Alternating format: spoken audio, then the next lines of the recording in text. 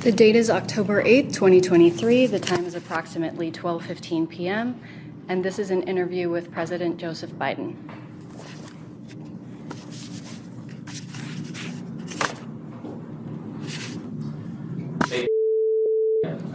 Good morning, everybody. Mr. President, thank you for your time. Actually, it's technically afternoon. Good afternoon.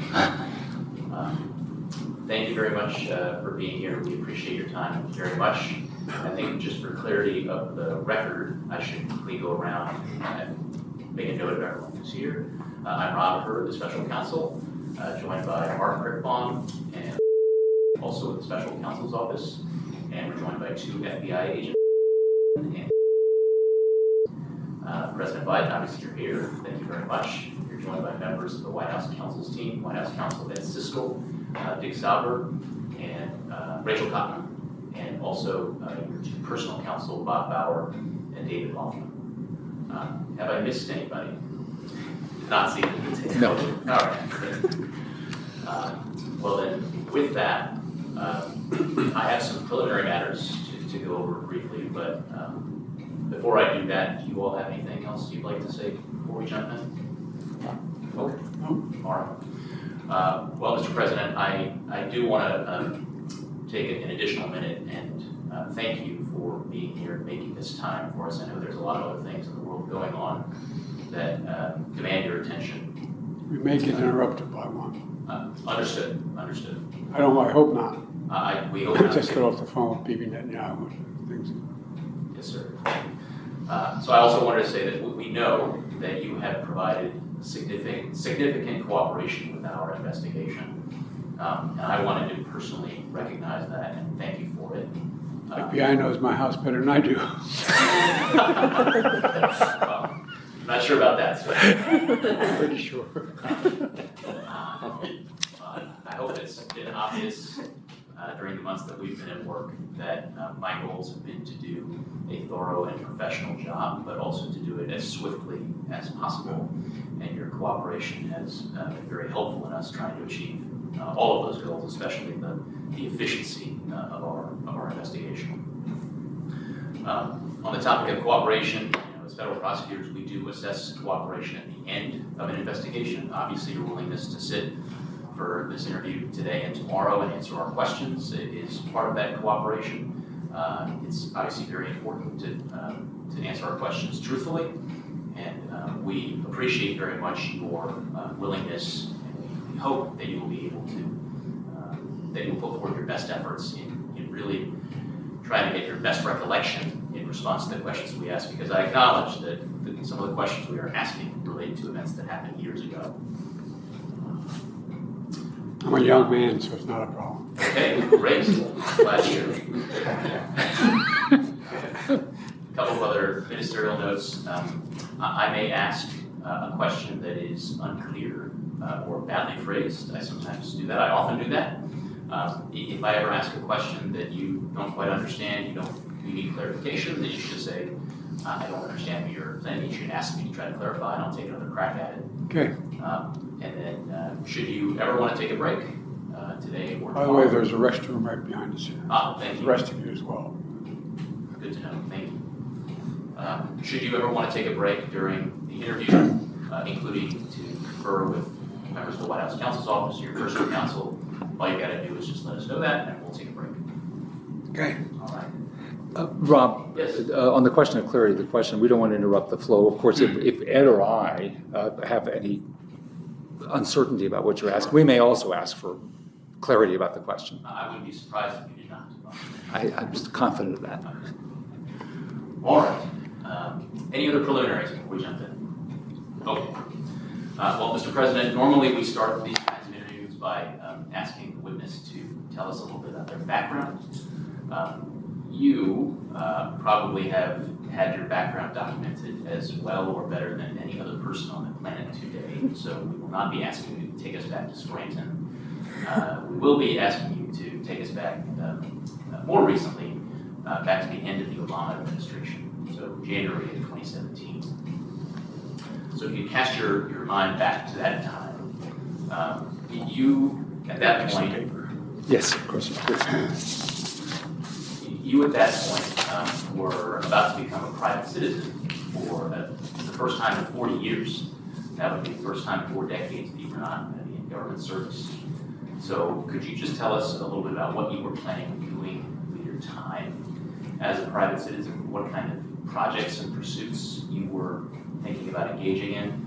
And a note about this question, I am thinking about public external facing pursuits as opposed to personal family oriented pursuits, if that helps narrow the category of things. I was going to become a professor at the University of Pennsylvania. And I was working at the University of Delaware for a Biden School on Domestic Policy. And so my objective was to stay engaged in public policy debate and teach. By the way, I taught before, when I was a senator on Saturdays for a number of years. I taught at Delaware Law School. I taught a course in constitutional law Saturday mornings. So it was, I wanted to continue that kind of work. Understood. So with respect to your professorship and the Penn Biden Center, how much of your time did you anticipate spending on that post-vice presidency? All of it. All of it?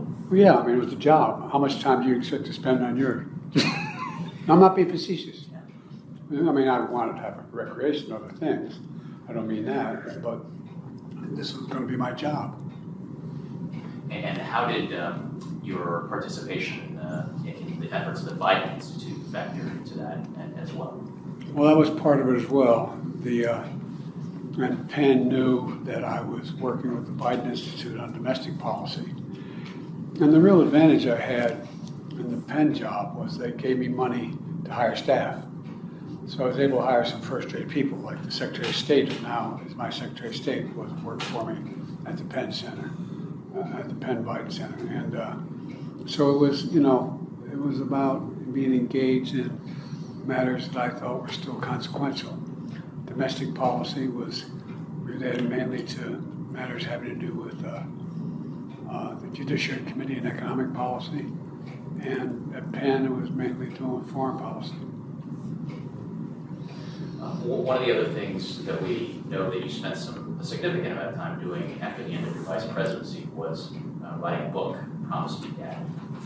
So when you were thinking about writing that book at the end of your vice presidency, how much time did you anticipate that would take of yours? I didn't anticipate, I couldn't, it took more time than the first book I wrote. I wrote a bestseller early on, was on the bestsellers list. And then what I wanted to do was write a book about my son because he was a remarkable man. And I wanted my grandchildren and great-grandchildren and family to understand who he was and have some documentation of him. I wasn't writing it at the time thinking that it was going to sell, you know, it was going to be a bestseller, that kind of thing. But I wanted people to know what a normal, this is a guy who, you know, on his deathbed, grabbed my hand and said, "Dad, I'm not afraid. Don't promise me, Dad. Promise me, Dad, you'll stay engaged. Promise me." Because he knew how much I adored him, and he was worried I'd sort of walk away from everything I've always worked on. So I wanted people to know what kind of man he was. Yes. And we're going to be talking about Promise Me Dad more further on and tomorrow as well. But please just allow me to say for a moment, I am so terribly, terribly sorry for your loss. You know, a lot of people have had similar losses or worse without the kind of support I had. I have a family that's an incredible family, and so I just know that I wonder all the people out there. I've written about it, talked about it. So many brave people get up every morning, put one foot in front of the other. And I don't know how the hell they do it. Just keep moving forward. But I had a lot of help. One other thing that we understand you spent significant time on at the end of your vice presidency as well as post-vice presidency was the Biden Cancer Initiative, Yes. Also known as the Cancer Moonshot. So can you tell us about your thinking in January 2017 about how much time that was going to take of yours and its relative priority and other things that you were working It was a high priority, and that's one of the reasons why I like Penn as well. Penn has a great medical school and a great cancer research facility up there. And I talked to the president of Penn, and I talked to people at the school. And Bo had engaged with them as well as a patient. And so the great thing about Penn, it wasn't a straight line. I had access to a whole range of experts who could help me on the things that I thought I could help. They thought I could be added value, I think, as well. And and the way that came about was in order to try to deal with what Bo was facing, I had visited every major cancer research facility in the world, with one exception, to interview and find out about what they knew about glioblastoma, what they knew about various, because I'm still convinced, I'm still working on the cancer initiative, what I found was that cancer docs are incredible, but a lot of them walk by that mirror looking at themselves as a Pulitzer Prize, a Nobel Prize about to be won. They don't share data and information very much. So under the Obama administration, he told me I could begin the research to see what we should be doing as administration to do with cancer. And what I did find out was there's very little collaboration. And even on projects where there's a lot of money, the federal government puts out for research projects. And the deal is you're supposed to, once that project is finished, publish it. Well, the vast majority don't publish it for a long time. And they never publish their failures. And you can, when I say not their failures, when they didn't reach the conclusion they were looking for. And you learn more from that as you learn anything else. So and the president gave me carte blanche to engage any member of the administration. So for example, we used to have meetings at NIH where there was all the medical stuff. But what I did, I made sure that the Defense Department was there. I made sure that NASA was there. NASA knows more about dealing with some of the things that have to do with working on cancer. Many people die trying to, they go in to kill the cancer, they use a proton. Anyway, so there are all kinds of things. I wanted the Defense Department in there because they had computers that do 1 billion calculations per second, and no medical facility had that. So I've tried to give every resource that I learned. I'm no doctor.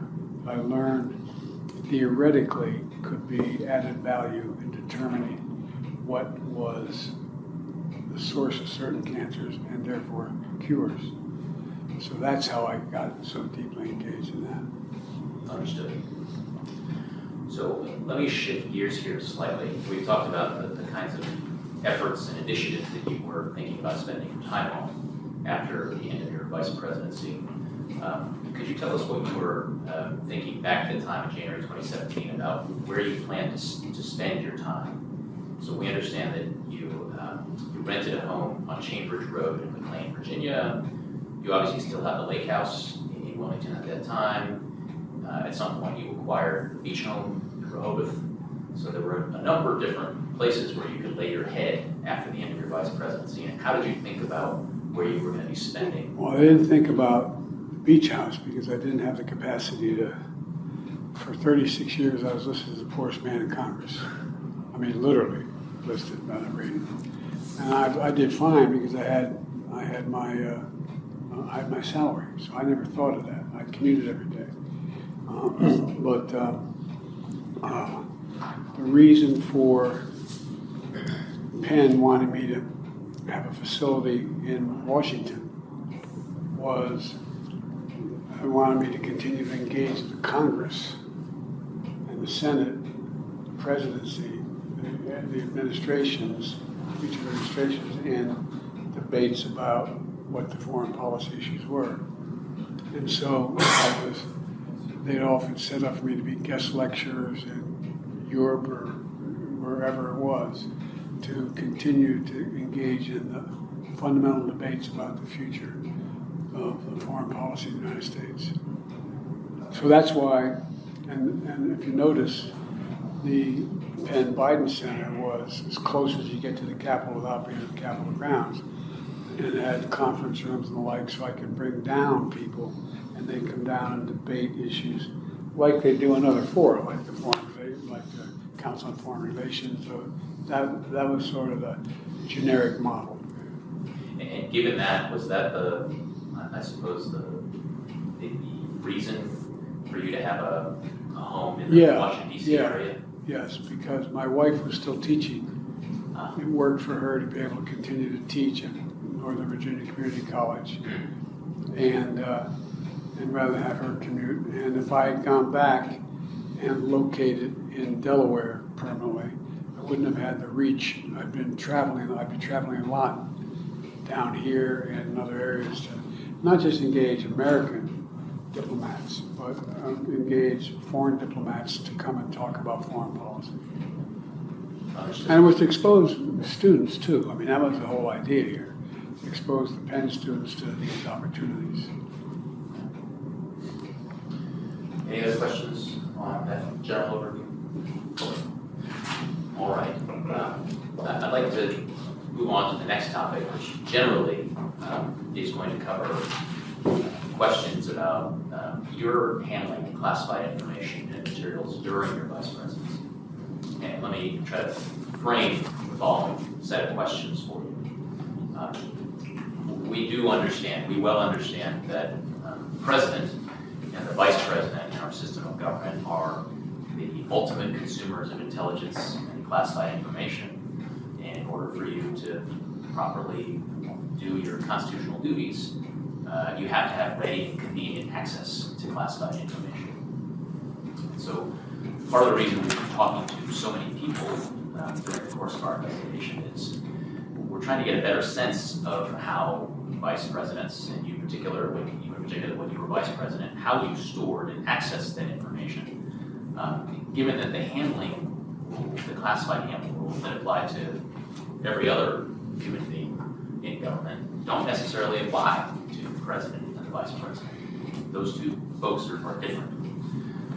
All that being said, in the end, we have to write a report that explains how and why certain classified documents got to where they got.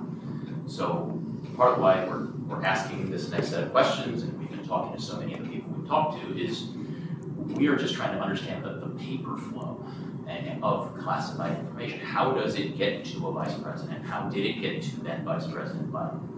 And then where did these documents go from there? So that's the reason, that's the relevance of this next set of questions, of that whole topic to our investigation. So all that said, we hope that you can share with us your recollections about how you handled classified and those paper flows and processes during the time that you were vice president. So we understand that due to the sheer volume of paper and the need to send materials to archives after you're done with them, your papers were constantly being collected by members of your staff.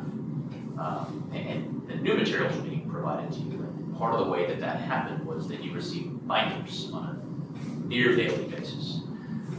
Sometimes they were unclassified binders, sometimes they were classified binders. And this is, I suppose, the more higher level, more general question. I could see how there might be a tension between, on one hand, your staff being eager to collect that stuff from you, make sure it's properly disposed of and then sent to archives or whatever needs to happen to it. But on the other hand, you may say, well, I'm not done with that. I need to read that more than once. I need to hang on to it for a little bit. I need to digest it so I can properly incorporate it into my thinking and my decision making. And so I could understand, I think we got an understanding of those two competing dynamics. So with that framing, when you were vice president and you received classified documents that you wanted to hang on to, or it wasn't just a read it once and send it on type thing. wanted to hang on to it for a little longer. How did you handle that? How did you store those materials, and how did it eventually get returned to where it needed to go? Well, look, first of all, the binders you talk about were binders that were for the Presidential Daily Brief. There's a blue bag that has a lock on it that comes over. It has a computer in it, and it has a laptop kind of deal, and it has a binder with all the most important. I can show you one today, but of the events of the day. So we tab 1, 2, 3, 4, and it'll have a listing what they are. Almost everything, with notable exceptions in that, is classified. And so I would sit there and either read that with other personnel. We have they call it a PDB, a Presidential Daily Brief, which I would attend, or I would be reading it myself. And when I took notes, I would take notes on the paper most of the time to remind myself what I wanted to follow up on. And then I'd sit with my national security team and say, we should follow up on this, find out more about whether or not, who killed Cock Robin, and find out. And so the binders like this that I received, a binder that be handed this way. I don't recall getting a whole lot of those binders handed to me, like something like you hand me today. It would be the Presidential Daily Brief that would have it. But a lot of times what I get is I get briefed from my national security advisor, get briefed by my whoever was handling various aspects of the foreign policy for me. And that's how I get briefed. They'd come in and they'd have, 5 papers in their hands. And they'd say, here's a copy for you. Let's go over what we're doing here. That was the way. I got very little material that had on the front of it, classic with the yellow or the white red boundary on it, or the blue one, or whatever. I got very little of that, other than through the PDB that I recall. Anything that had that on it, what I would do when I finish it, I'd leave it on the desk, and they'd collect it, take it in. I'm trying to, does that answer your question? It's very helpful. I have a follow-on question. Sure. Which is, so let's focus on the PDB materials, which I think you said had a electronic component to it, like it. Yeah, I never used that one. Okay, but there were also paper. There was a binder. A binder, PDB binder. Okay. So let's say you're reviewing the PDB binder and you think to yourself, this stuff right here, this part of the PDB binder, that's important, and I want to think about that some more. I want to read it again. I want to talk to my members of my own national security staff about it, and I'm not ready for that to get whisked away and taken. I don't ever recall that happening.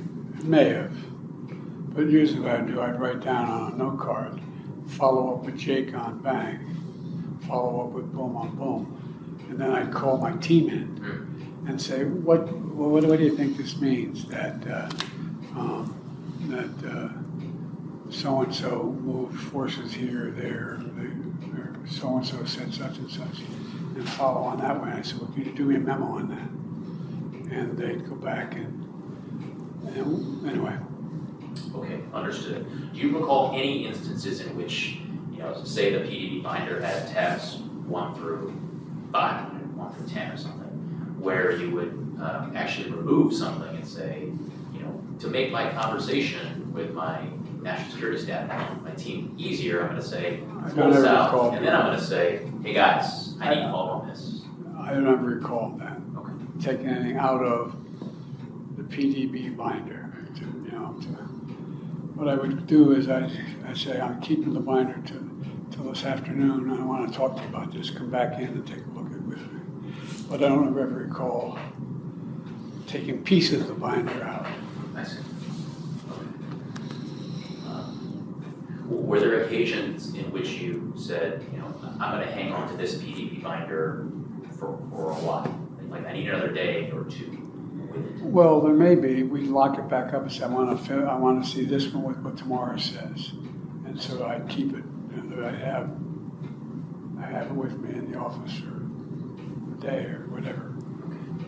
And when you would have it with you in the office for that additional period of time, where did that end up getting? It was locked, and the staff would, I don't know where they put it, but the actual case it was in was actually had a lock on Okay. And who would you end up asking to do that? it. I never asked anybody. It just got done. I don't know. I can't remember who. I see. Okay. But if you left the PDP binder on your desk, Yes, they didn't take it. how did they know whether to take it and then It was on my it desk. goes away? It was on my desk, they take it. Sorry, just to finish my question for a moment. How did they know if they saw a PDP binder on your desk? How do they know whether to take it and know he's done with it? It can go away to wherever these things go, or he needs it for another day, so let's lock it up here. How I do don't ever recall the binder alone being left on the desk. The binder would be in the bag. If I put the bag on my desk, it says, take it away, I'm finished with it. If I took it and I left it next to my desk, that meant hold on to it till tomorrow. I see. And when you say next to your desk, does that mean actually on I don't know where the hell. Okay. But someplace other than on your desk? Yeah, it'd be sitting against a drawer on the end table behind me, but it would not be. It was too big to put in the outbox. I have two boxes on my desk. An inbox, you probably do too if you're ever able to keep up with what you're doing, and an outbox. Okay, so I would drop it. It's big. I mean, the briefcase is this big. And I'd drop it on top of those two boxes and or on my desk when I left. That meant I'm finished with this particular PDP. But if it was not in that particular place on your desk, then your staff knew They'd hold we it, gotta hang on to and this. they'd hang on to it to the next day. And where they put it, I don't know. Okay. All right, that's very helpful. And we may circle back to that in a little bit, but let me move on to, as long as we're talking about your staff, we've gotten to know the names of some of the folks who worked in your front office staff during your vice presidency. Michelle Smith,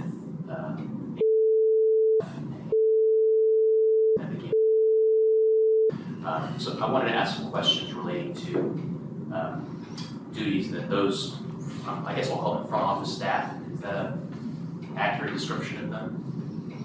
I never did, but sure. Okay, well, what did you call them? By their first names. Okay. No, I'm not being facetious. I'm not being facetious. And by the way, a lot of the stuff would come back in if my intelligence team came in and they gave me something, they'd come and pick it up, whatever it was. So for example, now, I'm trying to think back 10 years, or more than 10 years, I guess. No, about 10 years. But today, I had a briefing about what's going on in Israel, a detailed briefing, in my residence upstairs in a room that's not dissimilar to this off of the bedroom. And it was a secure call, get finished, and I ordered one of my papers the way I wanted, and I got on the phone, I said, Jake and Tony Blinken, Jake's my national security guy, Tony Blinken, my Secretary of State. I said, guys, we got to follow up on boom, boom, boom, what's going to happen here.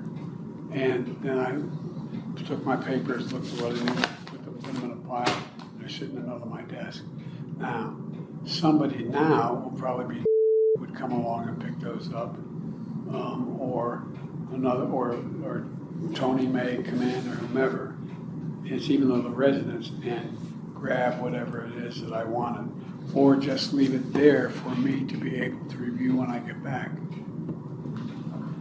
So what you just walked through was an example of your practice as president. It was the same thing. It was. It was the same process. I just can't remember who the individuals were doing it. Okay. But besides the PDB binder, Yeah. that was another flow of classified documents to your intelligence team when you were vice president, bringing you classified material on other topics. That also happened when you were vice president? Beyond the PDB? Yes, sir. Yeah, sure. Okay. And were there ever occasions, I'll ask the same question I asked before about the PDB, about this other category of classified documents. Were there occasions when you thought, I want to hang on to this? I got to read it again. I got to think about it some more. I got to wait until something else comes If out. it was marked with if it was in a binder or had a marking on a top secret, that cover page or eyes only, then I would always give that back and have them hold it wherever they held it, and for me to. But lots of times what happens is, Pat Moynihan was right, we overclassify everything.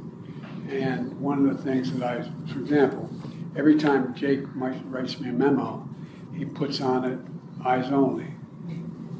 Well, 99% of what's in there is not classified material. I said, Jake, now I'll read it, go through it, mark it up, ask questions on it for him to get back to me. But I finally said, Jake, only mark those things which really are eyes only, eyes only. But it's so easy just to say, anything I'm writing must be eyes only. And 99.9% of it has nothing to do with anything I couldn't pick up and read out loud to the public. Am I making any sense to you? Yes, Okay. Understood. So let me circle back now to the questions relating to Michelle. Those folks who, let's try this, folks who sat at those desks right outside your West Wing office when you were vice president, that group of people. Okay. Did you ask those folks who sat at those desks right outside your West Wing office as vice president, did you ask them to keep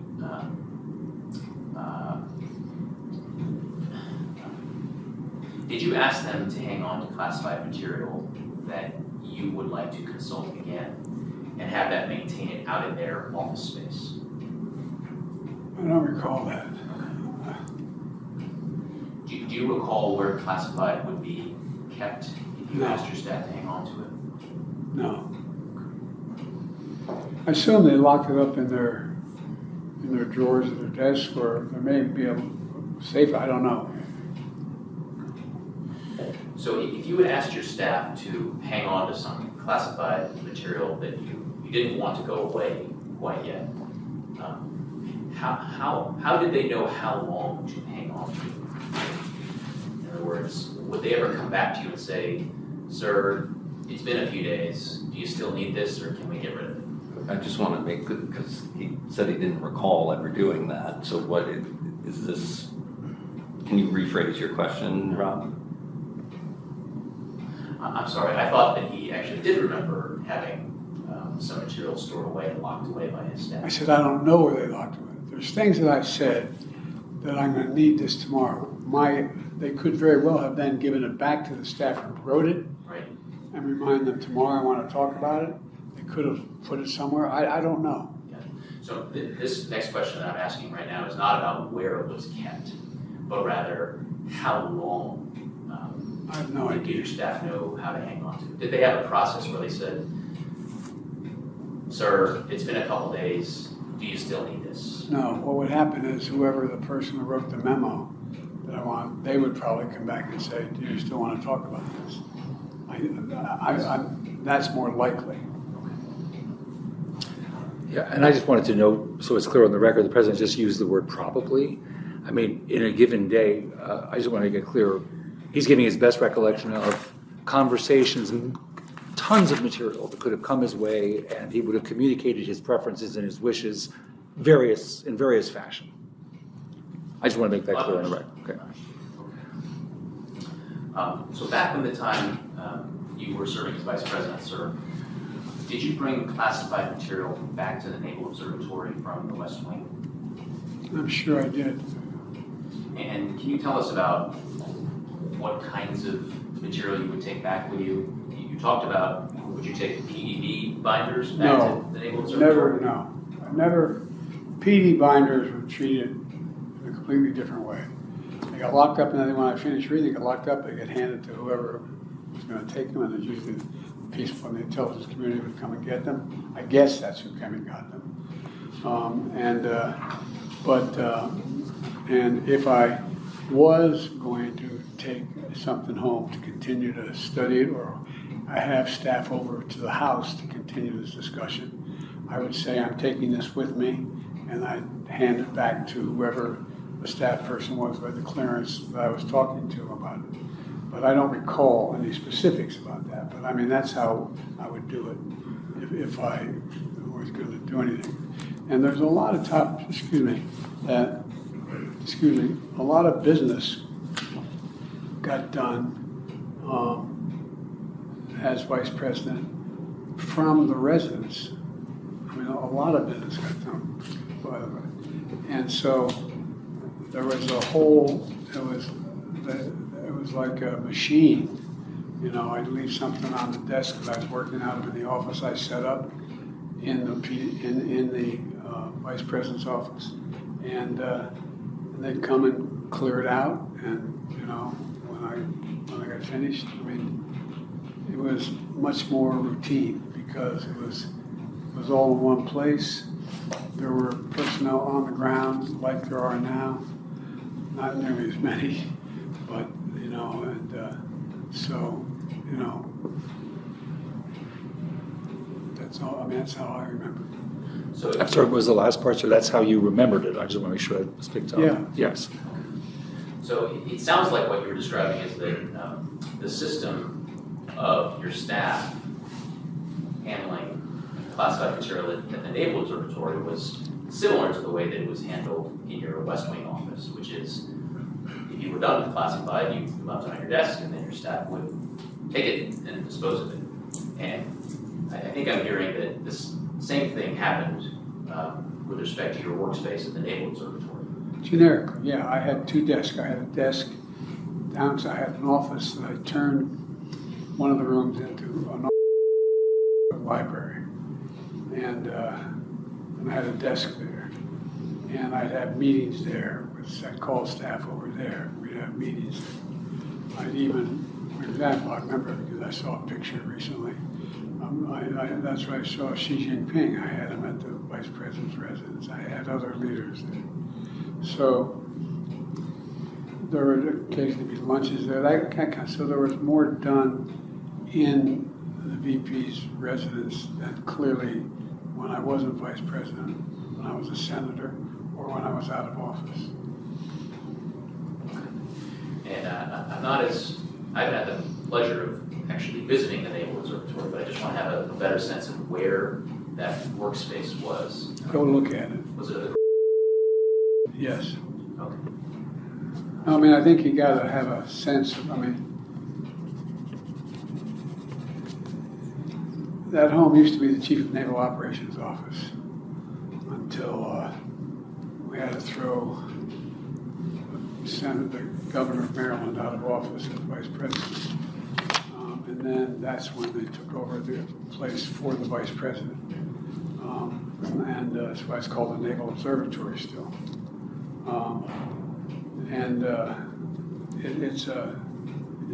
It's a Victorian home. It's you know,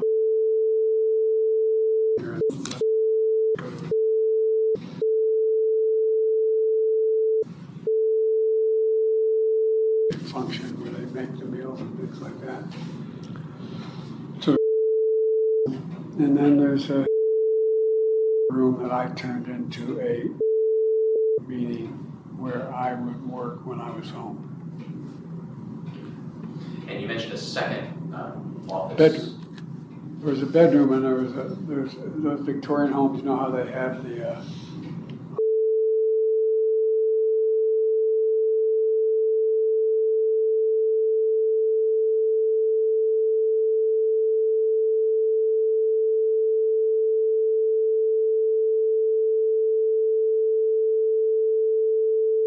and I put a small desk in there so I could work when I wanted to work in my pajamas or I see. that kind of thing. So was this space in your side of the Okay, that's helpful. My wife did not like.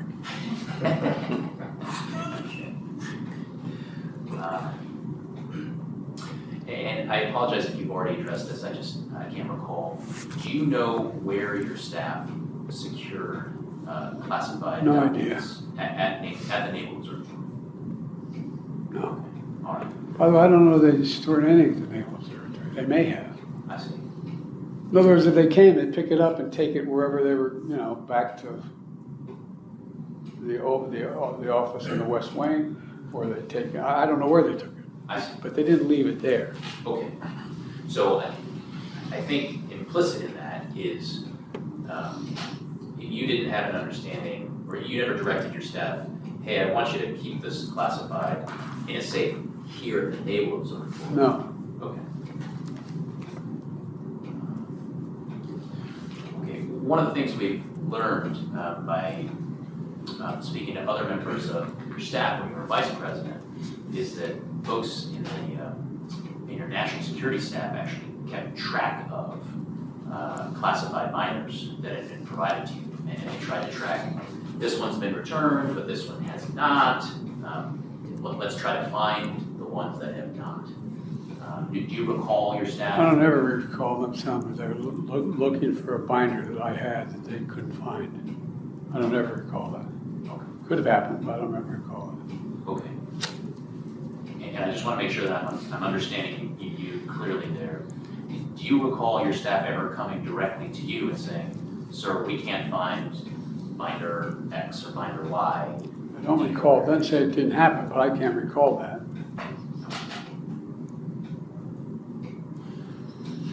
Anything else on that before I move on? I had a slightly unrelated question, Mr. President, but it is something you mentioned just a minute ago. You said that sometimes Jake, I think you were talking about Jake Sullivan, I think you were talking about today, will write you a memo and 99% of it is not classified, but it'll still mark it as eyes only. Or sensitive. Yeah, we've been trying to understand eyes only and what that means. Is that used as a classification marking? I would like to avoid having the president address the legal requirements for classification. I think it's clear he relied on staff for that. My question, I think, is different, which is just what you understand eyes only to refer to. It means I'm writing this for you. It could be eyes only. I don't even want the president or the secretary of state or anyone. This is, for example,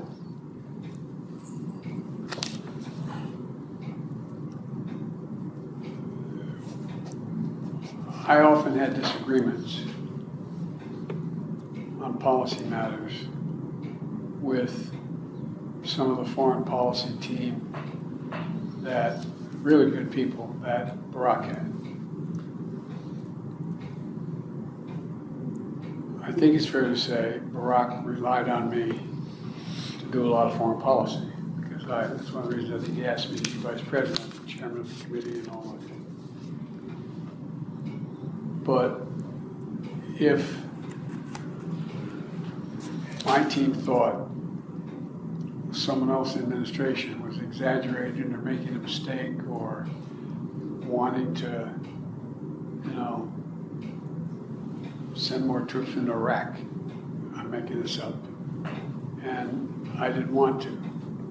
It might put eyes only, like, this is not, this is, we're having a fight with Charlie Schmedlap in the administration about what we do.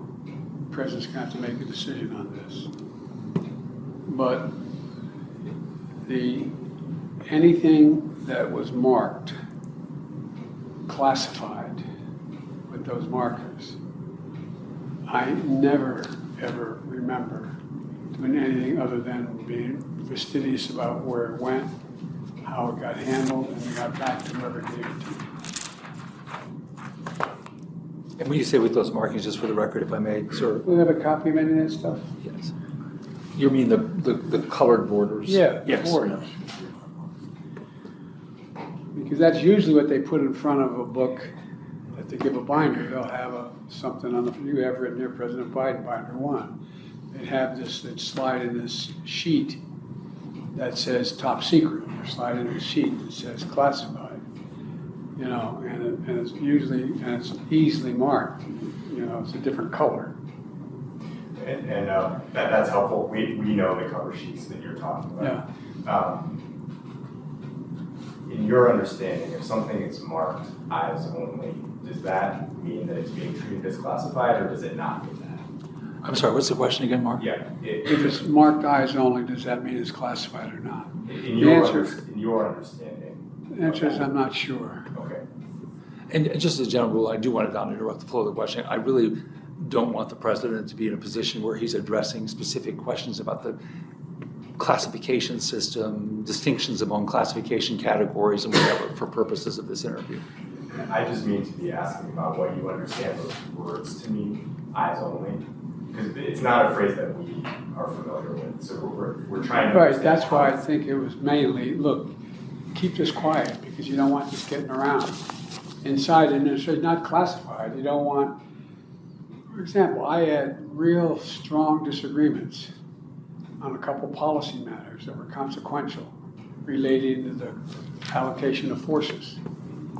And there were some really bright guys who were in the administration who I strongly disagreed with on something. So you might say, it's eyes only, like, Joe, this is what you asked for, but just understand. But I didn't, it wasn't eyes only very often. I'm trying to think how often, maybe it's, I can't remember. Okay. Good. Yeah. Okay. All right, so we've talked about your West Wing office, we've talked about the Naval Observatory, and now I have a similar set of questions with respect to the Lake House in Wilmington. So when you were serving as vice president, did you bring classified material with you from the West Wing or the Naval Observatory to the Lake House? Occasionally, because I did a lot of business from there. If you're in there for 99 hours, or the hell you were, with 375 people, or whatever the number was, I'm teasing you. You guys you left everything in place. I just hope you didn't find any risque pictures of my wife in a bathing suit, which you probably did. She's beautiful. But all kidding aside, I have a library, and the library has two filing cabinets in it, and it has built in to the walls. I built that home, built into the walls, a space for a copy machine, for a what do you call it? When they send me stuff, fax machine. I have shelves that I have binders like this in it that I put together that aren't classified. They're about speeches I made on this matter, speeches I made on that matter. I just warn you all, never make one great eulogy because you get asked to do everybody's eulogy. You think I'm kidding? I'm not. How many people you know did eulogize Teddy and Strom Thurmond? You know, I mean, go. Anyway, all kidding aside. So I have things I'd like to get my hands on so I don't repeat myself, you know, or that I want to get some ideas. But they're not classified, that are sitting up there. I'm sure, well, I'm not sure actually. Anyway, so there's that room, which is a formal library. You've seen pictures of it, you've been in it, I assume. And it also has a filing cabinet there that can be locked next to the desk.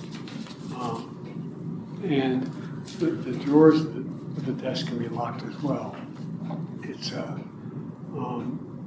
what you're able to do is an outgoing senator is able to purchase his desk if he wants to.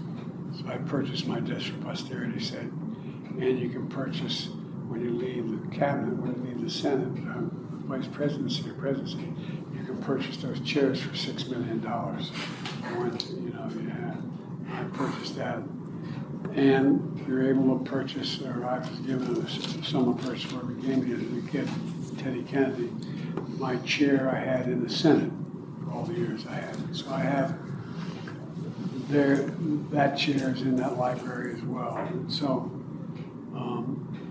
And then what I have is up on the third, actually, I built that house.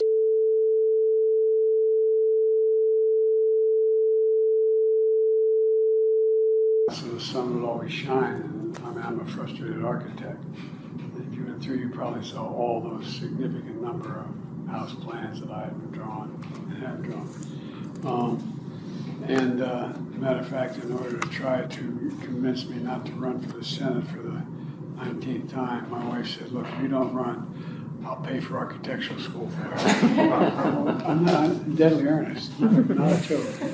And at any rate, so what I had was, I had a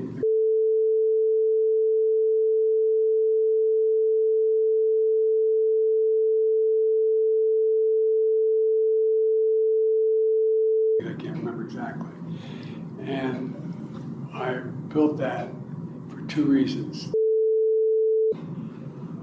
My dad was getting ill, and I did not want he and mom to be living alone. Although I commuted every day, they lived not far from me, along with the Cold White Clay Creek. Anyway, so when I built the house, I built it and it cut out that looks out on, we call the lake, but it's a 10-acre pond someone else had built. And there's a good, and there's a pool table and a couch and then a big fireplace and as well as and then there's a rectangle about the size.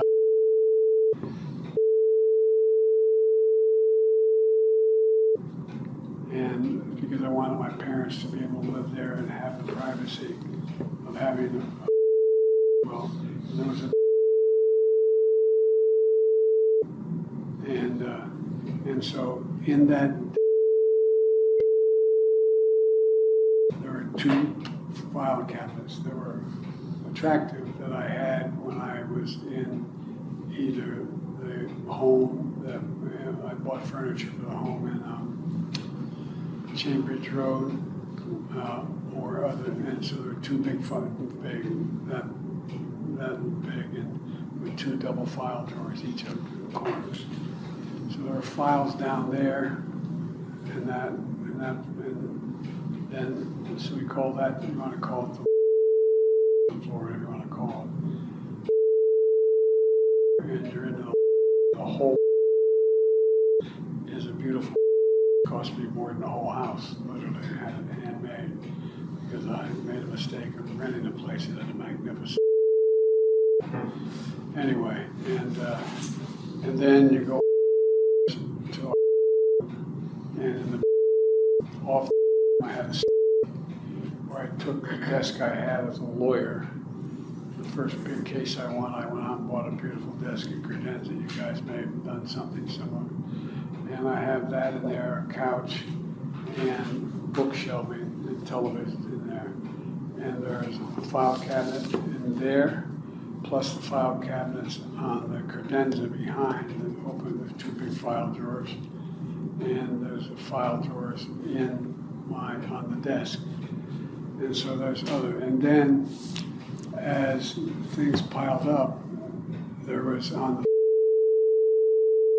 I wanted to have access for my to be able to come live with me if they wanted to or be with me. And what I did, I made sure that I put so you wouldn't think you're walking. So you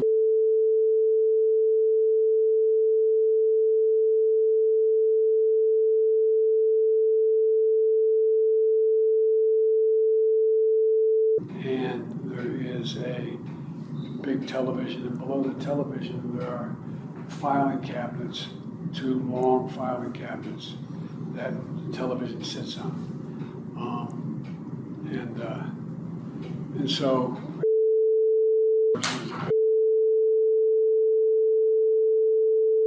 straight ahead,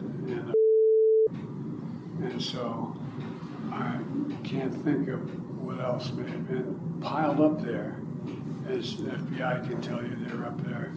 I also had, because I'm a frustrated architect, my gift was a drafting board that I got for Christmas a long time. So drafting what's? A drafting board, you know, you Board. sit, board, you sit and draft design. And so I have more stuff stacked up there now. And what happens is, as vice president and as president, the photographer takes hundreds of pictures of you. And if you're on the way out, just so you know we're talking about it, you gotta walk them by just so they know what I'm talking about, is there are pictures that are put on, what kind of board is that called? Anyway. Poster board. Well, a poster board, a sticker. Yeah. And they're about 3 feet by 2 feet. And there's great pictures of all kinds of different things. And so I have them hanging on the walls all over downstairs, the television room, and some in the library, because they tell stories like I went to Mongolia and great pictures. I unfortunately embarrassed the hell out of a leader of Mongolia. They were doing what they would do at the time of the invasion of the Mongols into Europe in the 800s, and they'd show what a normal day was, how they picnic, how they bivouac, and so we're out in the middle of nowhere, and you're looking up on the hill, and you see this tiny line. It's a 20-mile horse race with all these kids under the age of 16 on bareback racing to come down. And, they're sumo wrestlers and doing everything they do. And so they walked over and they had a target, big bales of hay 100 yards away. And these guerrillas were, taking shots. And I don't know if it's embarrassed me or to make a point, but they handed the bow and arrow. I'm not a bad archer. But the only problem they were if I could pull it back, so and pure luck, I hit the goddamn target. No, I really did. Bales of hay, that were like 20 bales of hay with a big target in the middle of the bale of hay. And so I didn't mean anything by it. I turned to the prime minister, handed it to him. The poor son of a bitch couldn't pull it back. Anyway, so I have pictures like that, that are up against the wall. And down here, they're all over in the West Wing. Anyway, so a lot of those pictures, you remember seeing them piled up. I mean, there must be 50 of them. I don't know what to do with them, So there's a lot of stuff in that attic that is, material that, and some of it is, I think some of it is notebooks of mine. I'm not sure, but anyway, that's the totality of where things would be. Understood. That was very helpful. We have some photographs maybe to show you, but you appear to have a photographic understanding and No, and your buzzers are asked for 3 years to build a house and plan it. And there are parts of what you just helpfully shared with us that I'd like to circle back on. Here's a question I have for you, Rob. Yes. I'm just mindful I'm getting the 1 hour mark. I wonder if we could take, if it's okay with you, Mr. President. I'm okay to keep going. If we could take just a 10-minute break or a 5-minute break, would that be okay? That would, if you all would like to keep going, I can keep going, but if you all would like to take a break, that's also great. I think on the hour mark, it's to take at least 5 minutes. If that's what we Let's do that, and we have a workroom for you here, and we'll keep it really short. Thank you. Okay. Thank you. Be back here in 5 minutes? Yeah, be back here in 5 Okay. minutes. That's perfect. Careful leaving your book. The time is approximately 1:15. We're going on break. It is 1:24. We're back from break. All right, we're back from break. Everyone that was in the room is back in the room now. So I'd like to start on a different topic, which is questions about the process of actually moving out of your West Wing office, moving out of the Naval Observatory at the end of your vice presidency. Okay. So let's start with the West Wing office. At the end of your vice presidency, as you were preparing to leave that office, what files or documents do you recall there actually being in your West Wing office? I don't have any idea. Okay. I mean, I'm trying to think. I don't know. Okay. Who was in charge of the process of packing up your materials? You know, I'm trying to think. Was my main person. She was my executive secretary, and so people go through her to get things. But you mentioned another woman.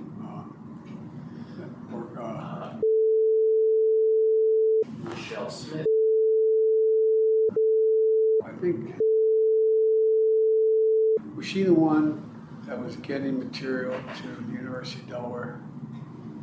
And in other words, one of them focused on taking the things that she thought Delaware might want, or that would go to the, what's it called? You know, the federal government. The archives. The archives, or to Delaware Archive, no, yeah, or wherever it would go. And so I think helped organize what she thought they'd want, because Delaware didn't want everything. I mean, as I recall. So, but I think they were the ones. I don't want to hold them responsible, get them in trouble, but I believe they were the ones who were packing up. Not maybe they weren't, but they had guys come and help them pack it up, and were deciding, you know, where things were going, to the best of my knowledge. And I think I just want to be sure, Claire, that I'm understanding here. Were there different people in charge of packing up different types of materials? No, I didn't. I just left that to the outer office to decide who packed what. Okay. But some materials were going to the Delaware archives. I assume, yes. I assume they were going, some things were going to the Delaware archives, and some things went to, because I didn't direct them there, went to the National Archives, the the federal National government. Archives, yes, it's Okay. the federal government. And some things went to the Biden Center. This is when I'm finishing up as vice president, right? Yes, sir. Yes, sir. Yeah. So, anyway, And do you recall that there were some things also that were going to go to your transition office? I'm sure there probably were. They decided something. I let them decide where things would go.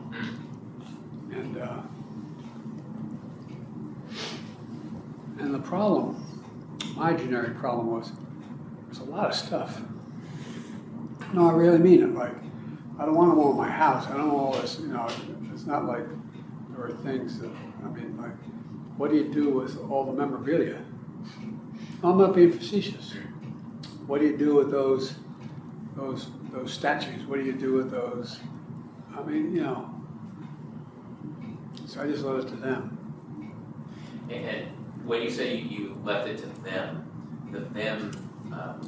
Front office. And I'm sure that Steve Ricchetti was my chief of staff, I think, wasn't he? Was. And so I'm sure it was more like a project with people who've been with me a long time. I assume. Because look, one of the things that I used to get kidded about, they did a deal in the Congress, the Senate, when they were talking about staff and staff rotation, and they concluded that the majority of my staff had been with me for like 20 years. There was continuity. People, either I was really easy or what I was doing was interesting. But no, I'm serious. Like Ted Kaufman was with me for 35 years. Just a lot of people who were with me for the vast bulk of my career, and who I never had to explain anything to after a while. I'm not being facetious. On an issue, that follow up on this. They knew the background. And I'm not talking foreign policy or classified. I'm just talking, how do we prevent the auto strike? What do we do to deal with boom? Anyway. So when it comes to the process of packing up and sending your things from your West Wing office to various places, do you ever recall having a meeting or a conversation with Mr. Ricchetti or? No. Okay. It happened. Yeah. That's my recollection. Now, maybe they had meetings, or maybe they did ask me questions. I don't recall though. Okay. Anything else in your West Wing office? Okay, so now let's talk about the Naval Observatory. So you've been living there for 8 years. So at the end of your vice presidency, what kinds of papers or documents or files were at the Naval Observatory as you were preparing to leave and move out? Well, there are. I'm trying to think. A lot of my speeches, a lot of the initiatives I've taken, a lot of, there are probably some press clippings, I'm guessing. Trying to think, what else? Photographs.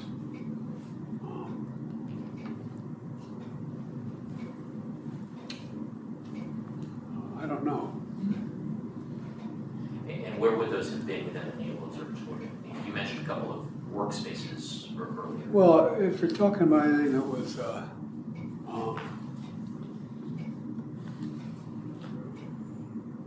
substantive matter, classified or otherwise, the fight in the Judiciary Committee over whether or not I was the guy who wrote the Violence Against Women Act. It really meant a lot to me.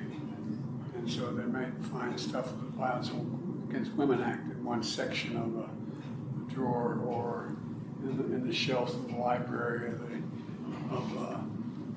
the Naval Observatory or issues, relating to, I know it doesn't sound strange to you guys, but agriculture is a $4 billion industry. Agriculture is a $4 billion industry in Delaware, in the Delaware Peninsula. And so, or, I'd have a lot of political things that I don't know where they were, but I know I had material where I, like there's a whole bunch of stuff around about what made me run for president in the first place, and about how things worked out. For example, I was I got a job with I didn't take law school very seriously, but I won the International Court competition. I was, as a matter of fact, the first time in tort class we had a really difficult professor, very well-known professor at Syracuse, and he called on me to just, they do in law school, discuss a case, in your first torts class. And I'd never read the case, and I stood up and I spoke for 10 minutes. The whole class stood up, started clapping. And he said, Mr. Biden, you're going to be a hell of a trial lawyer. He said, not a single thing you have to do with that had to do with that. But anyway, so, in law school, I got out of law school and I got, believe it or not, odd job offers from some prestigious law firms. And I was not sure where I wanted to go out west. And more, I wanted to move to Idaho, I thought. And so I was gonna go out and interview at Boise Cascade. That's all I really did. But I took a job with the best-known trial firm in Delaware. Did mostly civil defense issues.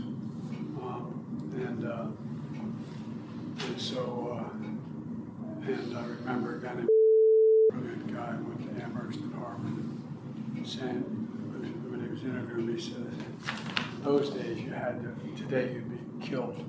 You had to put your photograph in the upper right-hand corner when you're applying for a job. And he looked at me and said, I assume you expect to be hired on your looks. And I said, and I thought the job was over. And I said, well, it would improve the looks of your firm. And I mean, I would just, anyway, to make a long story short, they ended up offering me a job. And in Delaware, it used to have the lowest pass rate in the country because we're not big on encouraging lawyers to come and play in Delaware. It's a very tight bar. And so what happened was you take the bar, you graduate, you have to clerk for somebody for 6 months, no matter what. And they don't give the bar exam until the middle of September. You don't get your results for the bar exam until January. And so I got hired in the meantime by this firm, appropriately named Prickett, Ward, Burton, Sanders. And make a long story, not quite so long, I was sitting second chair with the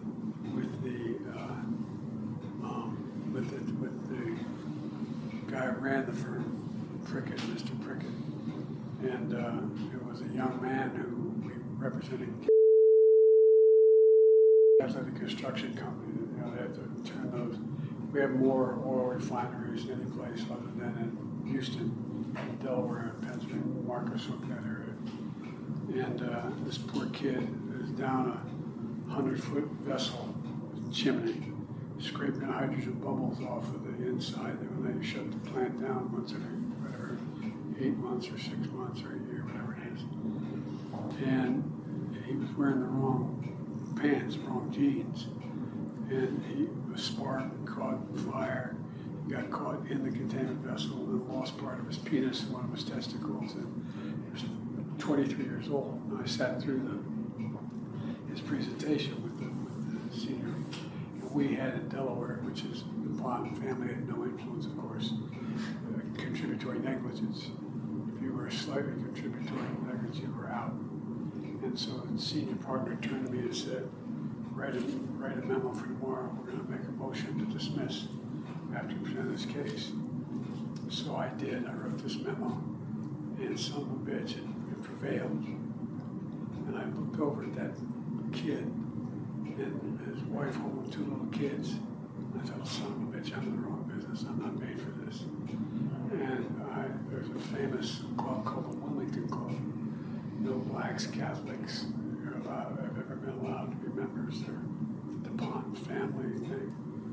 And there was a place called the Wilmington Club. And he thought he was doing it. He said, take it to lunch at Wilmington. I said, the only time I ever lied that I can remember looking somebody in the eye. I mean it sincerely. And I said, oh, my dad's coming in today. I was going to say, okay, he didn't give a damn where I went. I walked across and walked into the basement of a public building and walked in with a guy named Frank. I said, I want a job as a public defender. He said, don't you work for Prickett? He said, you okay?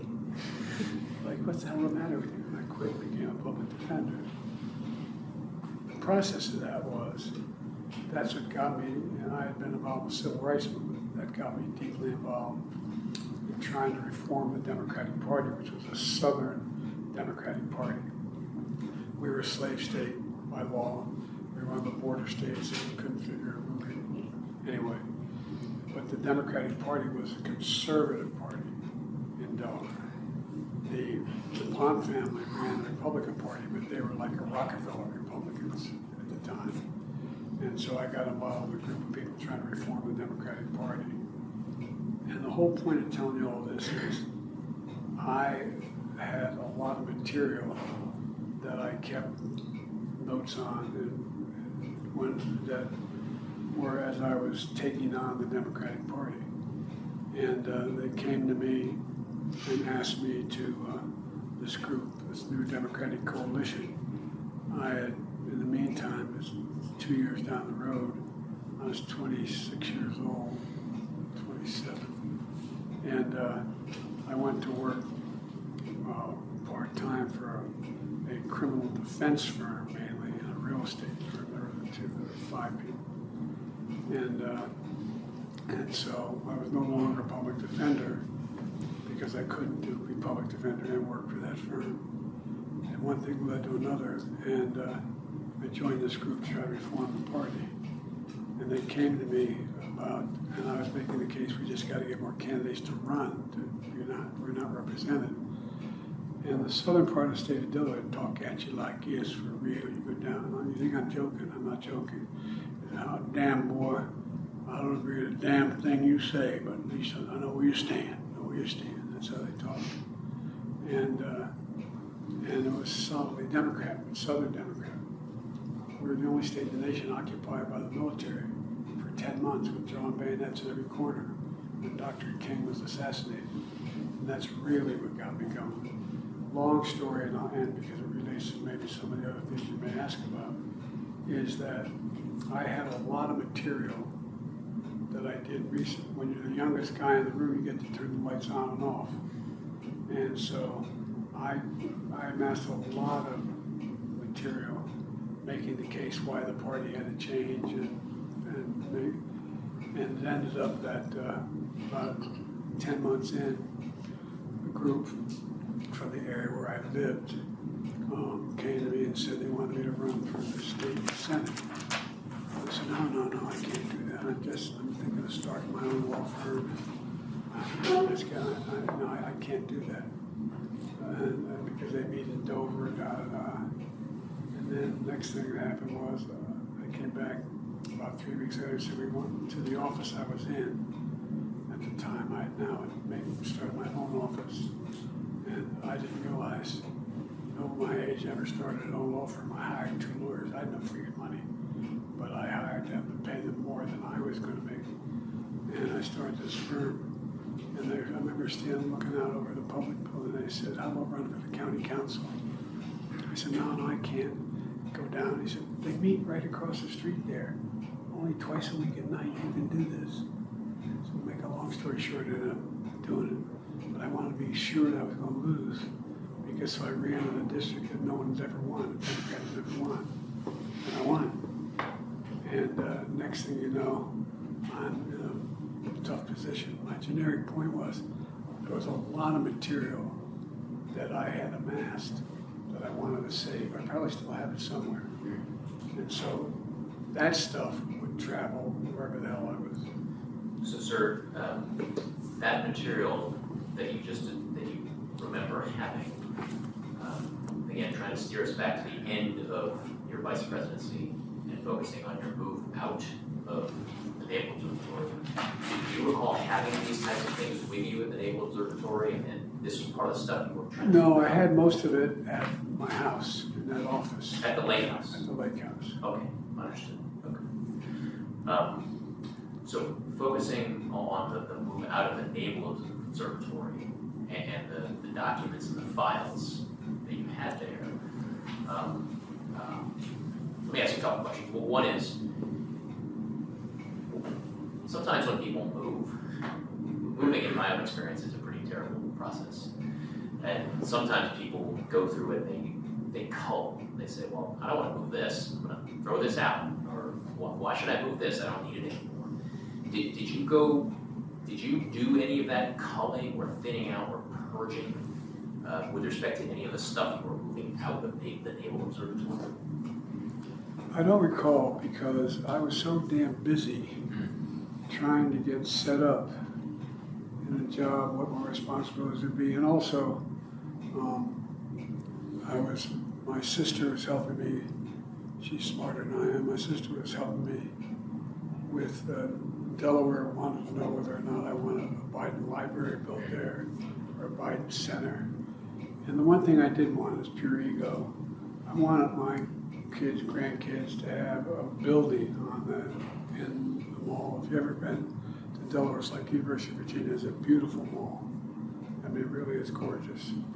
And they're building a building there, and I wanted them to build the Biden Center, kind of like the Kennedy Center. Matter of fact, I hired the woman who ran the Kennedy Center to come down to help me bring in speakers and things like that. No pay. This was just to get the building built, which is still in process.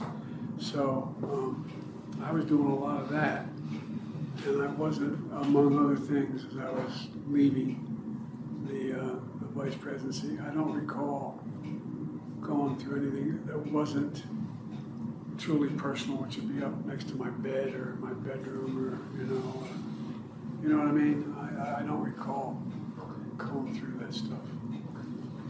So earlier, we talked about who was in charge of packing up your West Wing office.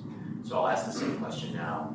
Who was in charge? I don't know. I never asked anybody. I did, it was like people who work with me even now. Like when I walk out of the office and I want to get something done, what I'll do is I'll ask. He doesn't have to do it all. Make sure somebody, get the press team in here so to come up with a statement related to such and such. She doesn't do the statement, I just rather, anyway, so there's nobody in particular other than the people who I can reach to right outside the office and say, we got to get this done. I don't ever recall saying,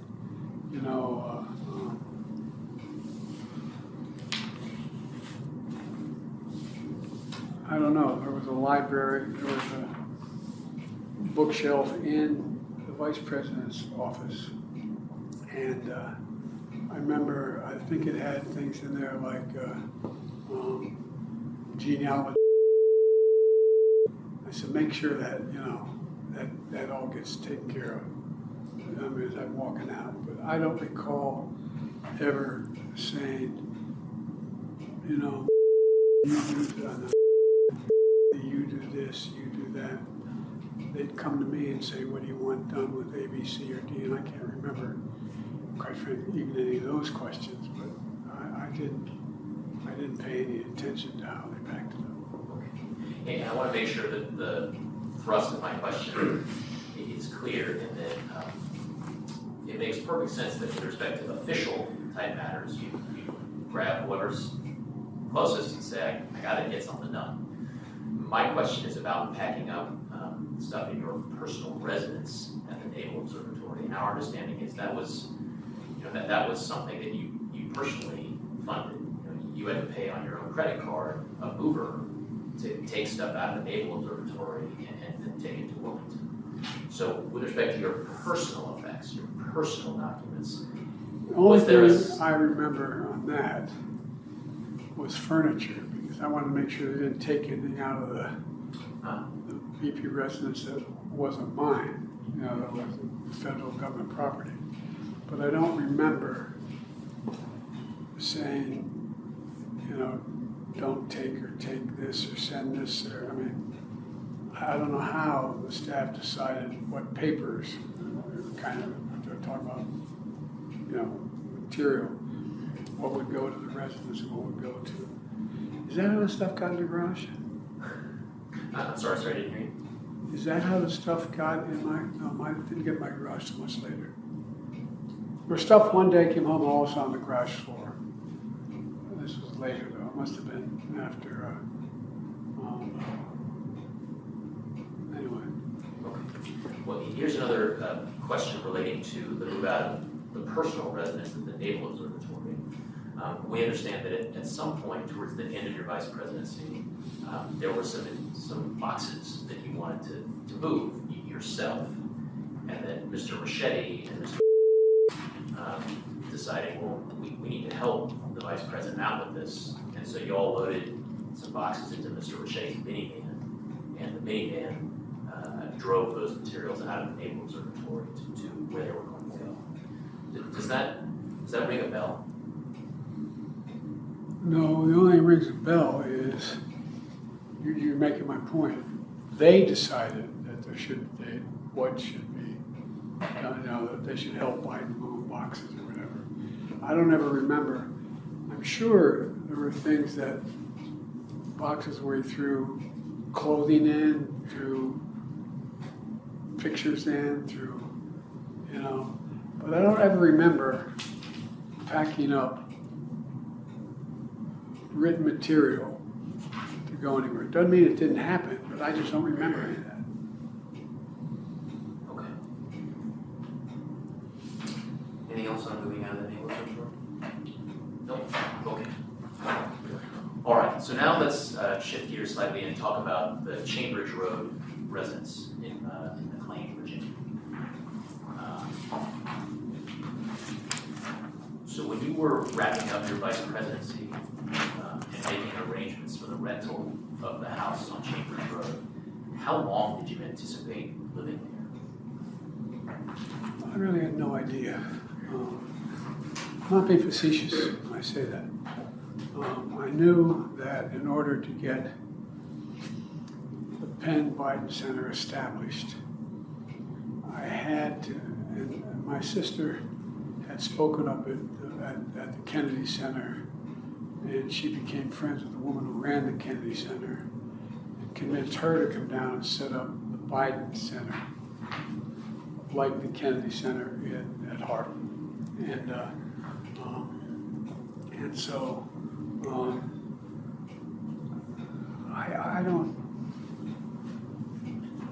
I don't consciously remember. It's kind of like my wife asked me the other day.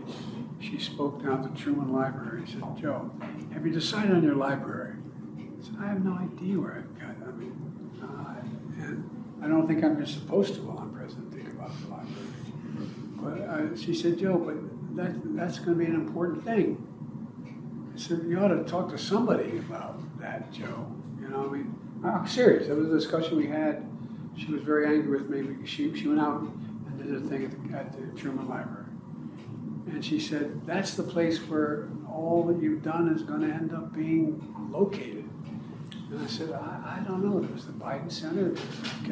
I don't know. And I really don't. I have no idea. And apparently my recollection, there's people competing.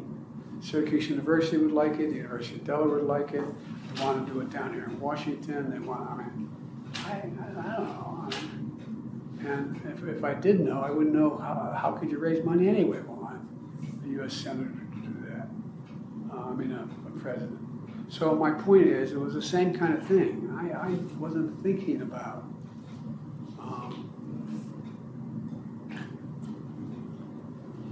I was just trying to think of, I was hoping that I could have an influence internationally like Tony Blair, like other leaders have from other countries, when they left, have stayed engaged in the public policy sides of the argument. Because I really do think that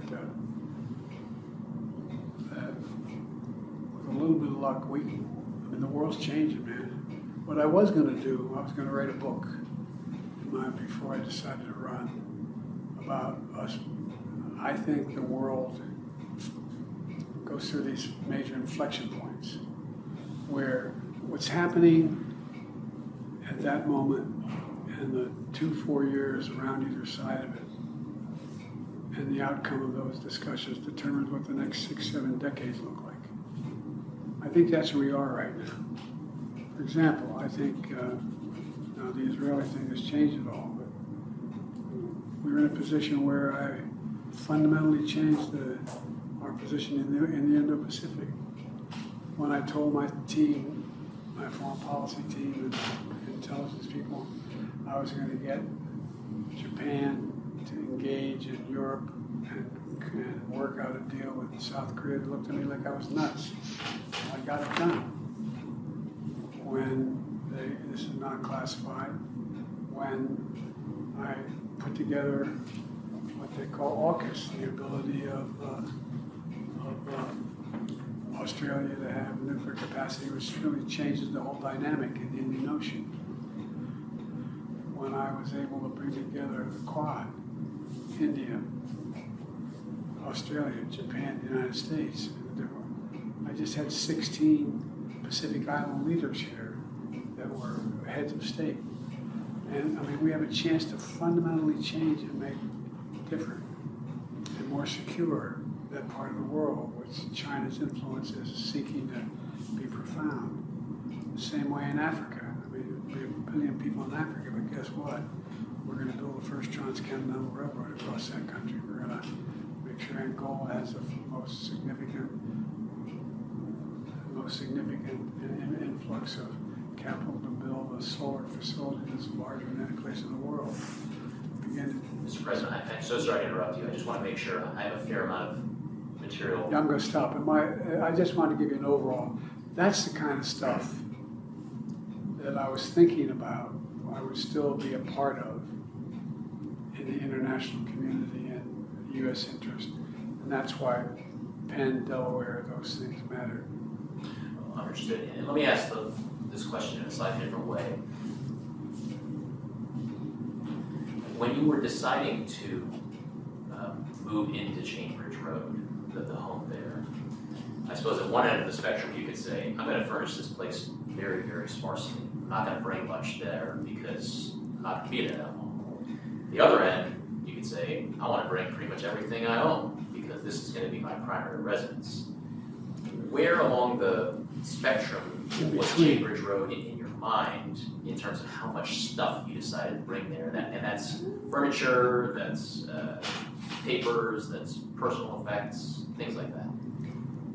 I decided it had to look good because I was bringing people there that were heads of state, that were national security advisors, that were famous people that I'm trying to get engaged in the Senate, and or members of the House and Senate, that kind of thing. And so I made sure that it was furnished. It was already had furniture, but I switched off some of the furniture and brought in that furniture. Matter of fact, it's still, there's no place to put it. It's up in the 3rd floor of the White House here in the solarium. A couple leather couches, paintings, that kind of thing.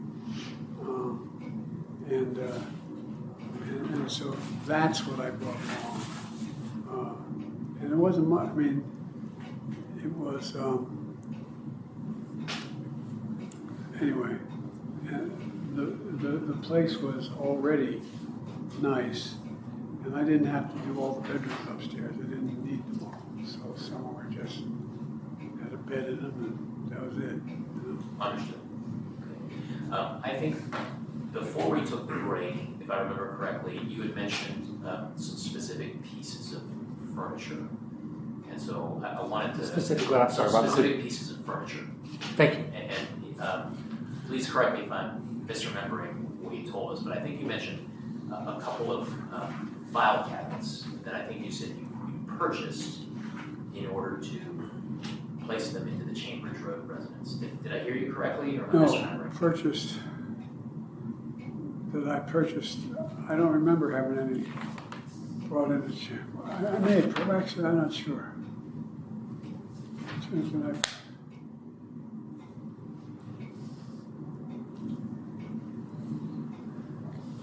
I may be misremembering, so... I'm not sure. I'm trying to think what it looked like. Do we have any pictures of Cambridge Road? I do.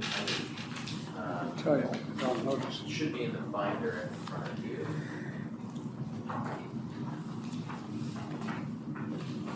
If we go to... Well, actually, you know what? Let's just start at tab 14. And there are some photos here of part of the Cambridge Road residence.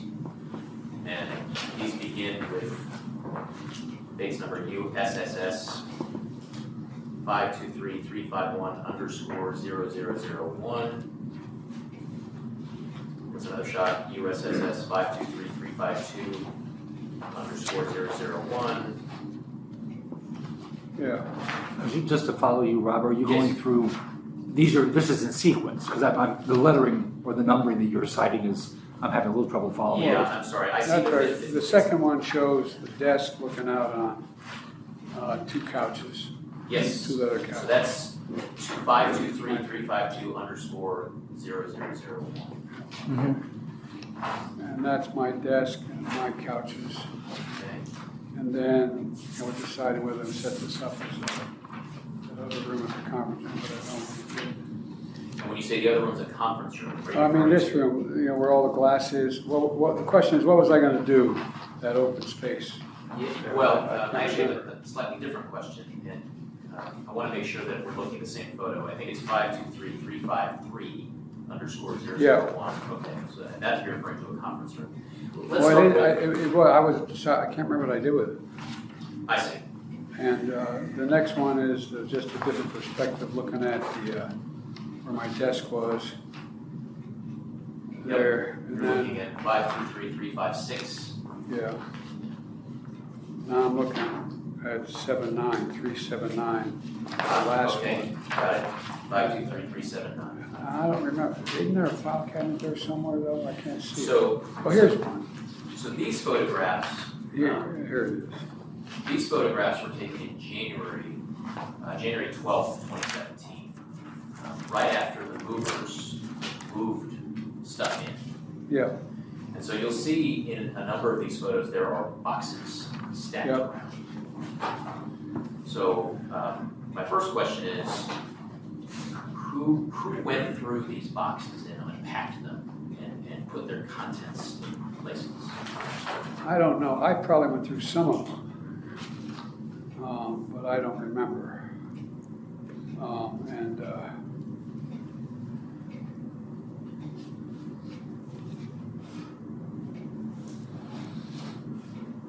Because a lot of them had pictures, photographs, see them on the wall there. And then there were a lot of books in those boxes too, I think. And when I think you said you probably unpacked some of these boxes. What would have been in the boxes that you probably unpacked? The books, probably. Books. I don't know. I don't know, but I'm guessing I'd unpack the books Okay. because there's someplace to put them.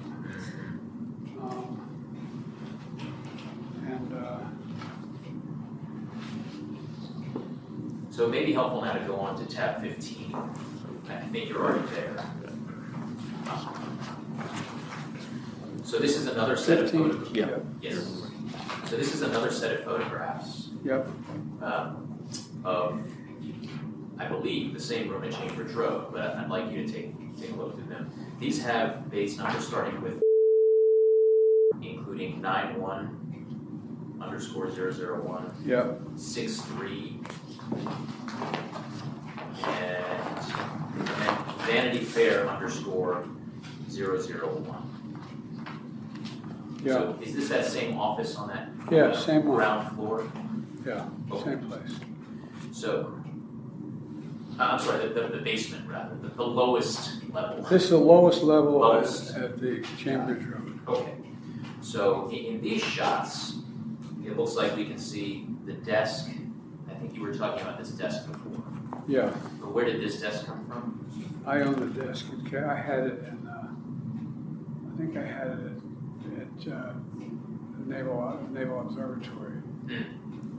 Okay, is this the desk that you used from the time you were senator, or no, this is No, a different desk? This is a desk I think I bought from, I can't remember. Had it a long time though. Okay. I still have it upstairs. Okay. And here we can see a file cabinet. Yeah. We could not see the file cabinet in And the I prior think that set. file cabinet is the one that ends up back in the corner at the lake. I see. It's the same cabinet? I believe so. Okay. I'd have to look at the measure the same height, but I think so. It has 2 file drawers. I see. And so in these photos, when the file cabinet was here at Chambers Road, what kinds of things were in it? Everything, I believe, everything from, empty files to, I mean, I just have files piled up, if I needed a file, to, I don't know what else was in there. I don't know. I don't remember. Did anyone else keep files in that file cabinet when it was at Chambers Road, or were they your No, files? they were all my files, I believe, or at least under my control. Somebody may have made up a file for me, but I mean, it wasn't like somebody filed their papers in my file cabinet. Okay. And the reason I ask is because, other people, at least one other person lived there, Dr. Biden lived there.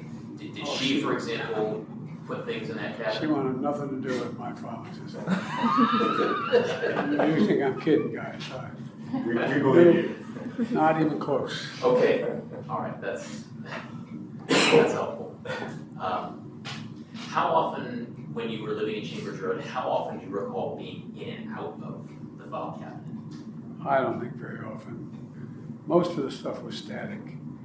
But what I did do, I'd have meetings here. I'd have staff meetings here. I would have,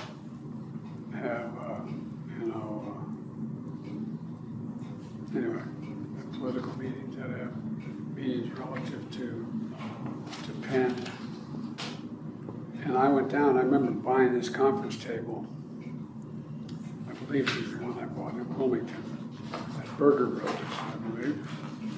So when I had meetings, I could actually assemble people around the table.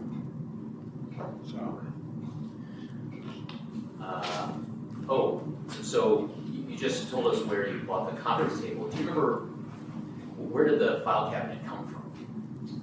I don't know. Okay. Rob, just so the record is clear, Yes. when he was talking about the conference table, he Yes. had moved on to tab 16, the first picture behind tab 16. Understood, and that's 052. Scott Bates, LW, ending in 52. Yep, all right, thank you. So, with respect to the file cabinet when it was in Chambers Road, you mentioned having meetings in this space. Was the file cabinet one where you were in and out of it in relation to those meetings? No, I would never be in and out of, no matter where I was, going in and out of a file cabinet meeting. I either know ahead of time what I wanted to talk about. And usually it was just notepads I'd have to talk about what I wanted to solve. So when you were living in Chambers Road and there were documents relating to things that you were working, talking with your staff, where were those? There weren't many documents that I'd be talking to staff about. What I'd be talking about is here at Chambers Road and Penn, how do we get Senator Schmidlap to change his position on such and such an issue? But it was, anyway, if you take a look, look at all the cartoons we have on the wall, that kind of thing. It was also to make it look like a home, Yes. and a study where I'd be spending time. So during this time when you were living in Chambers Road and there were documents related to the Penn Biden Center or the Biden, or the cancer from your shot, or your book, where did you keep papers that related to those things that you were actively working on? Well, I don't know. This is what, 2017, 18, that area? Yes, sir. Remember, in this time frame, my son is either been deployed or is dying.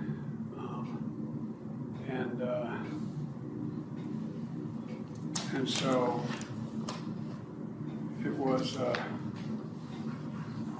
and by the way, there were still a lot of people at the time when I got out of the Senate that were encouraging me to run in this period, except the president. I'm not, it's not a mean thing to say. I mean, he just thought that she had a better shot of winning the presidency than I did. And so I hadn't at this point, even though I'm at Penn, I hadn't walked away from the idea that I might run for office again. So if I ran again, I'd be running for president. And so what was happening though, what month did Bo die? May 30th, 2018. was it 2015 he had died? 2015. I think it's 2015. I'm not sure the months, but I think that was. Yeah. That's right, Mr. President. And what's happened in the meantime is that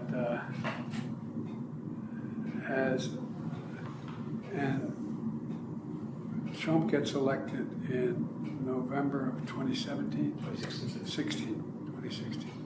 All right. So, why do I have 2017 here? That's when you left office, in January of 2017. Okay. But that's when Trump gets sworn in. Right, January. right, correct. Okay, yeah. And in 2017, Bo had passed, and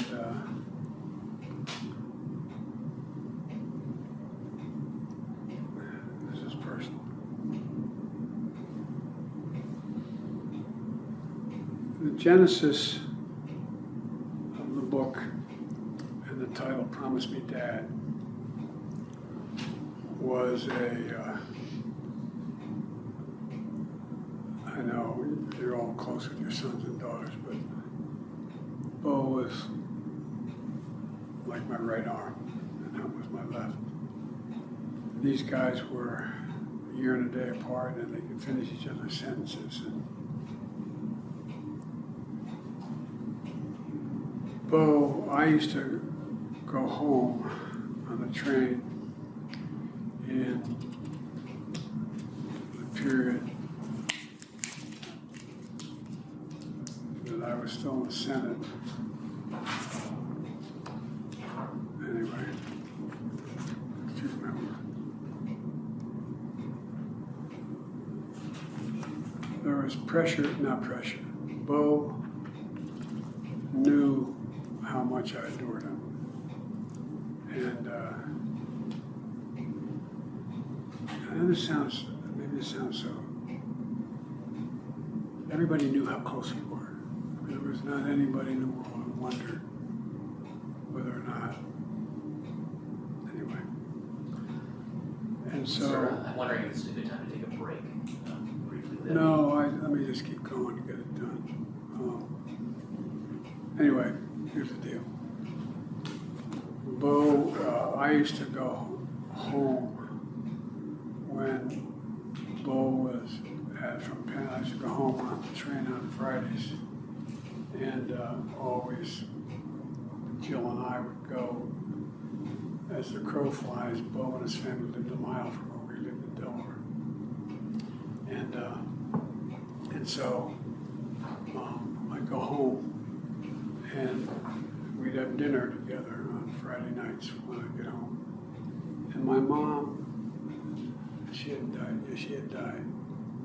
Anyway, because she had been living with us. And one night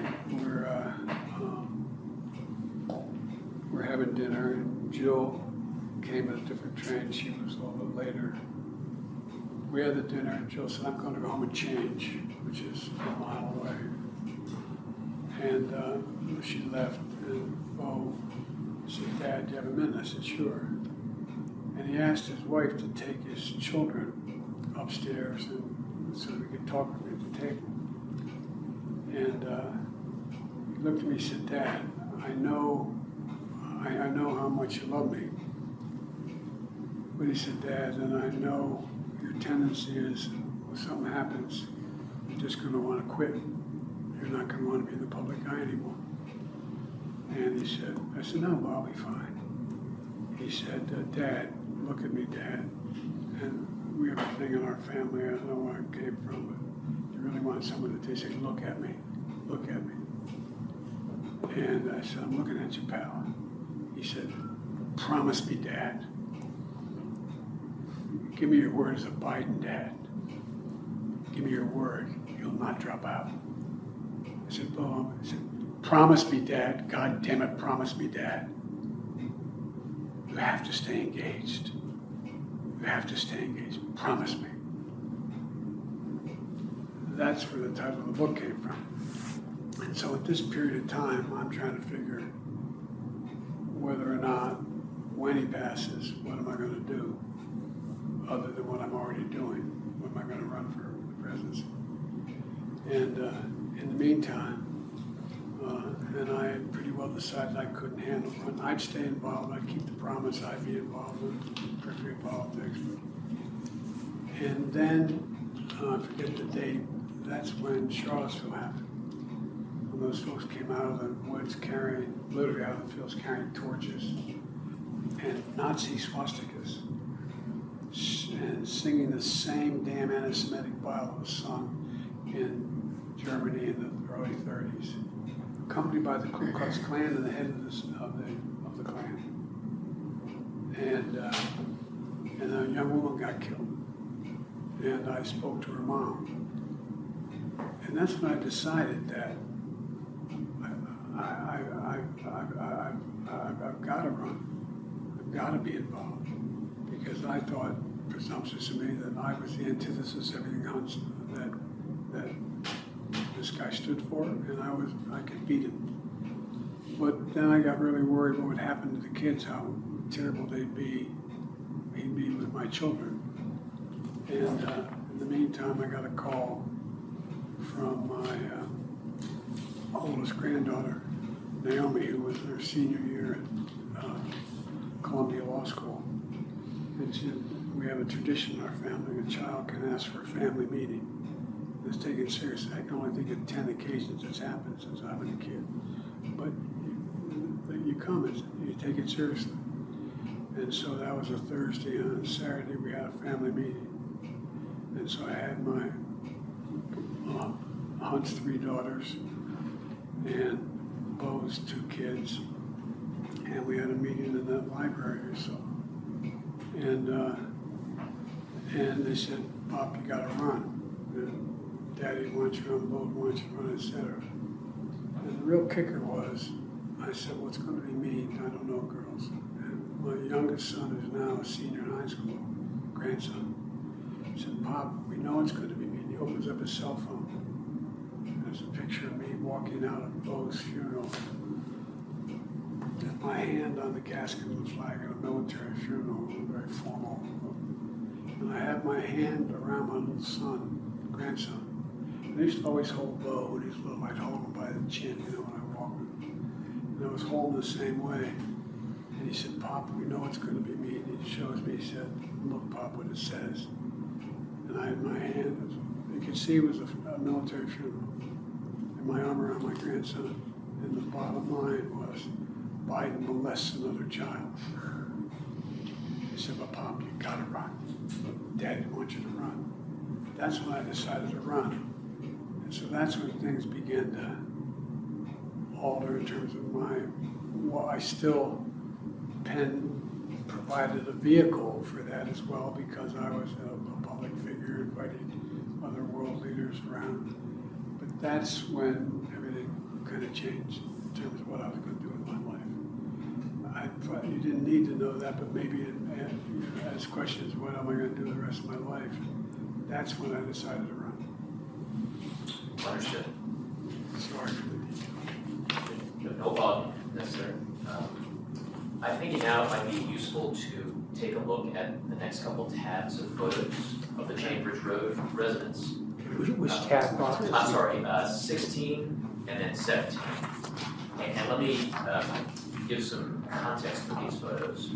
So the photos in tab 16, they are dates LW 52, 53, 54, 55, and 56. These were taken in July of 2019. Yep. Before, I think soon before the move out of Chambers Road. So we fast forwarded some into the summer of 2019. And then for comparison, the photos behind tab 17, these are taken the following month. Following what? After, yes sir, in August of 2019, after some things were moved out of these rooms in Chambers. And just for the record, the photos behind tab 17 are based 117, 119, 122, 123, 124. So if you kind of flip through those photos behind tab 16 and 17, you'll see that some things were moved out Yep. in July 2019. And so the things that were moved out were that filing cabinet that we were talking about a few minutes ago, some prints and photographs that were on the wall in a printer. So with that context, let me back up a little bit, just ask. In July of 2019, when things were being moved out of Chambers Road home, how involved were you in that? What did you know? What got moved out? What, the furniture? I was very involved. Very involved, okay. In terms of what was moved out. The Yes, sir. reason being, I thought it was important to set up Lake House in the final form, what it would look like, and to make sure that we had because downstairs as well, because we're going in now. When did I announce for president? May In of May 2019. of 2019. So several months before the move out. Yeah, and the reason was, remember, when the pandemic had started to kick in. And so I knew, if you notice, and I don't blame them, the quick criticism, Biden should go back in his tunnel and campaign from his basement again.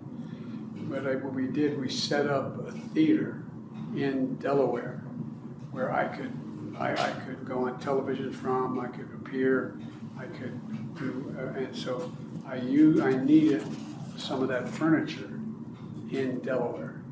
And so that's what I picked out to send to Delaware for that reason, because we were campaigning out of our basement, basically, kind So with respect to that filing cabinet, why did you pick that particular piece of furniture to go to of. Wilmington? Well, because there was no sense in leaving it, and it could fit, I knew the place it could fit in the house, in that corner.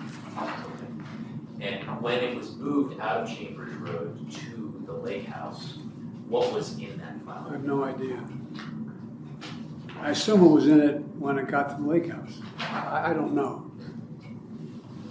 And when it was moved out of Chambers Road and taken to Wilmington, did you do any of that process I talked about earlier, the culling, the purging, the saying, No. I don't need this, I don't need that? No. Because it wasn't in a way, I mean, it was take more time to do that, to throw stuff out that I want to throw out than just sitting there in the file cabinet. You know what I mean?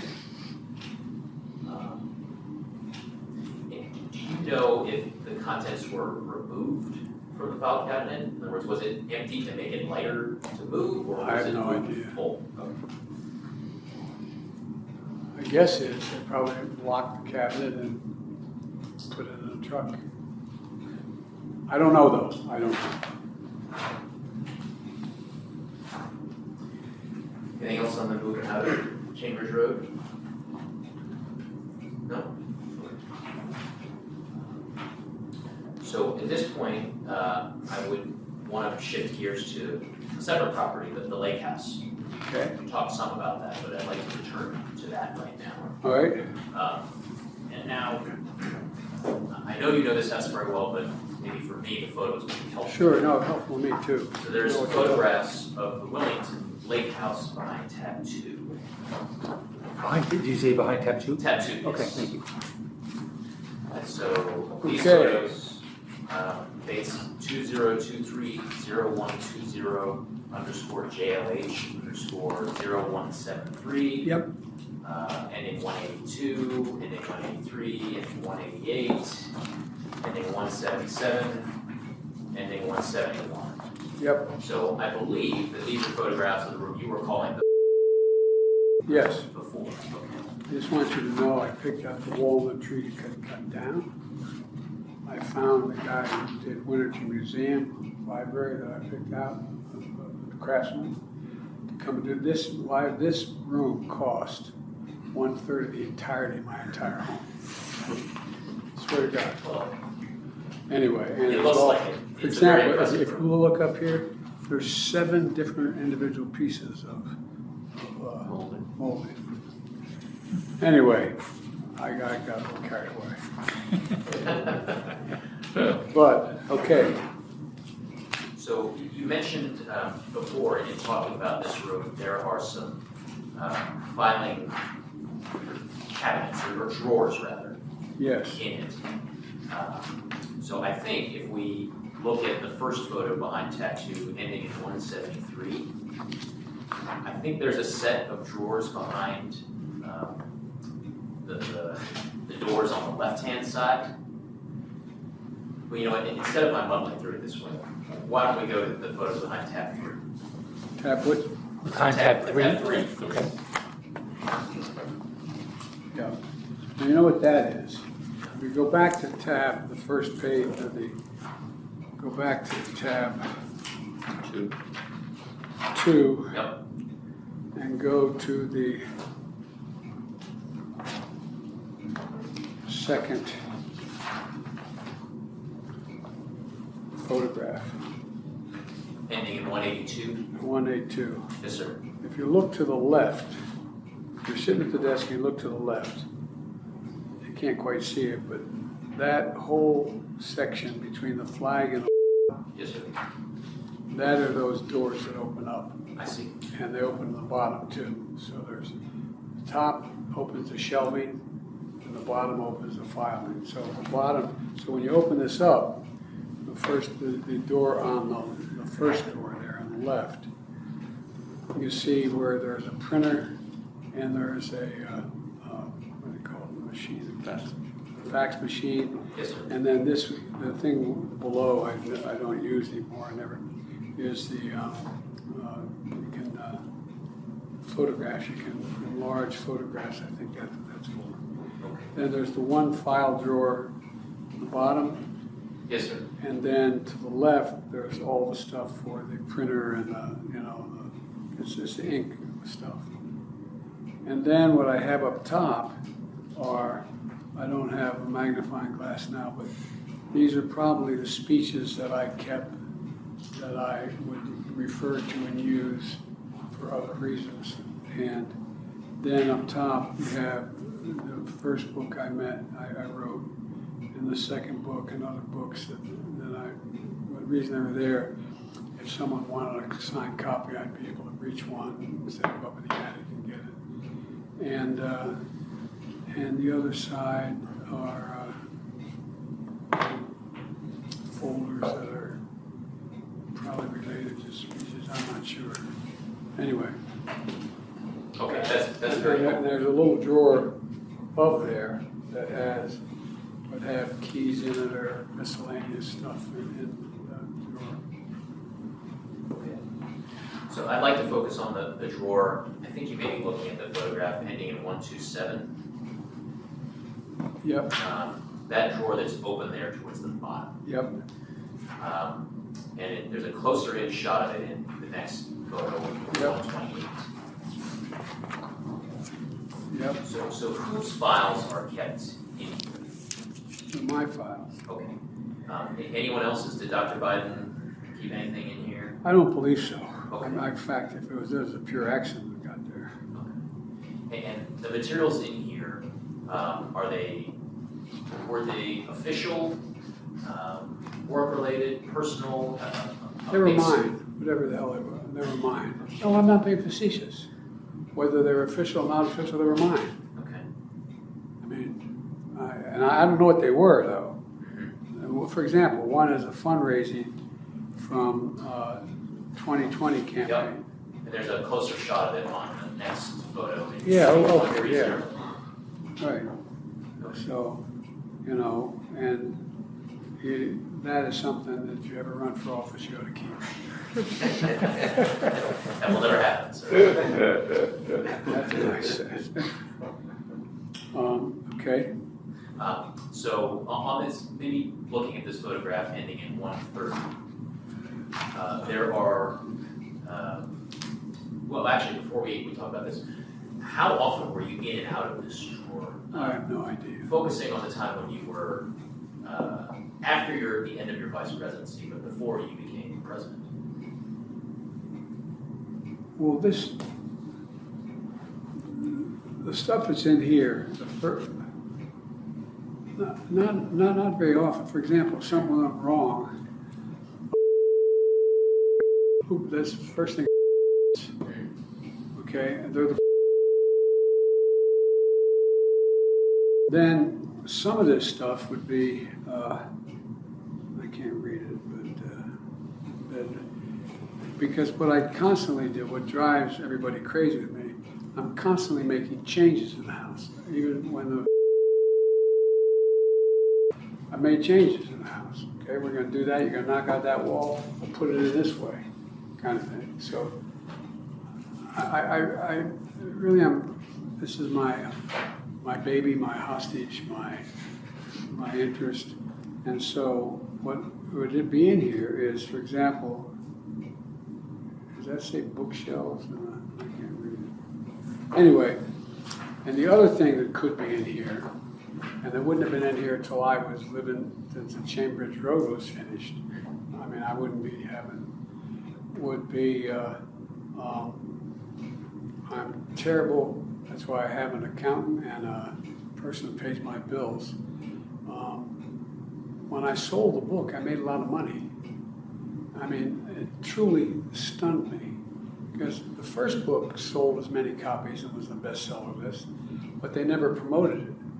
But they came and started asking me to, would I do an event to talk about the book at the such and such book club, or on Wall Street, not Wall Street, in New York City, etc.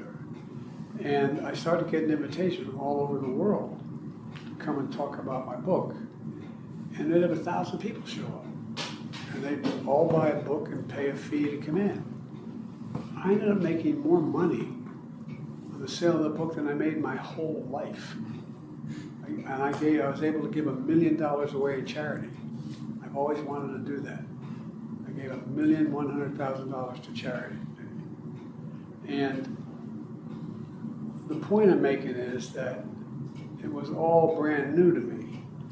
And so that's when I remember meeting with Colin Powell and Chuck Hagel. They wanted to see me. He said, should we tell him, Chuck? He said, look, here's the guy. We recommend the following accountant for you. And we recommend the following person who pays the bills every month. Now they wanted me to invest money. They said, they'll have a great investment idea. I didn't want to invest anything. I didn't want to have any conflict as a senator. So I don't own a stock or a bond that I'm aware of. Now my pension, I guess they purchase stocks and bonds, right? But I never wanted to have any argument. The irony of all this thing is, the thing I valued most my whole life, my reputation or integrity. So I never, ever wanted to have anything someone said, you bought that stock and it went up because you traded. Never did that. So what I would do I keep these little skinny, my guess is these skinny notebooks I have here were probably notebooks, the ring binders, were Yeah. probably notebooks on finances. Which photo are you looking at? I'm right looking now, at 0130. 0130. Okay. So we actually have a better shot of these notebooks once they've been removed. The next page, 131, shows the hand of an FBI agent taking them out. Okay, And then in 132, the following photograph shows them Okay. laid out on the ground. The label in the middle is a little bit shiny, but they say from left to right, Obama/Biden. I'll have to look up what the label there says. And then lastly, foreign policy. yeah, So these contain your notes, some of your notes from the time that you were vice president. yep, Oh, I'm sorry. If you see in ending 131, that second notebook, it also says foreign policy on it. yeah. Okay, So do you recognize these notebooks as being ones that you used during your vice presidency? I use no notebooks, I guess. I can't swear that I know each one of them, but yes, I mean, these are books that I would keep notes in. And how did these notebooks get in this particular? I'm sure they were in whatever it was when it got shipped, when the stuff that they shipped up, or it was already in there from before. Look, during the period that I was a senator and vice president, I did a lot of work from the lake. I'd have meetings like, if you notice, you're in there, I think the FBI was in there, and so I'd have meetings. And so what I would do, instead of me getting in the train and go down for the 499th time, I'd have the staff come to me, and we'd have meetings in Delaware, or we'd have telephone conferences, or you may remember, I think on my desk, there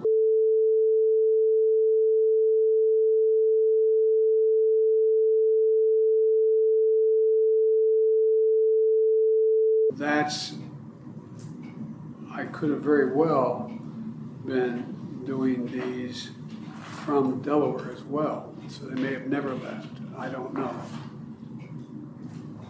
Never left Delaware, I mean. I see.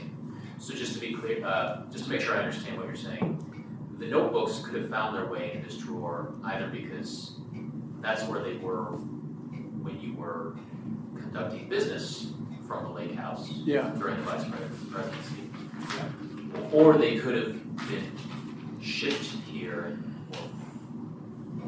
boxed up and brought to the lake house.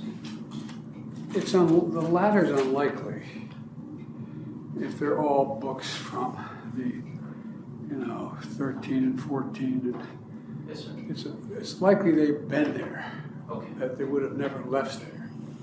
Now, obviously, the March 2020 fundraising thing, that got there after the fact. And, so there's a combination. I mean, I'm sure there's, I can't swear how they got there, but it was, I guess I was thinking, if I had to bet, the Lord Almighty came down and said, I know the answer, and your life depends on it. I guess that they had been there maybe during that period, in 2014. I took it out and took it down the train with me to take, but my guess is they were kept there. And would there, who would have placed the notebooks in this particular drawer? Would there have Probably been me. anyone? Okay. During the time that you were vice president, did anyone else put things into these drawers? I'm sure they did. I'm sure it happened, but I don't. After a meeting we'd have, and then we'd go on the porch and have lunch, and they'd file my stuff and put it in these folders or drawers. but I can't swear to that. And there's two other file drawers. Yes, The next time. that's the next step.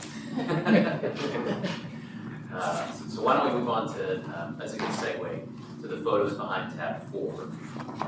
And so these are photos that begin with dates 2023-0120_FBI_151. Yeah, And it includes 152, 153, 155, 156, 158, and 161. yep, So let's start with the first of these photos, _151. Yep. Is this another filing drawer within that same Yes. formal library? at the other end of the Okay. library. And so this one, instead of the printer and the fax machine, The this one television. has the TV. So what kinds of things did you keep in here? I don't remember, they're probably more personal, but I don't remember. Okay. And is this open drawer in one photo 151? Is this also one that your materials were in, or was anyone else's material No. inserted? Nobody else. Okay. All right. So we get a little bit closer up in 152. And even closer in 153. And if you look at 153, there's a binder there that says Corvette. Oh, yeah. Okay, now I have stuff in here, I remember. Okay. I had all the materials of things that mattered to me personally, like the Corvette, the one I did with Jay Leno. Yes, You sir. know, I kept all the material related to the Corvette because my dad ran a dealership. He was able to give me as a wedding gift for my wife and I because he could afford the payments. He was a manager, he didn't own it. He couldn't afford a big gift, he could afford the payments. And it was $5,700 and I have all the material from it. I have like the original key ring, the original, anyway. And I got offered $144,000 for it. Because it's original. And so, but that's not the reason, but I have all the stuff about the Corvette. There's probably photographs in there, my guess, of Corvette. I'm not positive. And what's the other one say? Can anybody read the first one? Does it say major? Major, it probably is. Water? Okay. Okay. Major speeches is what I read. Major speeches. Yeah. Yeah. And so what probably happened there was there'd be stuff would end up being left on that end, on the conference table at the other end and things like that. And so I'm sure that I've gone through that top of that desk and said, no, this file this and file that. Stuff that was left on top of the desk. I'm not every time, but on occasions, that's what I would do to clear that desk off. And some of this stuff is more personal. I don't have a magnifying glass. This drawer that opens the next page, 155. I'm sure a lot Yeah, of that. 155, it's hard to see. I'm sure a lot of that's personal stuff. You know, like the house, and for example, there's so damn many different contractors I've used about, who's going to fix that, put the roof on that pump house that's outside there.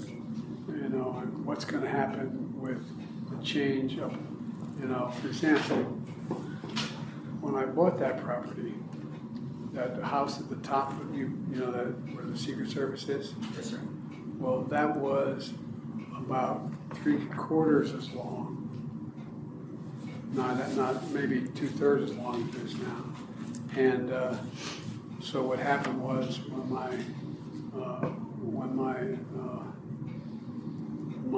my dad got real sick, I wanted them to sell their house and move in with me.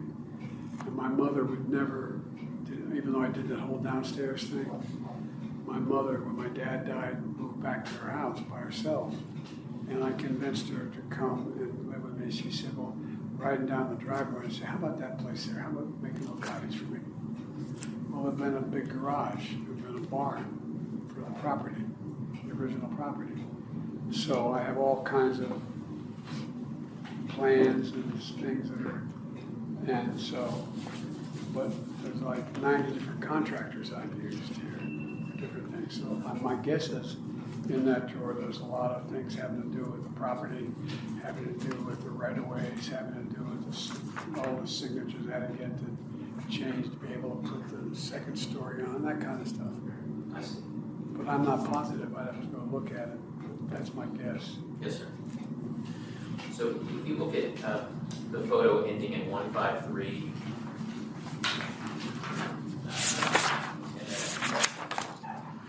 Yeah. 153, you'll see that there's a number sort of in the middle of the drawer.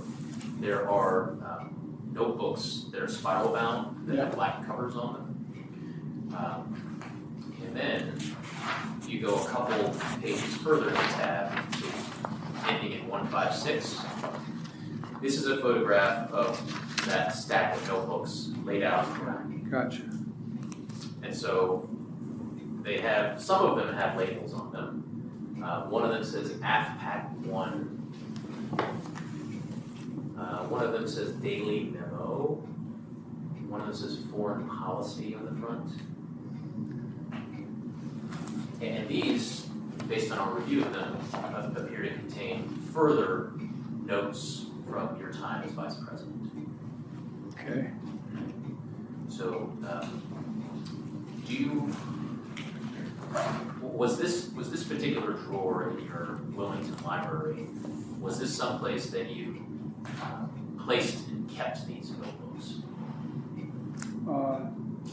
I don't know. I mean, there's probably other drawers that have them in it too, but these are all things of mine that I keep and I just file away. None of them are relevant to, I don't think, anything I was doing, especially the years we're talking about, anyway. So, was this particular drawer a place where you stored these notebooks from your time as Vice President? No. These were probably materials that ended up in Delaware that were in my desk, and I looked like I just gathered them up and put them in one drawer. Sorry, I just didn't understand. I didn't hear you. I said, no, I don't.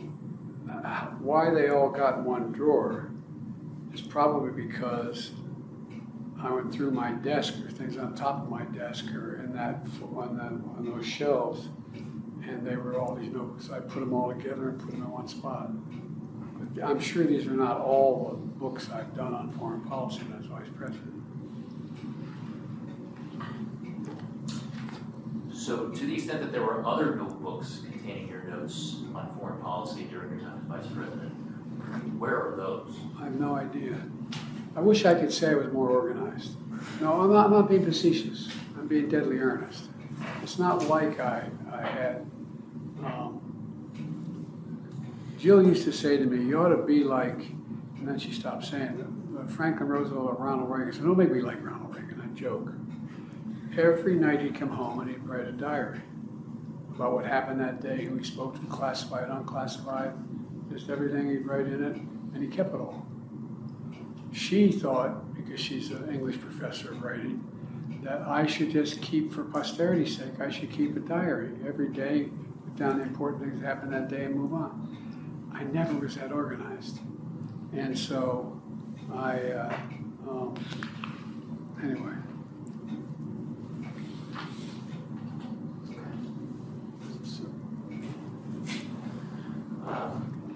If you look at the photograph ending in 156, several of these notebooks have documents tucked into them. Yep. Like in the top row, the third from the left. Yeah. Has some documents sticking out of it. Same with the one all the way to the right.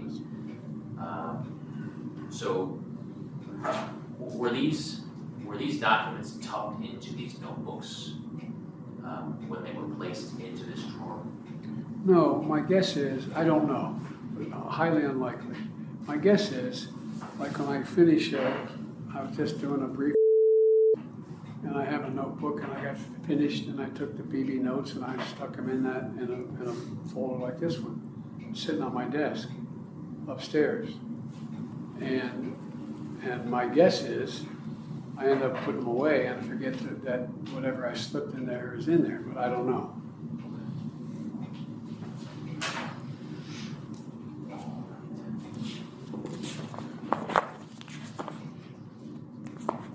Anything else on those drawers to elaborate against? If I understood your last answer, Mr. President, part of what you're saying is, for example, if there were marked classified documents stuffed in those notebooks, you were unaware of it. Correct. Did I By the way, understand if they're marked classified, they're one of those things with circles around it, clearly it's a classified document, not something that's eyes only or secret or selective or whatever the hell it is, other than saying top secret. It would not be in here. Every time I saw anything like that, I gave it to staff to say, return this wherever it was. Now,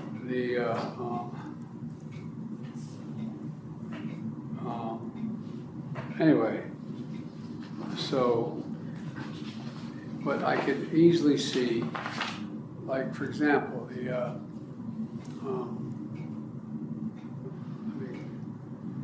what do you have right there in front of you? That, This? yeah, Notes? okay. This says attorney work product. Right? Don't read that. Don't read that. No, but here's my point. What I would do if I was given this to read and to finish the meeting over, I'd stick it in a notebook, pick up the notebook, walk out and forget I had it in the notebook. That's what I'm trying to say. But I didn't store things in notebooks to keep them. That's not if I were gonna. And if they're classified, I would take them. I think I've done that before. I'm not sure. I probably said to staff, hey, I found this, return it. And so it's very, anyway. What's this one here on 061? 4 POTUS 280909. You're looking at the last photo in Yeah. tab 4. So if we can look at this in conjunction with the one before it. Sure. In conjunction with which one, sir? I'm sorry, the photo before it ends in 158. Yes. And that has the notebook with half-packed one with a binder clip document stuck into it. Can I just say one thing, Bob? That's absolutely fine. I don't mean to interrupt. I do want to mention one thing. In the next few minutes, we're going to be in that 2.5 hours.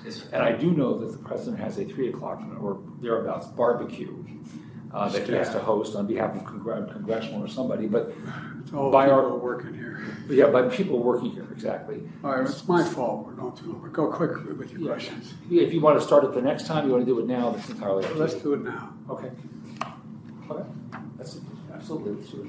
So you started to say go back to 158, which I did, and it says it has a number 10, and it has AFPAC 1.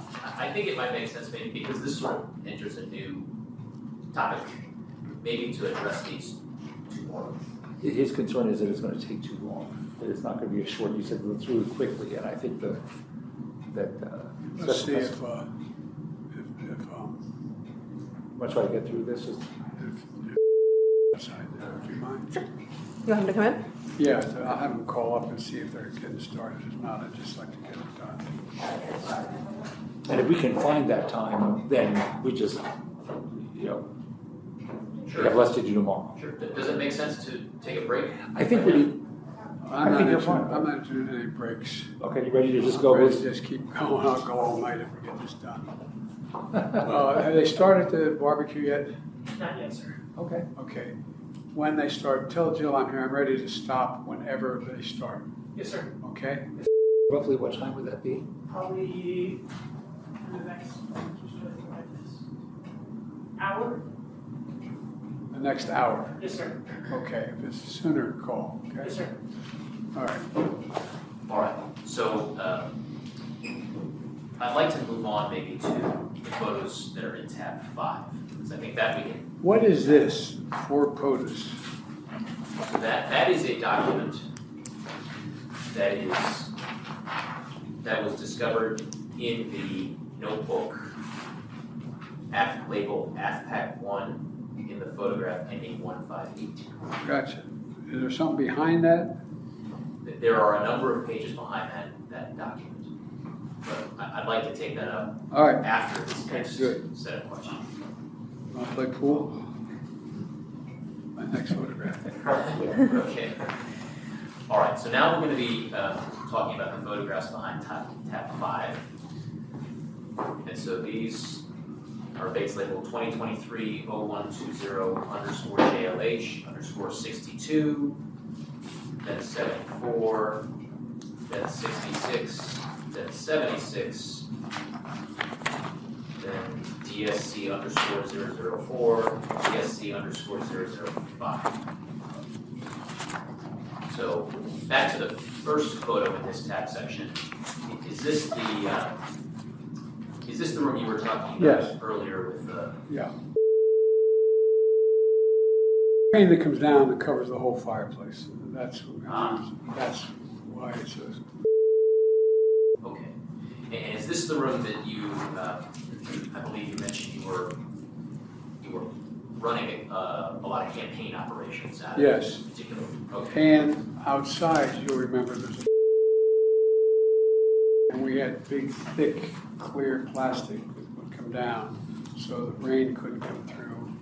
And you could pull up with the sun, and there was places and so there were television cameras, there were podiums, there were lighting systems, etc.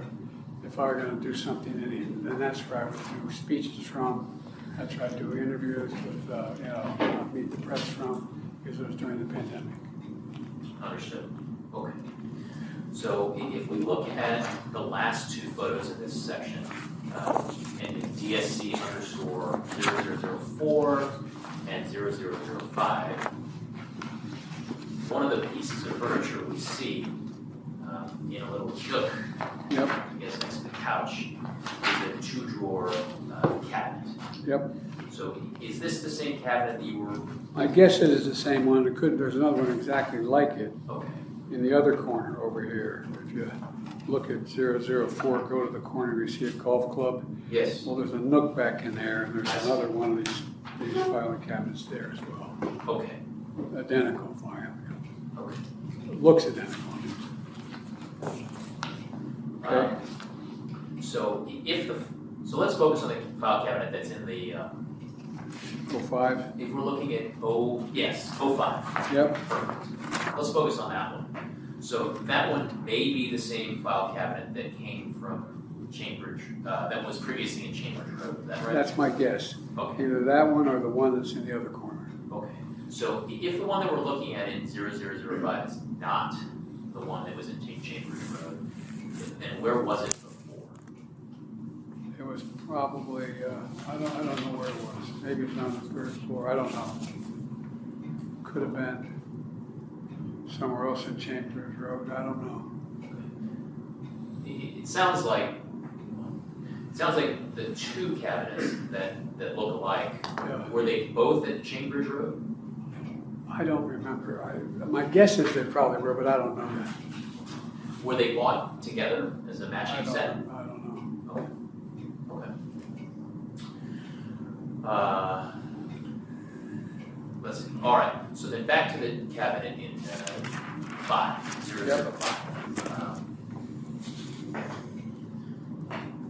So when this was moved in, who picked that spot for it in this room? I probably did. I probably told them where.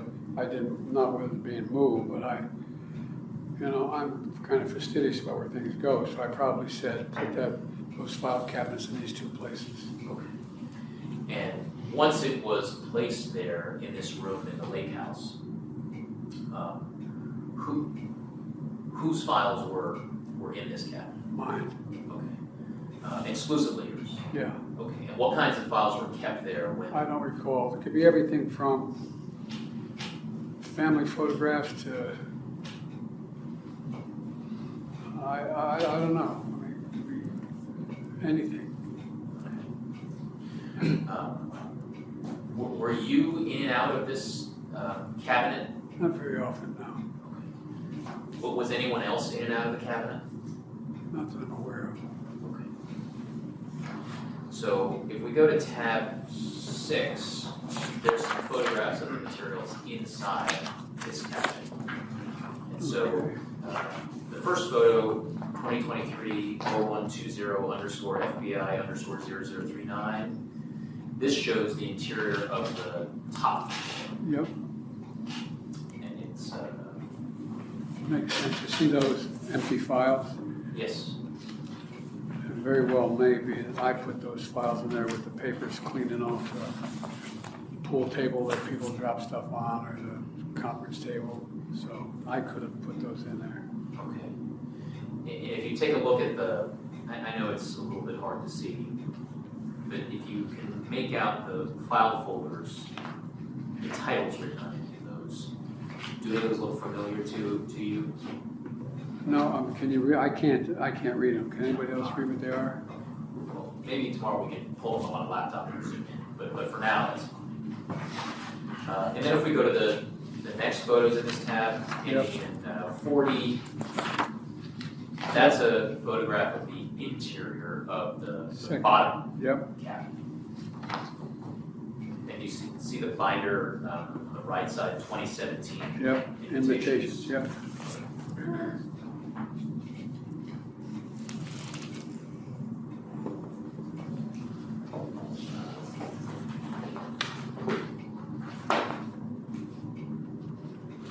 So if we go further on in the photographs in this section, there's a couple photographs, DSC_001, Yep, and there's a finger pointing at the right side of the bottom drawer. yep, And then DSC_002, you'll see a spiral-bound flat cover notebook there with the label 1612 number 2 foreign policy. yep. Okay, and then underneath that is another one that's shown FBI_0106. That's labeled daily 12/15/15, 2016, 2017, 2018. Yep, see it. Okay, so these notebooks, did you place these notebooks here in this particular drawer of this cabinet? I don't recall, I could have, but I don't recall whether they were placed when the cabinet was there, when it came that way, I don't recall. So one thing that we see in these photographs of the bottom drawer, Which photograph are you on, Rob? let's look at ending in 0040. So it's a few back. Oh, yeah, got it. Thanks. So, Do you have it? Oh, wait. No, let's give us 1 second. sure, We're just take your time. moving to the right location. Okay, Okay, so one thing that hits the eye is on the left side, it's a bunch of hanging file folders. yep, And on the right side, it's materials that are stacked. They're not in hanging file folders. Do you recall why that was the case? I'm sorry, your question, Rob. I apologize. Yes. I couldn't hear it Do clearly. you recall why that was the case? The stuff on the right side was there's no hanging stacked. folders, I'm sorry, I didn't hear you, sir. because there was no hanging folders, I guess, I mean, Okay. I don't have any idea. Were there ever hanging file folders on the right side of that drawer? I don't have the slightest idea in the world. I wouldn't be surprised there were, wouldn't be surprised if there weren't. I don't know. I don't know. So, My guess is, if you see those folders, they're not even all hanging. Because you see the rod which they're supposed to hang on, it's not in place on the right. They're only hanging on the left. They can't be moved up and down if you take a look at it. okay, So the idea that there was, all that says to me is, this thing was like when it was moved, it was moved. I mean, you know, you put these skinny steel pieces down and hook the file on. You see the skinny steel pieces in the wrong place. It goes from where it's supposed to be all the way to the right because there's various forms of files. You can have long files and short files. Yes. So anyway, I don't know what that has to do. Yeah, we see a little bit of a better shot of it in a couple pages later, DSC_2 and FBI 106. I see. Are those the steel rails that you're talking about? Yeah. Yeah. Okay. So in this same photo ending in 0002, there's that foreign policy notebook. Yep. And then another one underneath it. Yep. So these notebooks are in a different place than the notebooks that were in your formal library. It says to me just getting them out of the way. I'm sorry, so say that again? I mean, there's no rhyme or reason to it. It's just getting them out of the way. You know, they were sitting on the table, so somebody took them and dropped them in there. I see. I mean, it's not like, I mean, there's no, anyway, the answer is I don't know.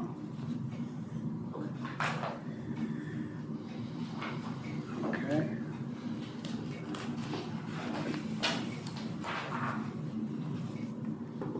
Oh,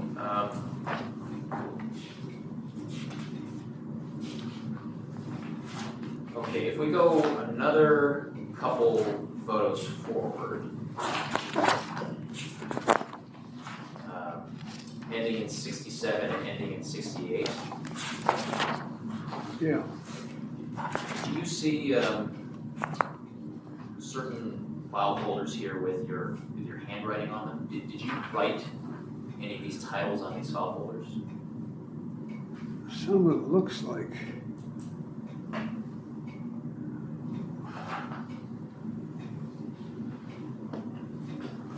Can you make them out clearly, sir? Would it be helpful if they were magnified? Like JRB Facebook. That doesn't look like my writing. For VP review, it doesn't look like my writing. Look at UD policy documents. Obama, what's that say? Iraq and Syria. That could be my writing, I don't think so. Okay. So there were a number of, and just there are further closer in shots later on in the tab. 69, 70, 71.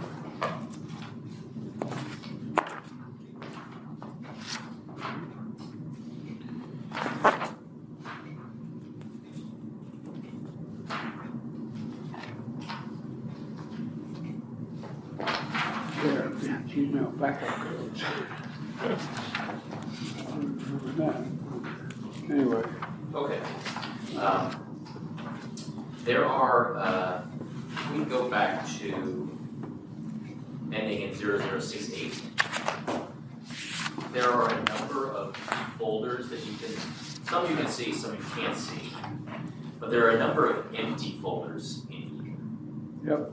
For example, JRB Gmail backup codes is empty. And there are a number of other folders that are just empty. Do you recall, were there some folders in here that the contents were removed and placed somewhere else? What do you know about that? I have no idea.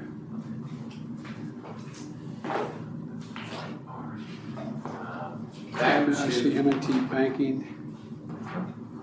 It looks like it could be the Bauer, Iraq, political, empty files. This looks like just JRB Facebook. Well, I don't think I did that one because I can't imagine I look at Facebook. so putting I'm the not being a handwriting, smart guy. so putting the handwriting to one side, when you take a look at the labels of these file folders, what's in this file cabinet? Everything that was left on the table somewhere. I mean, there's no rhyme or reason through what's in this file cabinet. University of Delaware, Facebook, code, Syria. I mean, just anything that was University of Delaware, Paul Mark Monitor, I assume that is. Biden cancer.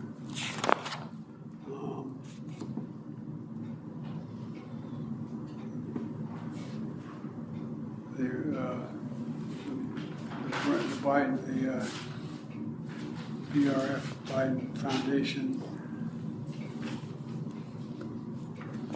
Bank, M&T Bank. What's this one say? Can you see?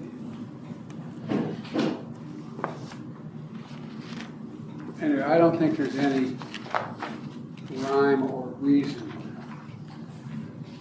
They're clearly not based on subject matter. They're all over the board. So my guess is these are just things that we've decided not to throw away, or, as I said, they were just miscellaneous stuff that was lying around that got put in the drawer.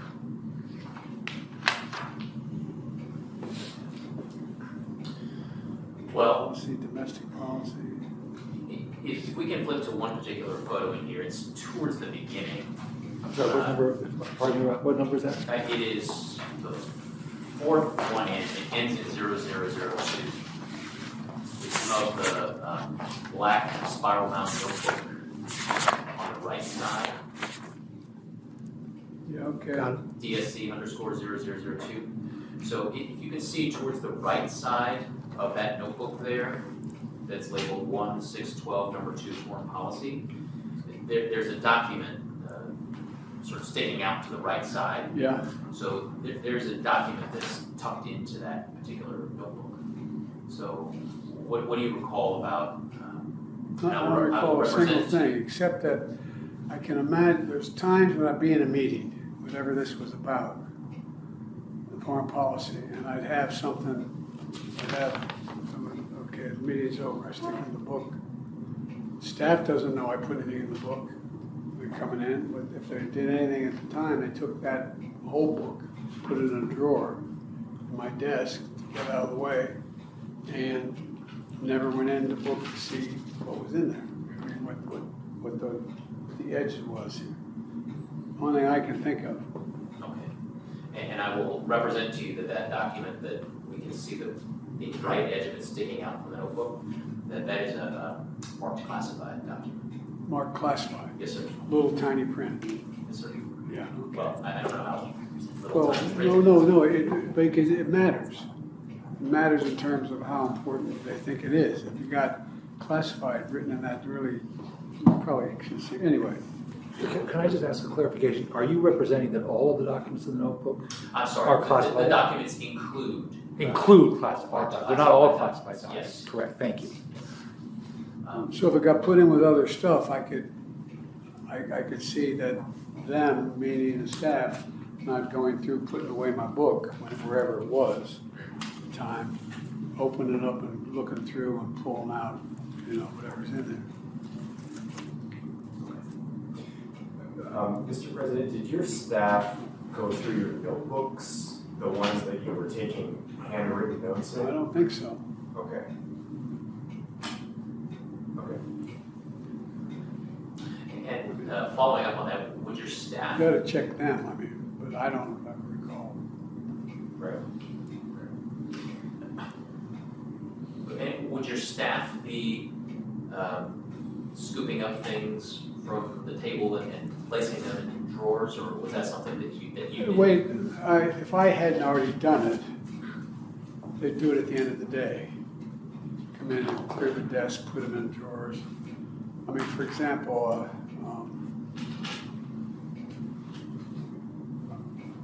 I have a briefcase, I know it's here, but I have books in it that have material that I've written, not classified, that I'm aware of, but even aware it's mine, my private notes. And then they'll take it out if they're emptying the bag for me. If I empty the bag and I'm doing it on the desk, I'm looking at it and I move to something else, they'll take that and they'll put it in one of the drawers. In my office, I have drawers, and you open those little doors in that old Resolute desk, and I have climate, foreign policy, domestic policy, I don't know, Israel, if now, or, you know, and they'd open up and flip it in that drawer. And We're I speaking had- here during the period of the president, I just want to clear on the record, this is Yeah, during the yeah, period of the yeah. presidency, No, yes. no, I agree, Right, but right. it would be a not dissimilar thing when I wasn't, wherever I had put stuff that, you know, we're working on.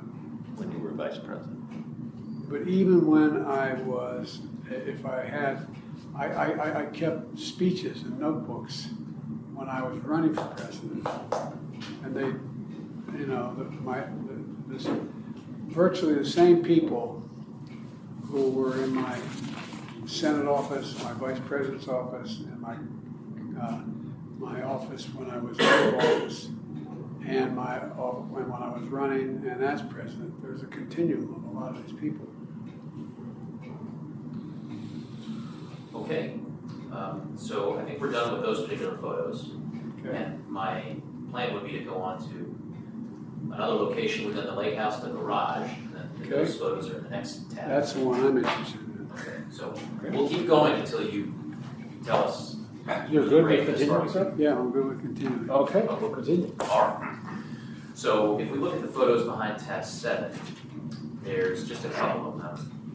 2022 1221 underscore ERT underscore 005 and 009. So these photographs were taken in, as base number indicates, in December of 2022. So do you recognize this garage? Yeah, I do. The lake house? Okay. But by the way, this is a second tranche of stuff that came to this garage. Because there was stuff when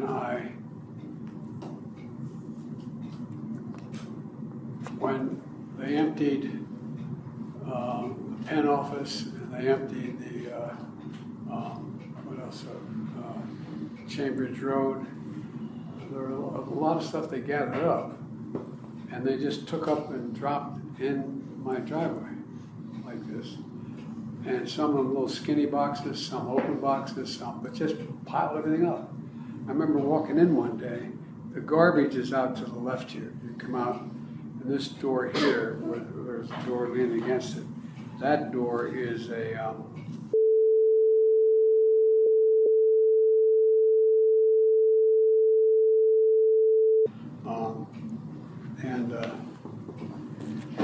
for example, these fans. The ceiling fans, sir? The ceiling fans. Yes. They're from. And so it's when they started to,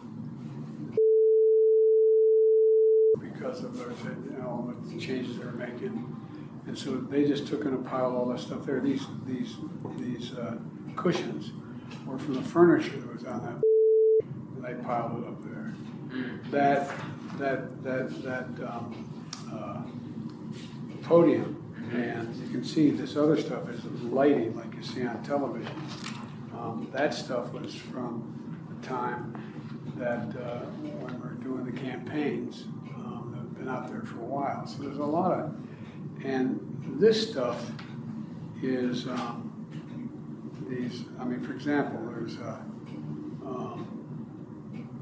when they took down all the stuff that we had in the home in Chambridge Road. Like, I think one of these is a mirror, a full-length mirror. I'm not sure. It's you know, it's the one you're looking at here. Are you talking about the box in front of the rocking chair? Yeah, I'm looking at 20.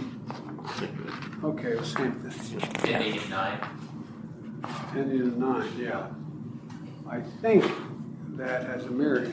I'm not certain of that. These other things are filters for the, having nothing to do with being brought from anywhere, filters for the heating system. You know, you pull out, Filters. you know, and those boxes. And which boxes are those, sir? I think if you look over top of the big box, you see 1, 2, 3, 4, 5, all look the same size. Yeah. I think they are the filters for the heating system. And are we looking at the photo base number ending in 9? Yes. Okay, I'm using the treadmill sort of as an anchor for the eye. Where relative to the treadmill are you looking? I'm looking, if you walked in,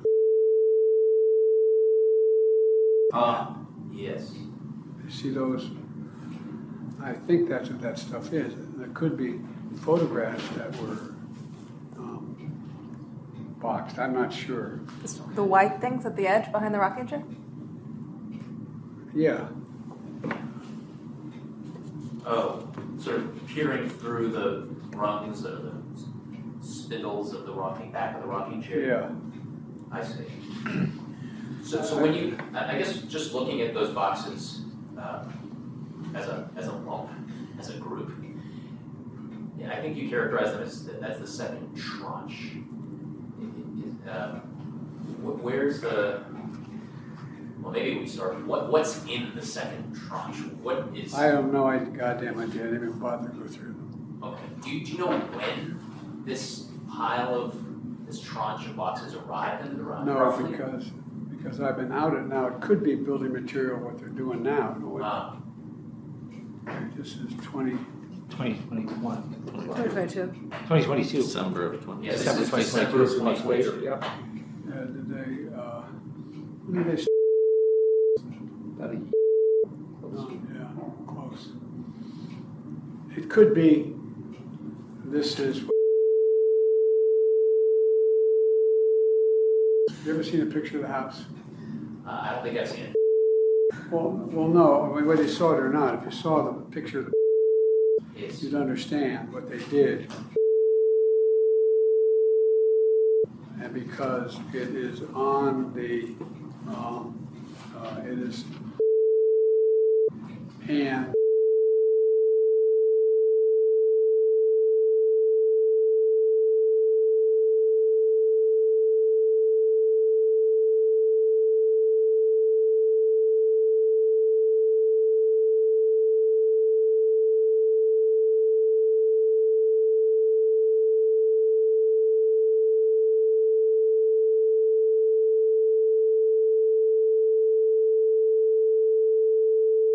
that kind of stuff. And then the whole back of the house, the stucco.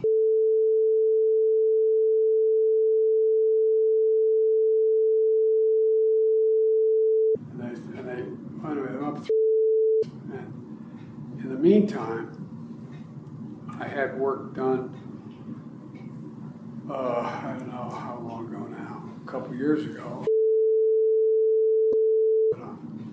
I'd forgotten I'd been in the goddamn house since how long I'd been in the house. And anyway, so there's a lot of stuff that was going on. And this is all what I had down here too, are the golf clubs. And now, is this 2022 as well? Which photos are you looking at? I'm on 0024, ERT 0024. Behind tab 9. And time. Oh, tab 9. These are also, yes, these are also December 2022. So that's great. I was actually going to go to tab 9 right now. So if you look at ending in 24, this is the same, photos were taken the same day as the ones where we were looking at in tab 7. Okay. But the photographer has now walked into the garage and rounded the corner behind this huge pile of boxes and is taking a photograph there. And do you see in the center of the shot, there's a little hang tag that says 1 on it? Yeah. If you go to the next photo, which is ending in ERT_0025, there's an even closer shot of that box. It's a little ripped up. It's got that hanging tag 1 on it. So, what do you know about this box? What's in it, and how it got there, and when it got there? I guess it got, I don't know. When the hell it got here?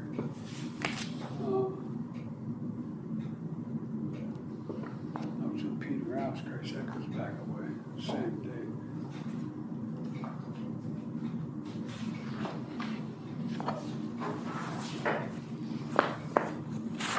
Are you heading to another? I'm just going. I see. Yeah, so you'll see more photos behind that one. So the box in 25 and 26, that's the box that was actually seen and found on in December of last year. So it's pretty beat up and torn at the corners. So then when the agents recovered the materials, the box it wasn't going to hold up. It wasn't structurally sound.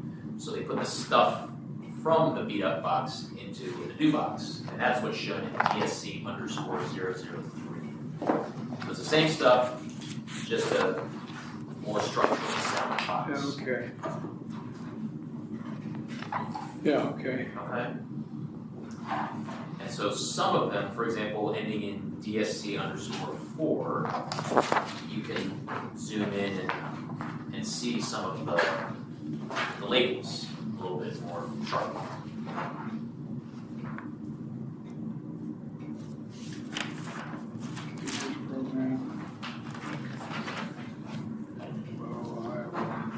Yeah, so there's one of the things that you can see is the Bow, Iowa binder.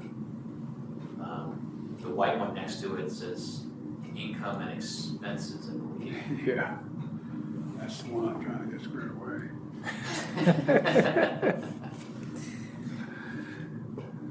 And, for example, you can see a manila folder that looks like it says National Constitution Center on it in the middle of the shot. Washington Speakers Bureau, a couple in front of it. Okay. So do you recognize, for example, do you recognize the Bow, Iowa binder? Do you recognize the? Yeah, I mean, I've seen it before. Okay. But I think it was, what was it about? Anyway, I can't remember. Okay. But do you remember how these materials got into this box, and how that box got into the garage? No, I don't remember how it got, I don't remember how the beat up box got in the garage. Okay. And do you remember how things like the Bow, Iowa binder got into it? No, somebody must have packing this up, just picked up all this stuff and put it in a box. Because I didn't. Okay. Do you have any idea where this material would have been before it got moved into the garage? Well, if it was 2013, when did I stop being vice president? 2017. So I was vice president. So it must have come from vice president stuff. That's all I can think of. So it does have some material in here that relate to your activities post-vice presidency, like the Washington Speakers Bureau material. And there's also material in here that relates to the book Promise Me Dad with Mark Zwanitzer. So there's some that dates. See, that's what makes me think, it's just people gathered up whatever they found and whenever the last thing was being moved.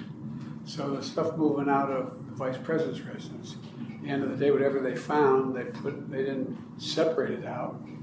Speakers Bureau and pen or whatever the hell it is, or bow, they just put it in a single box.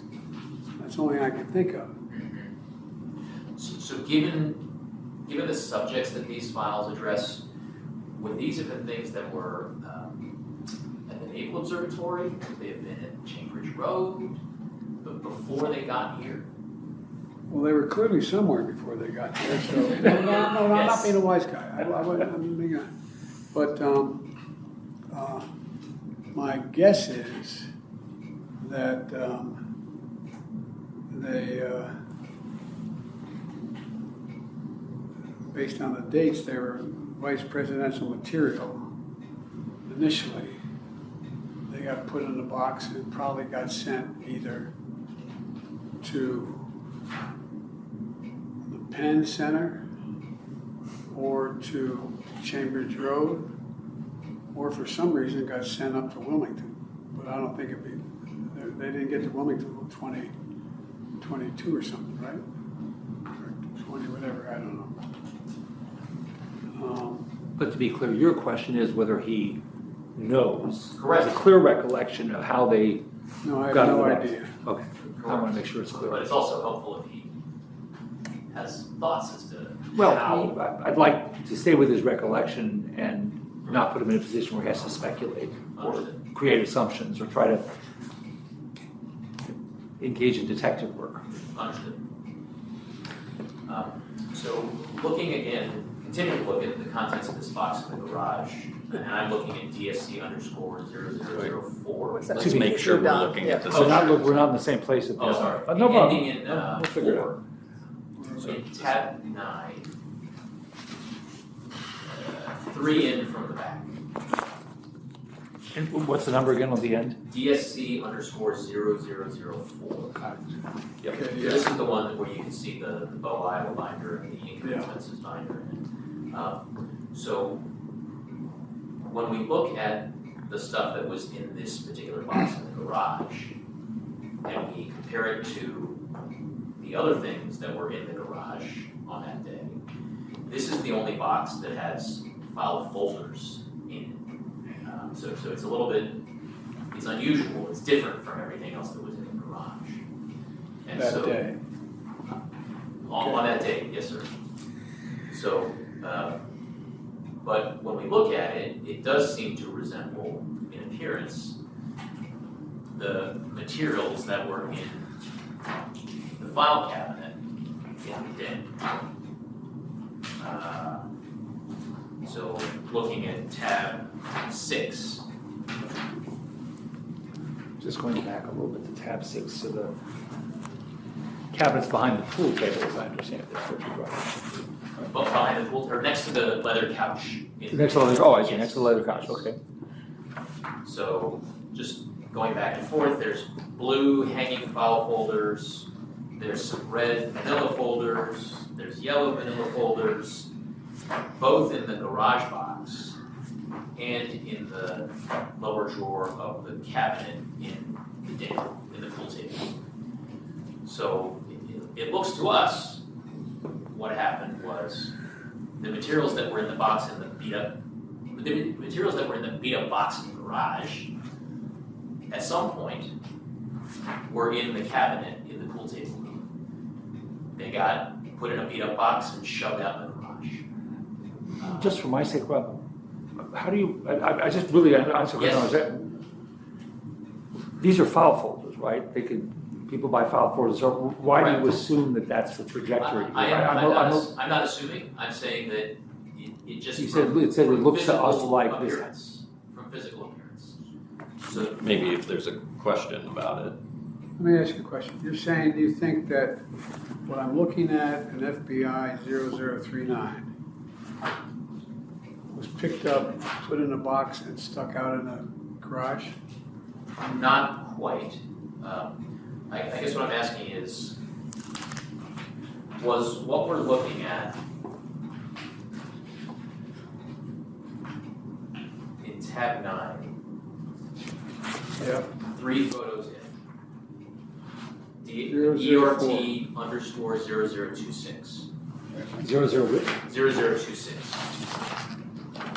So the beat up box photo. Okay, Wait, sorry. We need a minute here because Sure. we're not in the right spot. There we go. This is, okay. That's 0026, okay. Yes. ERT underscore 0026. So that's the stuff as it was found in the beat up box in the garage. Okay. Okay. So was that material previously in the file cabinet that was in the pool table room? And that is shown in FBI underscore 0040. Would it be more likely it was on the floor of the garage, they took it off the garage and put it in the file cabinet? Why would you put it out in the, Well, throw it away? maybe I framed this question. What we were trying to do is try to figure out where was this stuff in the garage before it was in the garage. And my understanding, just to be clear, because I really don't want to be unhelpful, I want to be Yes. helpful, is I thought, unless I misunderstood, his answer earlier was he doesn't know how He it doesn't got know. there. And my And I'm follow-up, worried that he's about to start sort of analyzing speculative assumptions Sure. or speculative assertions, which I don't think is appropriate. sure. Well, let me get the question out, because I sort of framed it kind of clunkily here. So, given the fact that the materials in Garage Box 1 are different from everything else in the garage, and that they're in hanging file folders, and given their physical, there are some similarities between their appearance and the stuff that's in the file cabinet in the pool table. Are we wrong to think that maybe the stuff in the garage was formerly in the file cabinet? No more than you think you're wrong if it's the opposite. The stuff that was in the file cabinet was in the garage. I see.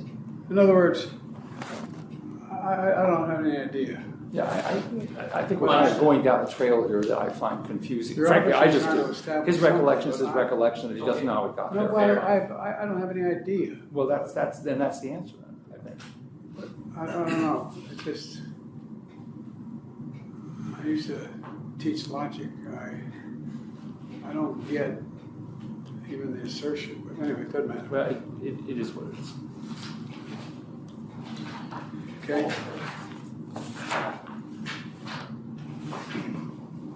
So, Any other questions on the garage before the subject? yeah, when are we gonna get the rest of it cleared out? Ongoing project.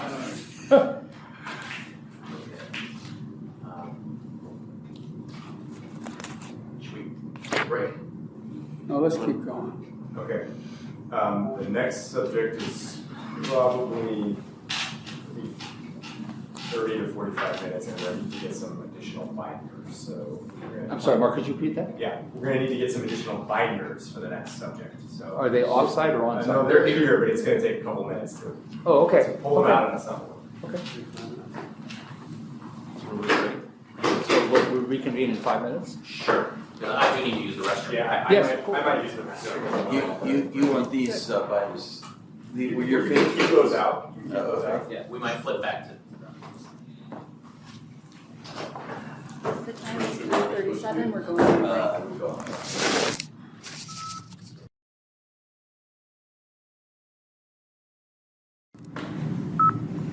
The date is October 9th, 2023. The time is approximately 12:12 p.m., and this is the second day of the interview with Joseph R. Biden.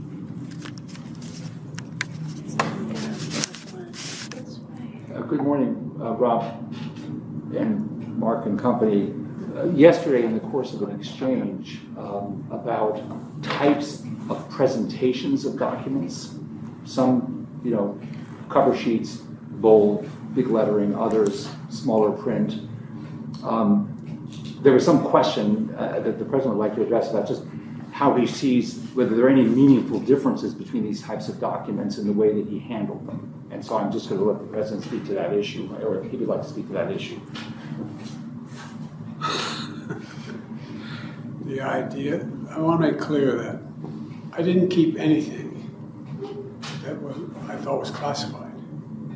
And so the fact that I said I gave back all the stuff that had borders on it and the rest, I found anything else was classified, code word, the classification categories, I gave that back too, or I didn't see it, one of the two. That's all. That's it. I guess. And then we're ready to go from Anyway. Thank you for clarifying that. I don't have any follow-up questions on that specific point right now. I just had one follow-up clarifying question on that clarification. And for the record, I should say that everyone that was in the room yesterday is in the room today. Make that clear. So when you say you gave everything back in the clarification you provided a minute ago, when, like what time period or you 7:28 on such. Wait a minute. Well, sir, Whatever I ran I'm across. asking whether you, When I whether was that out was of your office. practice when you were vice president? No, when I Or at was the end vice of your vice president. presidency? No, when I was vice president, I gave back everything that I no longer had a need to look at. And it was classified. It fell on top secret or all those classifications. The question I thought you were asking me was when I was out of office, when I was at the Penn Biden Center teaching, before I got elected president, after I was out of office, what did I do with any document that I saw that was classified, that met the classification, top secret, et cetera, code word, et cetera. Whatever that occurred, I just gave that back to the staff or left it on the desk to be taken back, but I didn't keep any of those things. And you said whenever that occurred, when you found classified documents, I'm sorry, Mark, just for the record, I think he said if he had found. if he had found. He's not describing a regular practice of returning documents that he found. Were there occasions, Mr. President, after you were vice president, when you were teaching at Penn, doing all the different things you were doing after your vice presidency, were there any occasions where you found documents with classification markings? Only ones I recall were the ones that had the big writing on it, you know. I don't recall having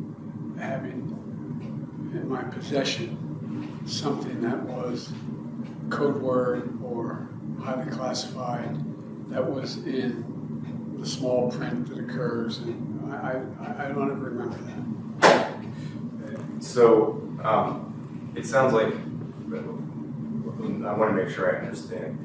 There were occasions where you found after the vice presidency documents that had any classification markings at all. That's really my question. I'm sorry, could you repeat the question? Because I didn't understand that. Was there ever a time after you were vice president, before you were elected president, that you found documents with any classification markings on them at all? I think there was a notebook, I don't remember, that had marked, you know, that red marker on it. Was that when I was vice president or not vice president that I returned? One of my staff guys. I don't recall ever keeping anything at all for my personal use as a professor at Penn for any reason that was marked, had a government classification. It sounds like there may have been at least one occasion where you found something, I think you described it as maybe a notebook. You guys described to me my returning a notebook to one of my staff people that had classification. You mean a document like that that inserted into a notebook? No. Didn't you guys tell me that there was a series of papers stapled together that had red border on it? And it said top secret or classified that I gave to somebody to return. In the post-vice presidential period. I don't remember what period it was. Anyway, Okay. the point is, I've never kept anything when I wasn't vice president or president that in fact was a classified document to be used by me for any reason. So that's an important point, and we understand that point that you just made. What I'm trying to understand is, even if you didn't keep it, did you ever find it? And what I'm asking is, did you ever find anything that had classified markings after you were vice president? I don't recall finding anything after I was vice president that had classified markings on Okay. You mentioned a minute ago that there may have been an incident with. it. Didn't somebody tell me that there was a notebook that had markings on it, that had the binder that I returned? Or say that, or somebody say that at my staff?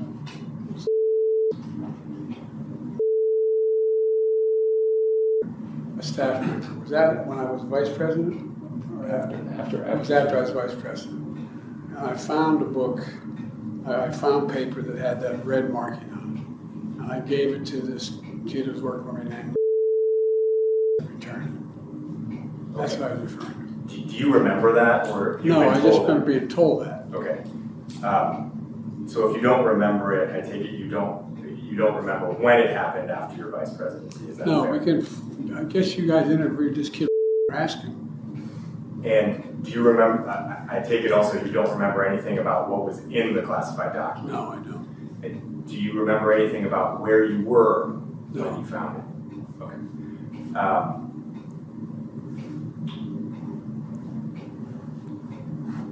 I'm just pausing to see if I have any other questions about that subject. Are there any other occasions, Mr. President, when you found classified documents with classification markings after you were vice president? I just want to make sure that I'm Repeat the covering. question, I'm sorry. Yes. Mark. Were there any other occasions after you were vice president that you found documents with classification When I markings? was no longer vice president, before I was president. Yes, that's I right. don't recall any. Okay. And just one follow-up. It seems to me that part of what you were trying to get across in your clarification statement this morning out of the gate was you're trying to draw a distinction between, on the one hand, cover sheets with big lettering, just let me finish my question, sir, and red color borders, things like that on the one hand, and on the other hand, smaller letter classification markings on documents. Was that the intent that you were trying to draw between those two types of classification Yeah. markings? Basically, yes. Okay. And so now that I understand that clearly, is what you were trying to clarify that you may have seen after the end of your vice presidency documents with the first kind of classification markings, the big letter ones with the colored borders, but you don't recall seeing documents with the classification markings of the second kind that were smaller. I'm sorry, I'm confused. I don't think that was his answer. That's not it. That was not his answer. Okay. Well then what is... He's saying he didn't recall seeing the documents with any classification markings after he left the vice presidency.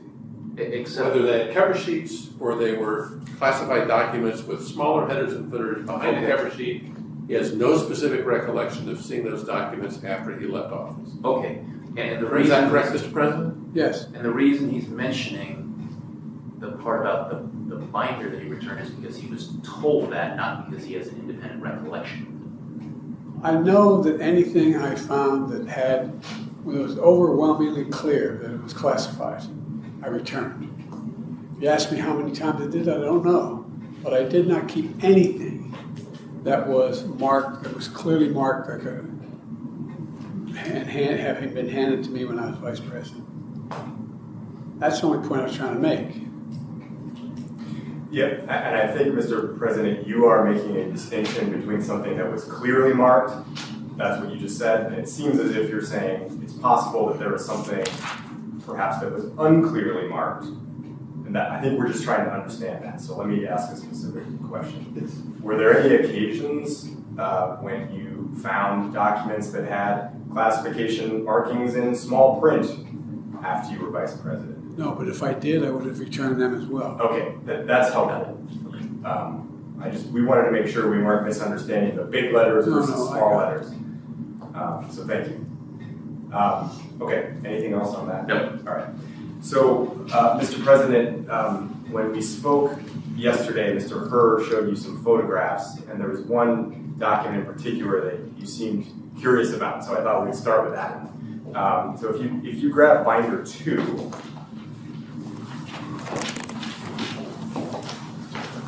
and flip to that very first blue tab. You see that photo of a black notebook that says Yep. Half-Pack 1 on it. Yep. And then flip ahead, the next page, which is, it ends with 002, that has a document that we looked at yesterday, which is binder clipped together in the front of that notebook. And then in the next pages, you'll see the document itself.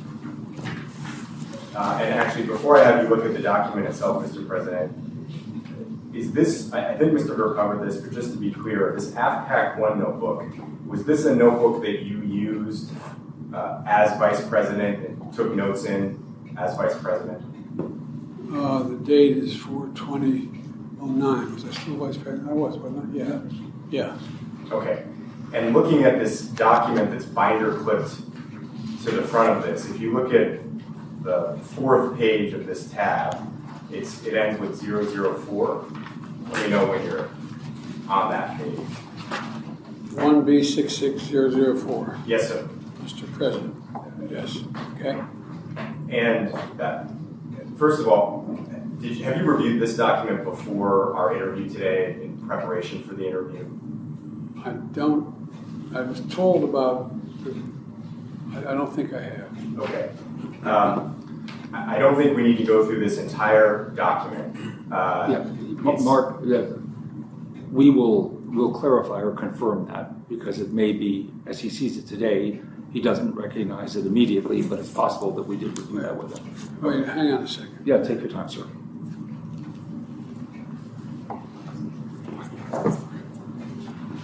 This was the letter I wrote to the president about why I disagreed with Holbrook and Company about their assessment of the situation in Afghanistan.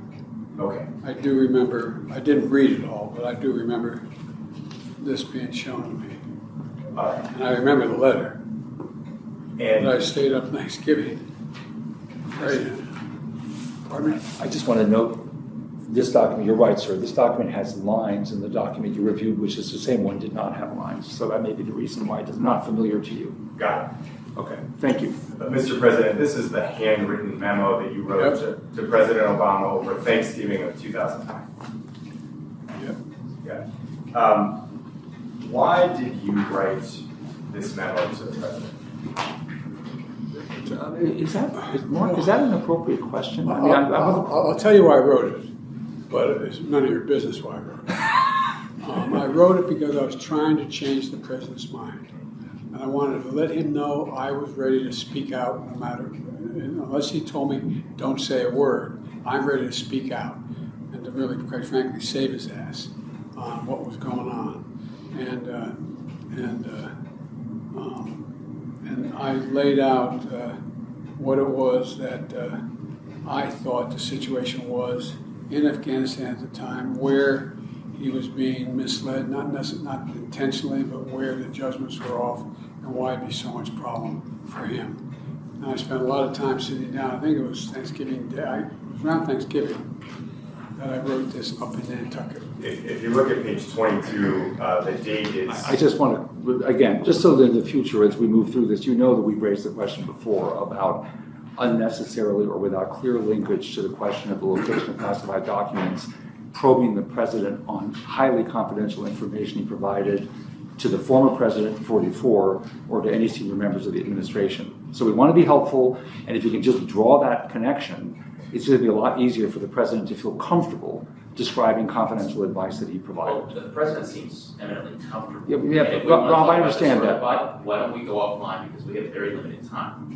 And I Rob, assure you, I we consider understand your that. points off the record. Right. Page 22 is typewritten. Hang on one. Okay, Rob, you wanted to say something? Yes. So we've had We're back on the record. Go ahead, Mr. President. Sorry about that. I don't recall me producing anything that was typed or in type form. This is NBC Kabul, subject helmet views of U.S. troops. I did not write that document. So I'm not sure why it was part of a handwritten document I wrote to the president, other than when I got to him, they dug up other information that was similar to that, what I was recommending, but I don't recall the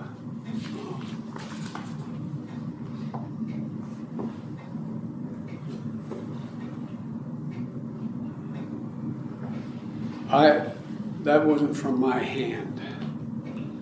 This handwritten stuff was from my hand, giving him information I thought no one else was giving him. I thought it was critical that he get to change his position on what he was likely to do based on the advice he'd been given thus far. Understood. So to me, it was very confidential. because I did not want to embarrass the president. I also did not want to get into him. I'll just tell you one thing. It has nothing to do with the investigation. You understand what this says? The president thought that I knew a lot more about Afghanistan than he did and other members of the administration. He knew I had a real difference with the key foreign policy types, particularly whether it was Eikenberry or whether it was, anyway. And he was looking for me to make my case as strong as I could without him having asked for it or been associated with it, because his concern in this period was he didn't have overwhelming foreign policy experience, and how could he take on the most premier members of the foreign policy establishment in his administration who had a view that said, go, do this. So he was looking for me to make the strongest case I could. So I'd be the guy that basically take the heat, which I was prepared to do because I knew as much about it as they did. That's the context in which this is happening. It's like if you had a junior prosecutor, didn't want you to be embarrassed, knew you'd never handle a particular circumstance. He or she had done this extensively. You don't want to take on the Attorney General on the issue, but he or she knew a lot about it. So you'd look at him and say, what do you got? And make the strongest case possible why the Attorney General is wrong, or your U.S. Attorney, whoever it was, your boss. That was the context. And that's why I did not, ordinarily if I did a memo this long, it would be disseminated. It would go to him, go to his staff, this went straight to him, nobody else. Was it common for you to write a 20-page memo by hand? First and only time I ever did. Okay. And by the way, if I tried to type it, it would take 5 times as long. Okay. I understand. Given the significance that the president attached to your views and the thought that you put into this memo, Mr. President, obviously the decision the president made was a very important one. And I'm just curious whether after the fact you ever went back and revisited this memo to see how your advice No, I knew how the advice, I knew the memo. I mean, at the time, I probably could have repeated for verbatim in that time period. I knew all the points. One of the things that did come from this was we got a commitment that there would be an absolute time limit set to test the theories of the guys who wanted to go in and do more and stay longer. And it was so it wasn't just open-ended. We weren't going to put another 100,000 troops in. We weren't going to. And so there was a time frame put on, which was not what I wanted, but it was better than the open-ended. Go get them, guys. Was this memo, Mr. President, was this something that you consciously kept after your term as Vice President? Is this something that you wanted to hold on to? I don't recall did I have this? Was this in my possession, this memo? Yes, to give you some context for this, Mr. President, it was found in the front of this notebook that's on the first page, and the notebook was found in the library at the Lake House in one of the drawers in the cabinet. I don't recall how it got back. I don't recall how it got back in the book because I sent it to the president. I gave it to the president. And this looks like the original. I don't think maybe there's a copy made of it, but I don't think so. It was faxed, just to give you Oh, some okay, context. that's why. Yeah. All right, now I got it. I wasn't sure whether I handed it to the president. It was faxed to the president, which I had the copy. Right. Okay. You had the original. Yeah, I had the original, and I just put it in the book, and that was it. Okay. Were you aware that you had kept it after your term as vice president? Did you know that you had it? I don't know that I knew, but it wasn't something I would have stopped to think about. The reason I ask is it's been written about. Bob Woodward wrote about it in one of his books. Jules Whitcover wrote about it in his biography of you. So that's the reason I asked, is if it was something that you wanted to hang on to because it was going to be the subject of reporting or history. I don't know if it would be subject to reporting, but I wanted to hang. I guess I wanted to hang on to it just for posterity's sake. I mean, this was my position on Afghanistan, and later became discussed, unrelated to my discussion. It became discussed inside the foreign policy establishment, which I was recommending. And anyway, I mentioned a couple of books. Yesterday, you mentioned that there was a book you were thinking about writing before you decided to run for president. Did you ever consider writing a book, a memoir, or anything else where you discussed the Afghanistan debate in 2009 and your position on it? Did you ever think about writing about that? no, give you my word, I never thought about that. Okay. Mark, I'm When sorry. I was talking about writing a book, I've been of the view, from a historical standpoint, that there are certain points in history, world history, where fundamental things change, usually technology. For example, without Gutenberg's printing press, Europe would be a very different place. Literally a different place, because countries would not have known what was happening in other countries, other parts of the country. Think about a stupid idea, a notion. Nixon probably would have been president where he used the television, where he sweated, I mean sincerely, he was sweating so profusely in that debate. A lot of people thought he won the debate, but he lost the debate because of his demeanor. So there's a lot of things that I think are fundamentally changing how international societies function, and they relate a lot to technology. And one of the things that I was of the view that a lot has changed in terms of everything from the internet to the way in which we communicate with one another, that has fundamentally altered the ability. I've had this discussion with the press. Mr. President, I'm sorry to interrupt you. No, I'm sorry. Anyway, that's what I wanted to do. I It had really- nothing to do with Afghanistan. Okay, that answered my question. And Mark, just really quickly, I promise it'll be brief. I just really would like to avoid, for the purpose of a clean record, getting into speculative areas. When the president responded and said, "I don't recall intending to keep this memo," you then said, "Well, might you have thought it was important to keep him, whatever?" And he said, "Well, I guess I could have." His recollection, as I understand it, is he does not recall specifically intending to keep this memo after he left the vice presidency. And I want these questions to be as clearly answered and recorded on the transcript as possible. I think we should take a break at this point. Yeah.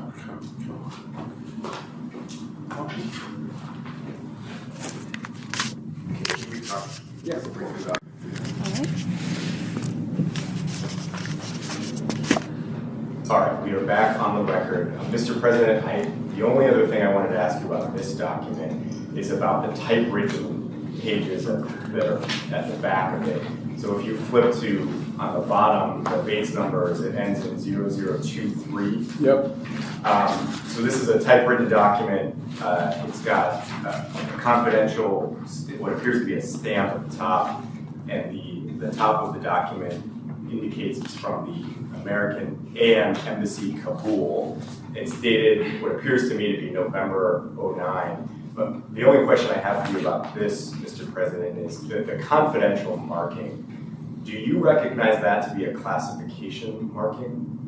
No. I mean, it's confidential, they don't want to get around, but it's not in the category, I don't think, of code word, top secret, that kind of thing. But I don't even know where it came from. All right.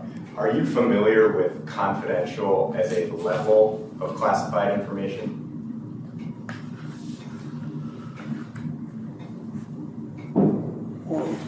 If I got a document confidential, it would mean that no one else would see it but me, you give it to me. Or the people working on this issue.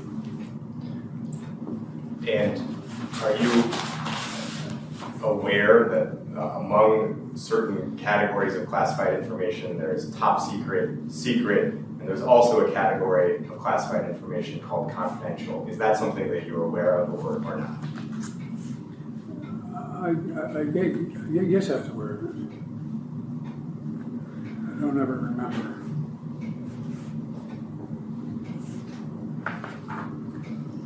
When I got any document that was confidential,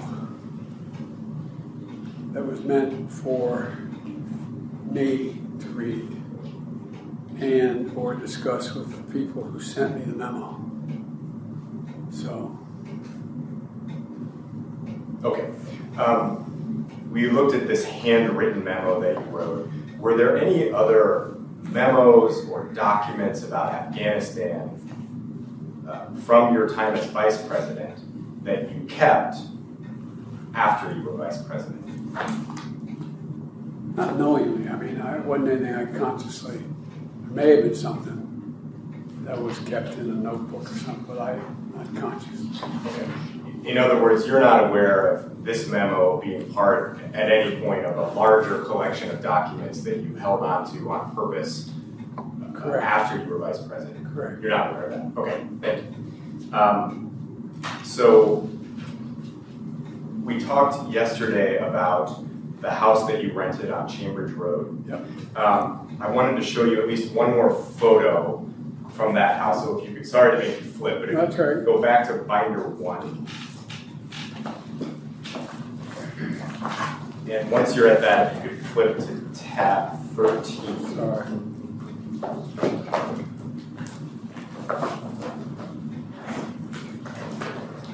Okay. I don't think we looked at this photo yesterday, and I just wanted to see if you recognize this room that's in tab 13. That's on the first floor. You walk in the main door, first door to the right. And what was this room used for? For meetings with people that, whether it was having to do with something at school or at school meeting Penn, or meetings with staff as to what was going on in terms of what I was teaching. Okay. Or speaking to. Did anybody else other than you use this room? I don't think they mean formally use it. No, but there were staff in and out of it. Fair enough. I guess what I'm trying to get at was this a space that was primarily something you were using, or was Dr. Biden using it? Oh, no. Jill didn't want any part of anything having to do with the United States. Congress, the Senate, and my teaching. She was teaching. She set up a little office off of the kitchen. Just a round table, and it was a big kitchen. And there was kind of an alcove in the front. Got it. Sounds like a woman of good judgment to me. When you, for example, I believe you had some meetings at Chambridge Road when you were working with Mark Zwanitzer on the book Promise Me, Dad. Would you meet with Mark in this room or somewhere else? I'd probably meet with this room or in the living room. And walk in and walk straight because there's a nice view out the back. Is that also on the main level? Floor, yeah. Okay. All right, so speaking of Promise Me, Dad, I think we talked a little bit about that book yesterday, but I had some more questions for you about it. Sure. So Mark, as you probably know, Mark recorded his conversations when you all met to talk about the book. He made recordings of those conversations, and we have some of them. In some of the recordings, you spoke to him about wanting to gather some materials from your time as vice president that you could use as reference, and you specifically talked about gathering notebooks that you had written in. Do you recall trying to collect those notebooks so that you could use them when you were talking to Mark? Not specifically, but look, what I was doing, I was writing a book about how the family responded to a son we knew was dying. And so if Bo had just gotten a new diagnosis on something, where was I? Was I in country? Was I,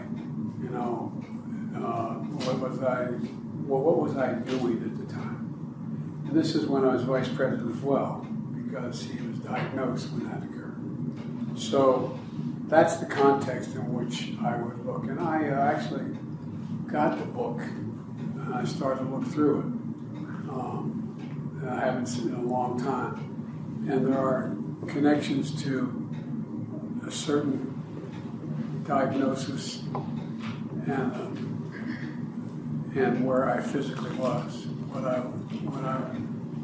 what my thinking at the time was about what I should or shouldn't be doing relative. It wasn't about,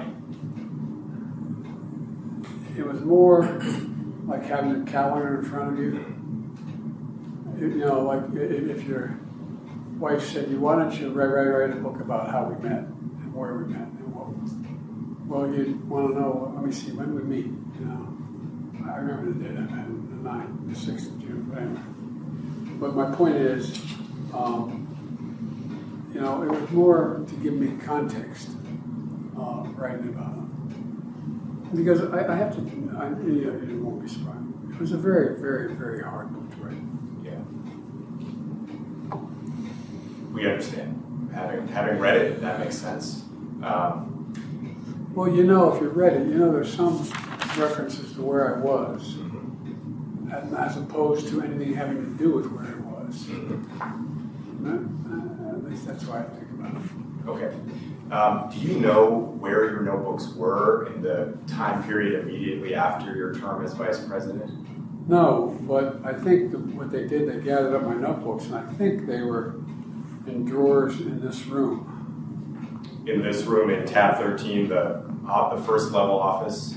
Yeah, well, I'm not sure they're all in one place, but I think that's where they would mainly be, because you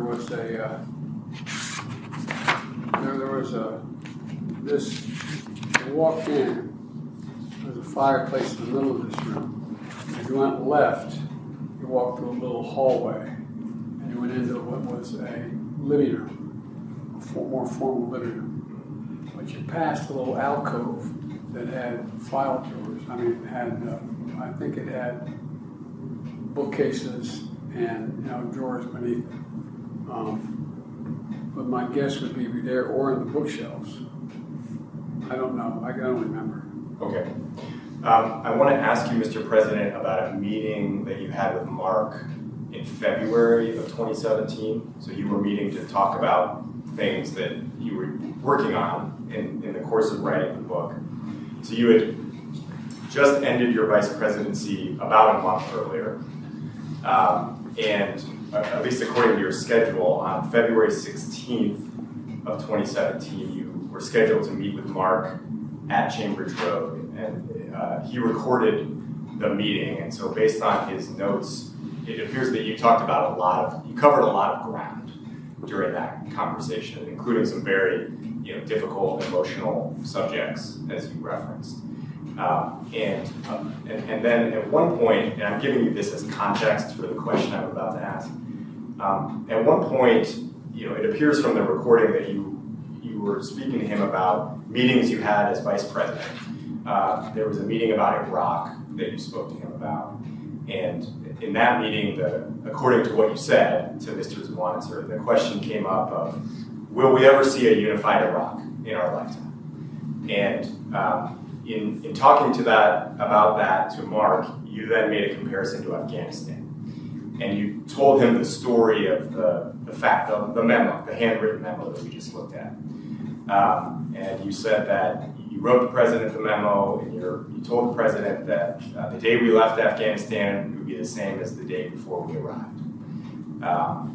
And in the course of explaining that memo about Afghanistan, you said to Mark, I just found all the classified stuff downstairs. And so you can imagine, we are curious what you meant when you said, I just found all the classified stuff downstairs. I don't remember. I'm not supposed to speculate, right? So, Correct. Okay, well, I don't remember, and it may have been, I just don't remember. Okay. Do you remember telling Mark about the handwritten memo that you had written to President Obama? I probably did. I don't remember specifically, but my guess is I may have done Okay. Do you remember telling him, I just found all the marked classified stuff downstairs? that. Mark? Telling Mark. Do you remember saying that to him? No. Okay.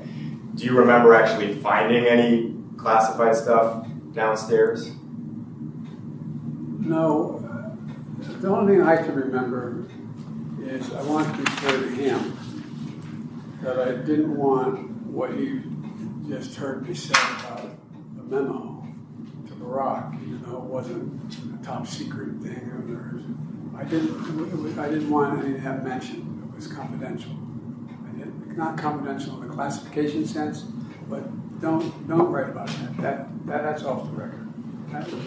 That's not something I want to be talking about in the book. At this point in time, around a month or so after you left the vice presidency, were you still in the process of going through your stuff at CBR to see what was packed where and where everything was? Well, I don't specifically remember, but I can't imagine not. I mean, they just drop all these boxes, library boxes, and there's a hallway in the back from the garage. A lot of stuff from the garage itself, boxes piled up, and my problem was, where the hell is all this stuff going? I mean, we're just taking up a lot of room, but it wasn't so much I was looking for anything. It was like, well, what do I clear out? What do I get out of the way? It's near a hallway, or it's in a garage, or it's in this library. It was more in that context I can recall thinking about what was in boxes. Okay. Not like I'm looking for something, like I'm trying to compile things, but just what they pack up, what's here. I want to see if there's anything else, any other things that you remember about this day. And so the schedule shows that you had an appointment from 8:30 to 9 a.m.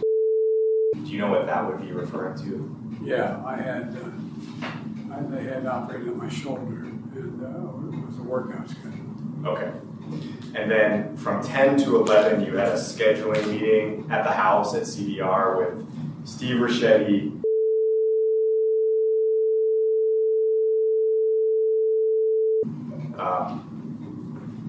Do you recall anything? I expect not from that particular meeting. No, but that wouldn't be unusual in the sense that they were the day-to-day people, like you see walking in and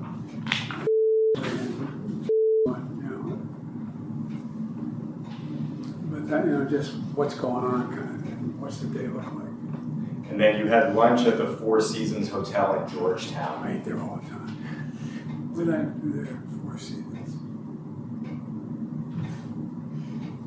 Who did I have lunch with? Actually, I'm not sure. I have no idea. You'll have to figure that out. I don't remember. And is there anything that you remember about what you were doing at the house before your meeting with Mark that day, which would have been in the afternoon? It started at 3 o'clock. According to your schedule, it could have changed based on events.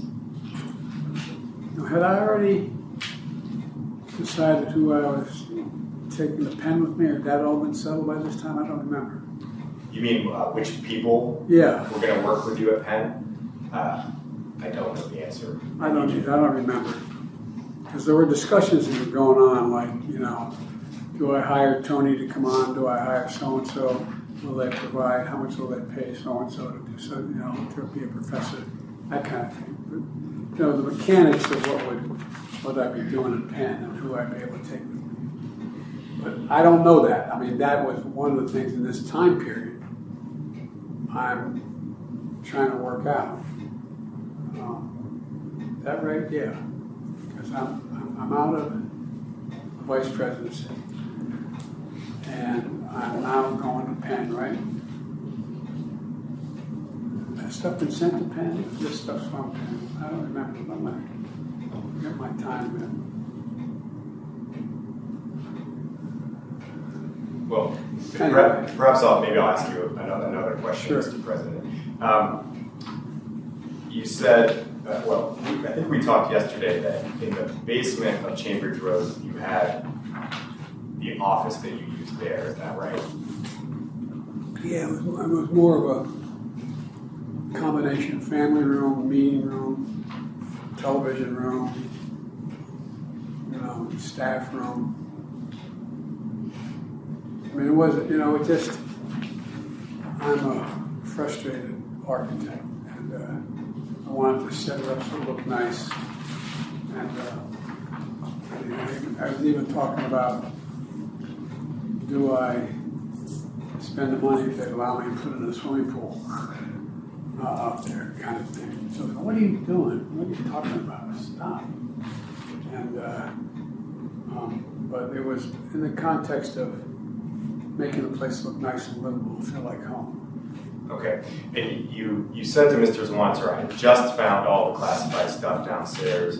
What I want to try to understand, in February of 2017, are there any other places other than Chambers Road that you could have been talking about when you said that? No.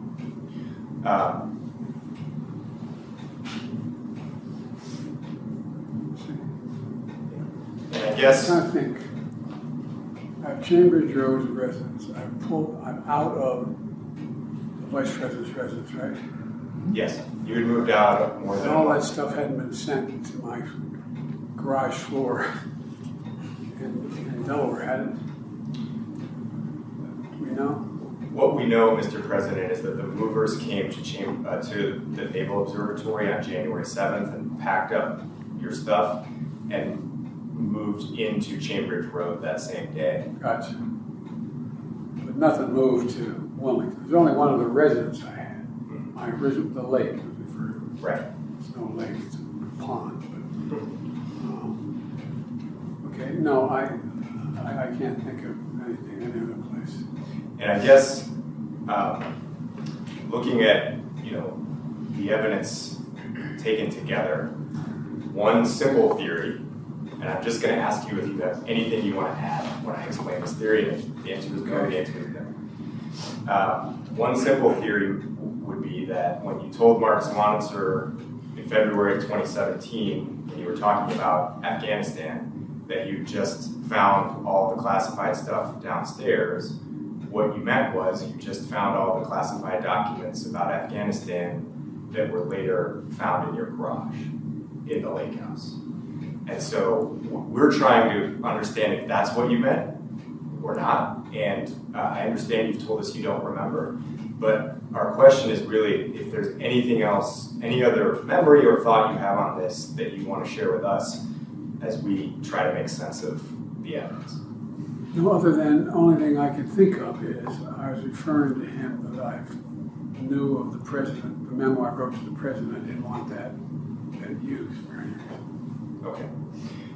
And I think we covered this at the beginning of our conversation today, but, well, actually, we talked about the incident with Mr. You said you were told that you had given stuff to Mr. You didn't know, you don't remember that, and you didn't know what those documents were. No, I just know anything that was so clearly marked confidential, I just took to return it, get it out of here. That's what I know. And I was telling the team that that's what I would do with it, anything, and they said, well, yeah, was your body guy for a while. He remembers you saying to him, boom, return this. So in February of 2017, when you had this conversation with Mark Swanitzer, I believe that Mr. was still your body guy. I'm trying to get a sense of if you had found classified documents at that time, what would you have done with them? Who would you I would have have given to him to get back to the, to the agency. Okay. Is there anyone else that you can think of that you would have Well, given? if my former chief of staff was sitting talking to me, I would hand it to them, but usually it was a staff responsibility to return this stuff. Okay. So it wasn't like it was, I'd call my chief of staff or the head of the Foreign Relations Committee or whatever. Okay. I want to look at a few more documents. Sure. So if you could It's kind of a go, neat room, isn't it's beautiful. it? The- I like the sun in there too. Mark, before you move on to the specific documents, Please do. do you mind if I just ask a couple follow-ups? Please. So I wanted to follow up on something that you said a couple of minutes ago, Mr. President, where you were recalling I think you said they gathered up the notebooks and put them someplace, referring to the Chambridge Road residence. And I just wanted to ask, who would be the they? That's not what I meant. The notebooks would have come in a box, dropped somewhere. There's notebooks in the hallway, the living room, all over. I mean, not notebooks, but boxes. Okay. So I'm going to be living there. So Jill said, clear this place out. So what I probably did is go through and found boxes that had notebooks in them. I gathered the notebooks up and I put them in basically one place. And I think they were put in the library in that indentation I referenced. And but that's my recollection. Okay, thank you. You said that if you had found classified documents at this point in February, if you would have given them to or another staff member. I would have gotten rid of them. I would have gotten them back to their source. And why? Because what would I do? I wasn't going to keep them for anything. I had no purpose for them. And I think it would be inappropriate for me to keep clearly classified documents. Now, if I had written notes in my book, they're my notes and they're my property. But that document is not my property. And was it your understanding after you left the vice presidency that, at least for marked classified documents that belong to the government, that you were not authorized to have those at your house after you were vice president? Was that your understanding? I didn't think of it that way. I just thought of what would I need them for, and I had no authority to have them. I mean, why would I? Look. So, I mean, just a continuation of a 8-year habit of returning classified information to its source. I mean, I don't think it was conscious, like, oh, wait a minute, I'm going to change my policy now here. I'm no longer vice president. Why would I keep them? And anyway. Okay, but I think it would be helpful for us to understand. I think with respect to your notebooks that you wrote by hand, you view those as yours. They are mine. And you were authorized to have them. And every president before me has done the same exact thing. I'm not arguing with you about I that want to right make sure now, we're on Mr. the same President. page. Well, I'm not meaning to address that topic right now. I just want to make sure that you're not making the same claim about a marked classified document that was created by the United States government. You're not saying, that was mine, I could have that if I wanted it. I never made that argument. I don't know if that argument is legitimate, but I never made that argument. And I never responded that way intentionally. Okay, that helps me understand where the line is for you. So let's look at the documents that I referenced earlier. If you could go back to binder 2, and if you turn to the second tab there, it says facts first on that tab. Okay. You guys are working like hell. That's a compliment. I don't mean that. That's a lot to put this together. Understood. I'll wait for everybody to get there. I think we're mostly there. So this is what appears to be a red folder with handwriting on it. And by the way, Mr. President, the next few documents I'm going to go through with you were found in your garage in the lake house. I'm telling you that for context. Do you recognize this folder? No. How about the handwriting? Is that your handwriting? It looks like my handwriting. And the phrase facts first, does that have any significance No, I was trying to remember, I mean, when I saw that today, I didn't know whether that related to something or it was just me saying, I don't know. Was there a document fax first? I don't know. As I said a minute ago, this folder had several documents related to Afghanistan from 2009 in it. Do you know anything about how this folder and those documents got into your garage? No, other than they must have been taken when I was vice president from the vice president's residence or the vice president's office to the, where was I, did I have the Penn office yet? I think either to the Penn office or to the residence in Wilmington. I mean, that's the only thing I can think of. There were also documents from the Naval Observatory or materials from the Naval Observatory that were moved to Chambers Road. Is that Okay. Is that your? I'm asking actually. That's a question. Well, Do you know? I'm sure there were. I don't know. My problem was I never knew where any of the documents or boxes were specifically coming from or who packed them. It just that I get them delivered to me. And so I'm at this stage in 2009. Am I still vice president? Yeah, okay. So it looks like you're flipping ahead, which is great because I'm sorry, I thought that you wanted. No, you're fine, Mr. President. If you could flip to tab B7, I'm actually not going to go through all of these with you today. Okay. B7, the first page there just says tab 1, and then the second page, which is it ends at the base number is 18. I want to make sure we're all looking at the same document. The subject. First one is the title says top secret.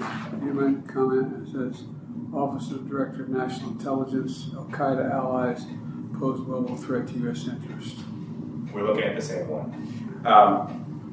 Mr. President, there's some lines underlined in the first paragraph, and there's a handwritten note in the margin. Is that your handwriting? U.S. question mark? Yes. In the margin? Yeah. I underline documents, and that could be my writing. I can't swear to it. Okay. To give you some context, this document was attached. There's a memo from the National Security Advisor to the President in advance of a National Security Council meeting, and this was an attachment to that memo. And so my question is, at least when you had copies of materials like that were your copies, did anyone else take notes on your copies of memos that you had as briefing material? Not simultaneously, but if I turned it over to my National Security Advisor to hand him, he could have put notes on, but not really. Okay. You mentioned the markings at the top. It says top secret. Any of the other markings, do you recognize those or know what they refer to? I'm sorry, what page are you on, Mark? I'm sorry, I'm on the it's page number 18. It's the first page of this document. So the marks, you mean the underlining? In the first Sorry, it says at the I top, see. It's top secret, human comment. That one. Do you recognize any of those particular? All I had to do is see top secret. I don't remember. HUMINT means human intelligence. Comment. FISA. No, I mean other than all I had to see was top secret. Okay. You recognize those as classification markings, I assume. Yes. Yeah. And you have referred a few times today to things that are clearly marked classified, and I want to make sure I know how you're using that. As far as you are concerned, is this document clearly marked as a classified document? Yes. Okay. If you then flip to document tab B13-2,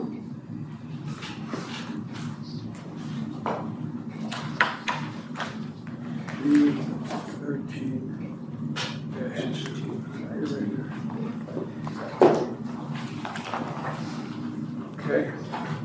This is a couple of paragraphs typed up, and at the top it says, notes from a meeting on September 29th, 2009, then has a time. It indicates that it's about Afghanistan and Pakistan. For context for you, Mr. President, there was a principals committee meeting about Afghanistan and Pakistan on this day. And I can see that you're reading what's typed up there. Do you recognize this sort of vignette that's typed up as something that you recall happening during a meeting relating to Afghanistan back in 2009? Generic I do. Look, the debate was with McChrystal and company that if somehow we defeated Al-Qaeda and killed bin Laden in Pakistan, we still have the same level of commitment McChrystal was asking for to defeat the Taliban in Afghanistan. The answer intelligence, state, and defense was yes. Okay, I don't know. That's a question Panetta asked. All right. So what was the question? Do you remember this exchange that is documented here? Not per se, but it was a generic exchange, I remember. The debate related to whether or not Pakistanis were, if we got rid of bin Laden in Pakistan and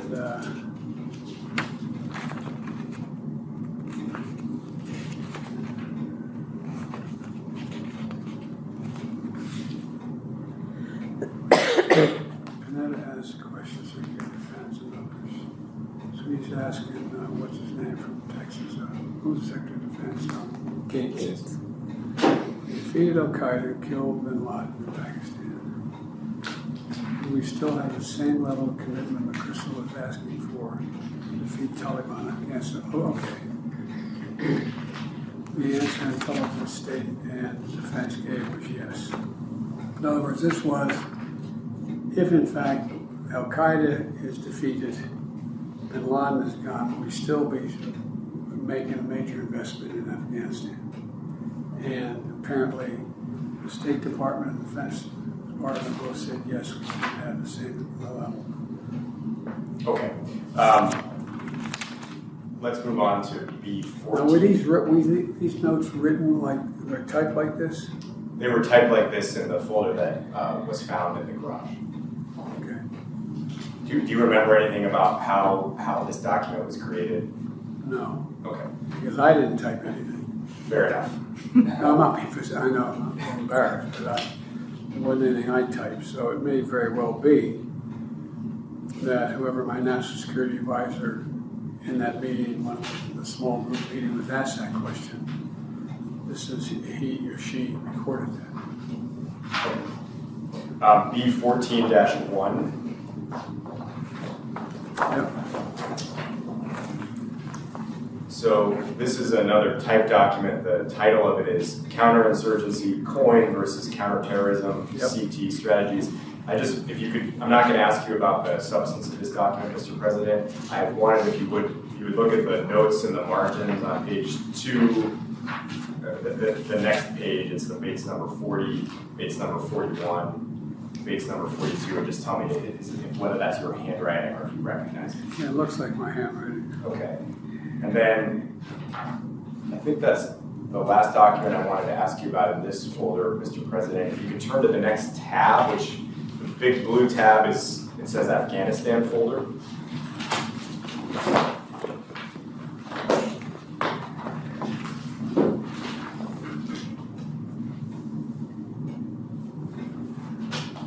So the first page of that folder is a scan of a manila folder. It's got handwriting on it that says Afghanistan 2009. Do you recognize that folder?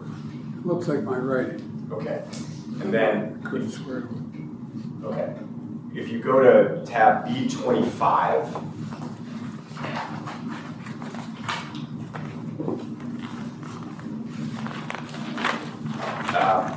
this is it's a typed document. It has handwriting on it. It's dated November 25th, 2009, and it says memorandum for the president from the vice president. Is that your handwriting on this document as well? It looks like it, yeah. All right. This says that it is a memo for the president from you. And I will give you for context, Mr. President, that parts of this typewritten document that you're looking at are incorporated into the handwritten memo that you wrote to President Obama, the long one that we looked at earlier. So there are some. Which came first? This one is dated 3 days earlier. The typewritten one is dated 3 days earlier. And so my question is just whether you recall using this memo or anything else as a resource or source material when you were writing the handwritten. I'd have to take a look. Give me a second. Of course, please, take your time.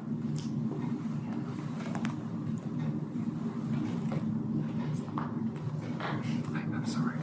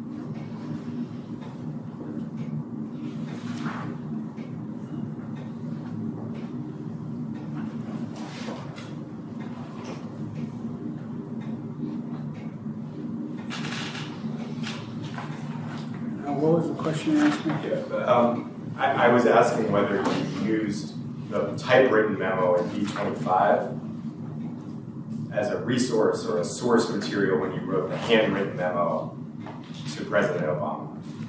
Possible. My guess is not, because this was, if I wrote this on the 25th, I would have already been well into writing the handwritten deal with Obama, which was Thanksgiving. What date did it get to him? You sent it on November 28th. 28th. Yeah. I guess it's theoretically possible, but I don't remember it that Okay. way. That's fine. But this is. Okay.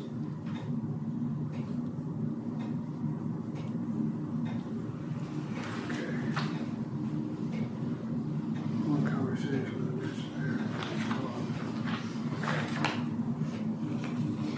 And Mr. President, if the answer is that you don't remember, I don't remember the sequence of the handwritten versus this, and I'm reluctant to speculate, but if this was, I've received this before I wrote the other, it was added argument why he should listen to my argument.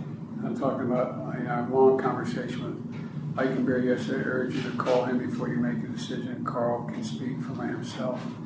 And he has eloquently at some of his cables. Let me relate just a few things. Adding troops will not speed up the ability to train Afghans because, etc. So these are criticisms of the proposal that was being made to the president by others in the administration wanting to double down on Afghanistan. understood. So my guess is it probably was a partial source to what I ended up sending as well on the 28th, whatever date it was. Okay. There was only one other document I wanted to ask you about. In this folder, it's B37, which is toward the back. Did you say 37 or 27? 37. Okay, thank you. This is another typewritten document, Mr. President. it says memorandum for principals at the top. I'm not gonna ask you about the content of it, but I wanted you to just look at there's some handwritten notes in the margins on the second page. And if you just flip through, you'll see notes in the margins on several pages. And I wanted to ask if that appears to be your handwriting.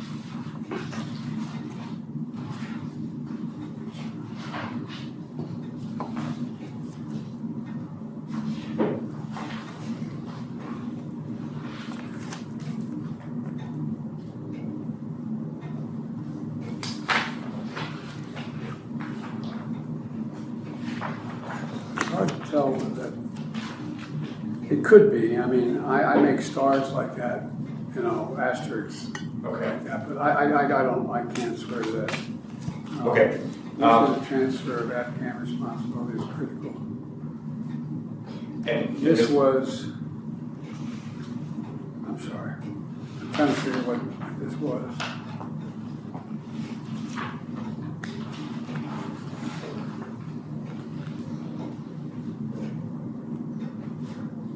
I believe this was one of the several memos that the National Security Advisor sent out to the Principals Committee asking for views about various proposals about troop levels. The debate was about how many and what was going to be the strategy. As you know much better than I do, but I actually didn't have any questions for you about I'm the just trying to content. figure the context Yeah. myself. Yeah, understood. Mr. President, if you could, and I can recognize the desire to read those documents again. I was just trying to see what the context was. Sure. We have fairly limited time, and so All right, fine, I'm sorry. if I could, By the way, just a real quick question on that. What's our time situation? We're 1 hour and 10 minutes into the interview today, for today. Yes. 1 hour. 1 hour and 10 minutes in. Got it. so I really do need to move on, Mr. President. Okay, go ahead, I'm sorry. I just had one other handwriting question for you, which is back to binder 1. And it's tab 9. And base number 004. I'm sorry, DSC underscore 004. ERT, you say? DSC underscore 004. I have ERT. I think there's a DSC. Here you go, I got it. You got it. This is a photo of several folders in a box. And the one I wanted to ask you about is that it says Washington Speakers Bureau. Do you see that one? Is that It's the a one manila- next to Bo? It's a Or? manila folder. It is further towards you. Okay, yeah, Do you recognize that handwriting, Mr. President? Is that yours? I think it's mine. Okay. 1 second. A different topic, and this is something that came up yesterday when Mr. Herr was showing you photographs of the garage at the lake house. You made reference to, at some point, some materials ended up at the lake house and you referred to them as tranche 2. And we wanted to follow up and understand what you meant, what you were referring to by tranche 2. You mean when, I don't know, they're talking about when stuff got delivered to the garage?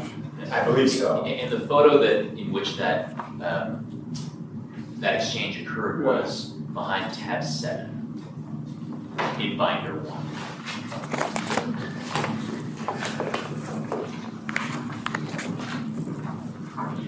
Yeah, okay, I see. Yes, sir.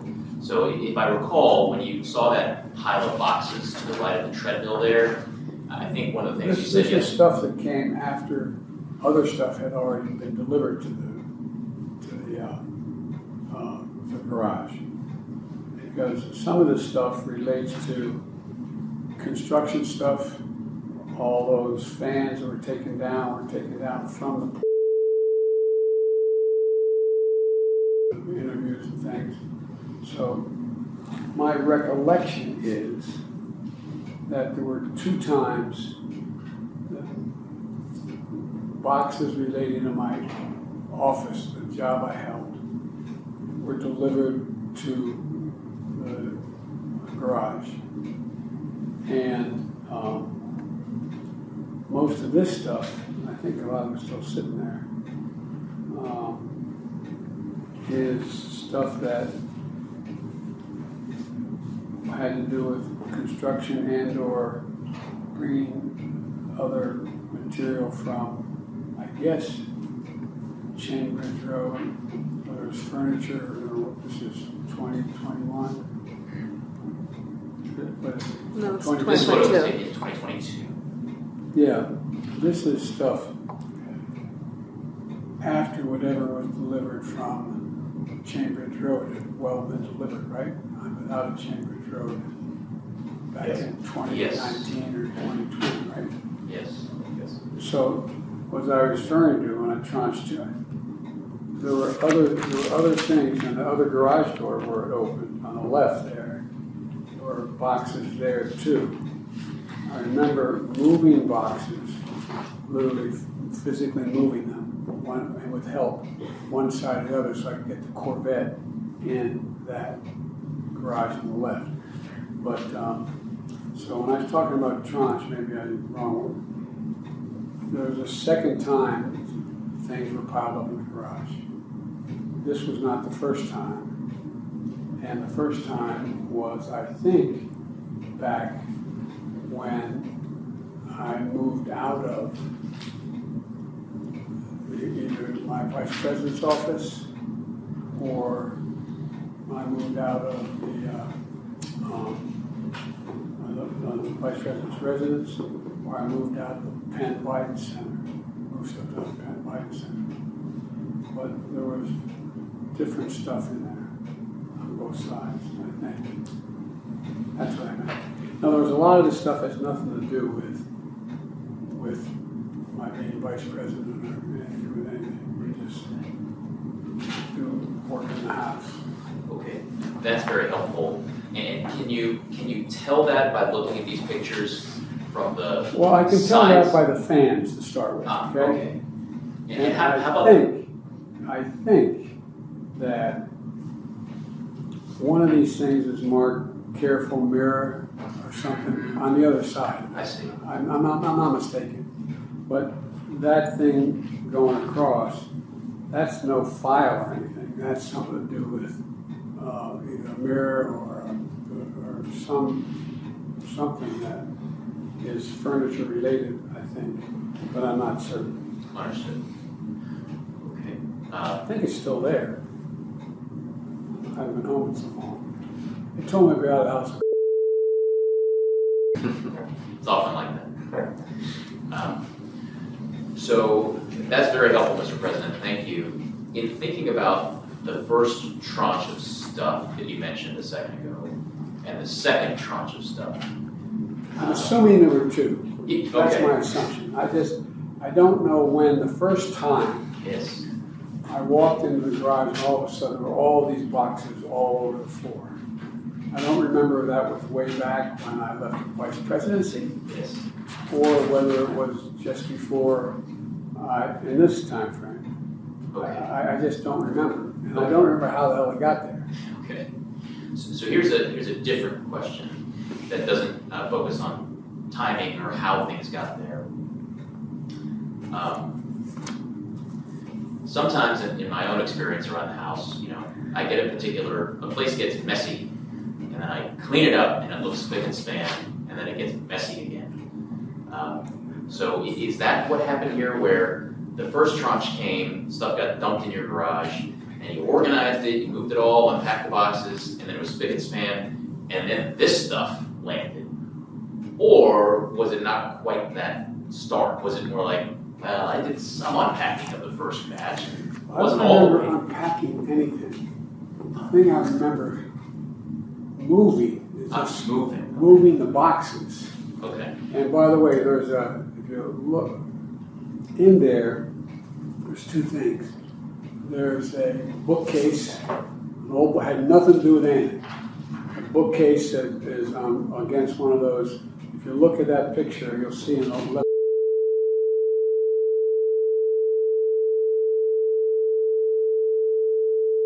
Going up. Yes.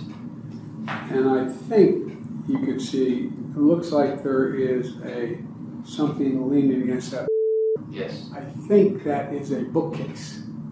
Unrelated to anything having to do with the vice presidency, where some of the books that were sitting around, books came back in boxes. They just took them out and stuck them there to get rid of the box. You follow me? Does it make any sense? Yes. Yes. Yes. And so things like that, I don't know what up. And in the meantime, I can't remember when I had these cabinets put in on both sides of the garage. These gray cabinets. Yes, sir. They were for storage, and they had storage of things for paint and tools and golf clubs and things like that. And a lot of on the left-hand side, the left-hand side garage, there was a lot of my wife's crockery and vases and crystal pitchers, for drinks, drink kind of thing.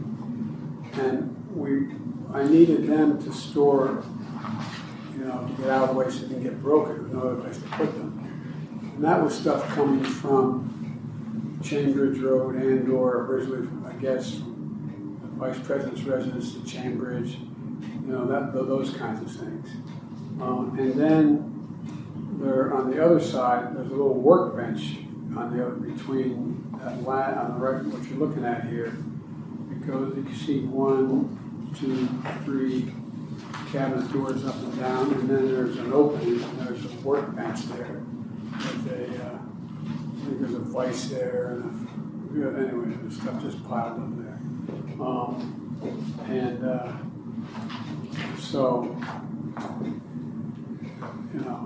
and maybe, I don't know this, I won't speculate. Anyway, but it wasn't like the boxes were emptied and taken away. They were Like moved. moved to make room for the Corvette. And initially what I had in there, I had the Corvette, is the one picture you have it on this side of the garage. Yes. And on the other side was a tractor, small tractor, that could operate as a tractor and/or as a lawnmower. And it had a wagon, a wagon you could hook up to. What I ended up doing was buying from one of these garage places. You go, they can buy past gas stations that are selling wood sheds and things like that. I bought a storage facility where I could drive the tractor in there and store it, and a lot of garden stuff, and including I had in there, what else I put in there? Tools, shovels, all that kind of stuff. Oh, and the hard top for my Corvette is in there. And there's 2 doors that close, and so there's more storage. So that's why we ended up, because we needed the space on the garage.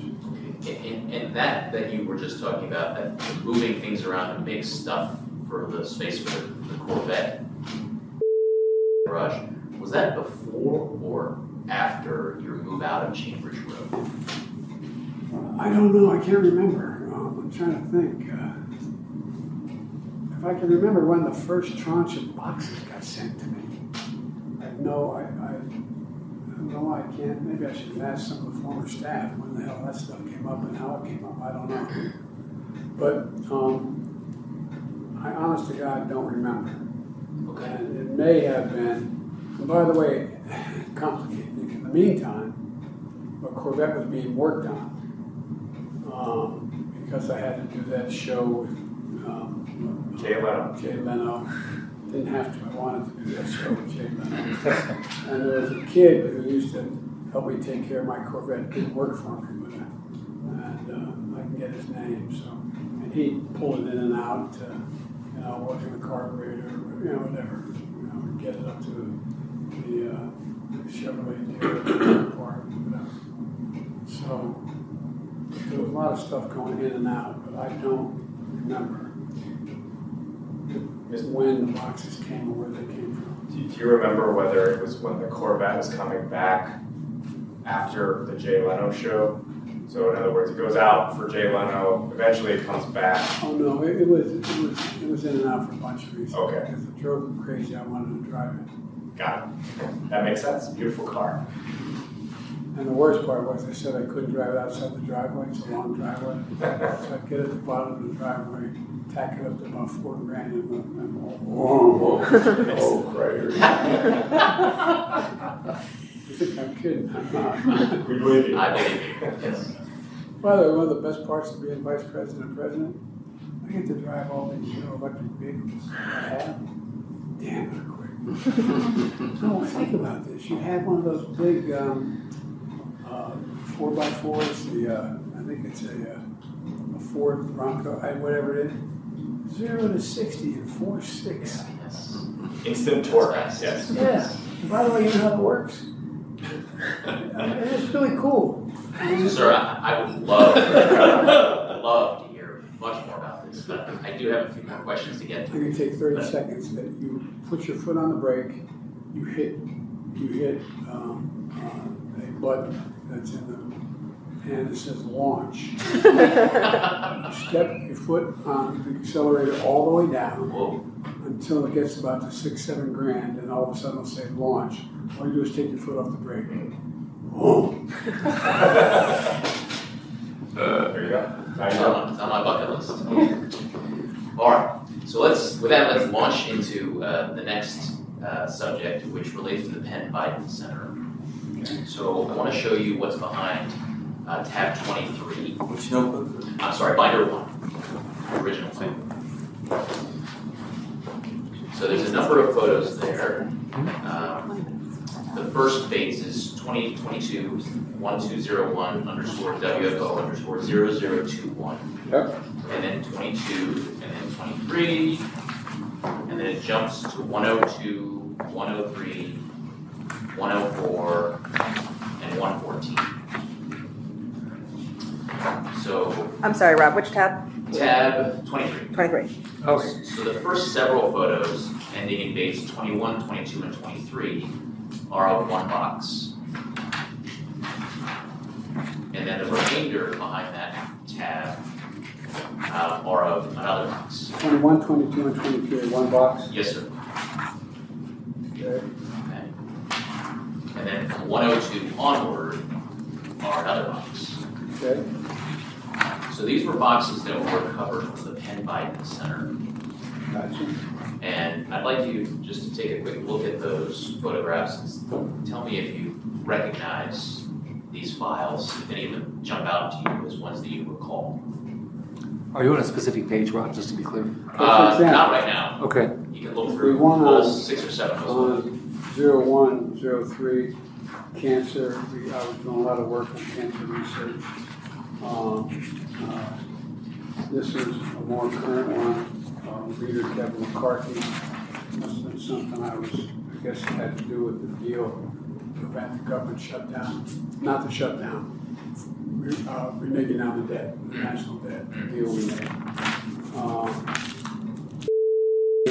Probably had to do with her, the stuff she's doing for abused women. Genealogy, I got a lot of genealogy stuff all around. Private Biden, 16 and 15, I don't know what that is.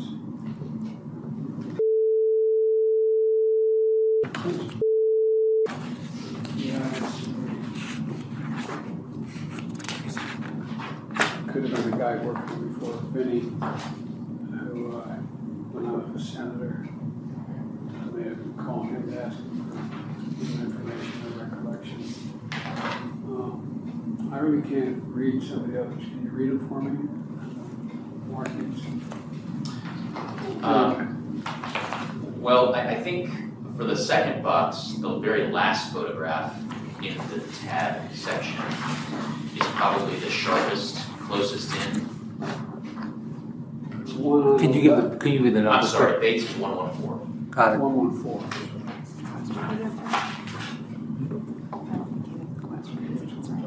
Let's see the question. 114. Oh, one. I think that's the clearest focus of the, and the closest in of those photographs. And may I ask Rob again for the clarity of the record? Yes. Is the question whether he recognizes the topics or whether he recognizes these specific documents? These specific documents. So there's not so much the topics here, but these Yes. specific documents. I don't remember. Or rather, I'm sorry, these specific files Oh, these specific ones. Yes. Okay. from the labels on the file folders. Well, I remember, like, fateful visit in 2015. I remember the Senator Warren's stuff on Black Lives Matter. I was probably categorizing that. Speech on manufacturers in 610. Staff guys work for me.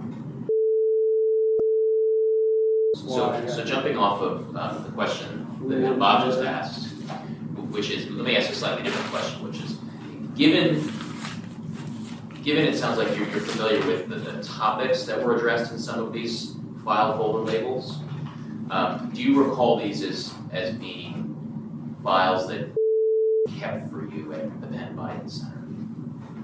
I don't recall where they were, but they're all stuff I worked with. I worked a hell of a lot on law enforcement. Mm-hmm. I looked on marriage equality. I'm the guy that got that changed. Looked on the papal visit. I can't read that one. Oh, and something about restoring the middle class. These were all subjects that related to most of them. The moonshot was cancer. One of my docs who operated on me. Yes, sir. Walter Reed.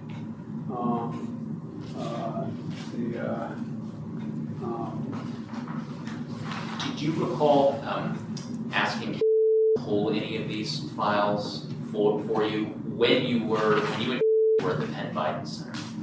No, what dates was I there? I don't remember. The Penn Biden Center.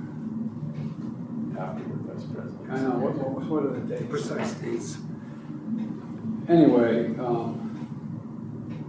some of it, I may have had her pull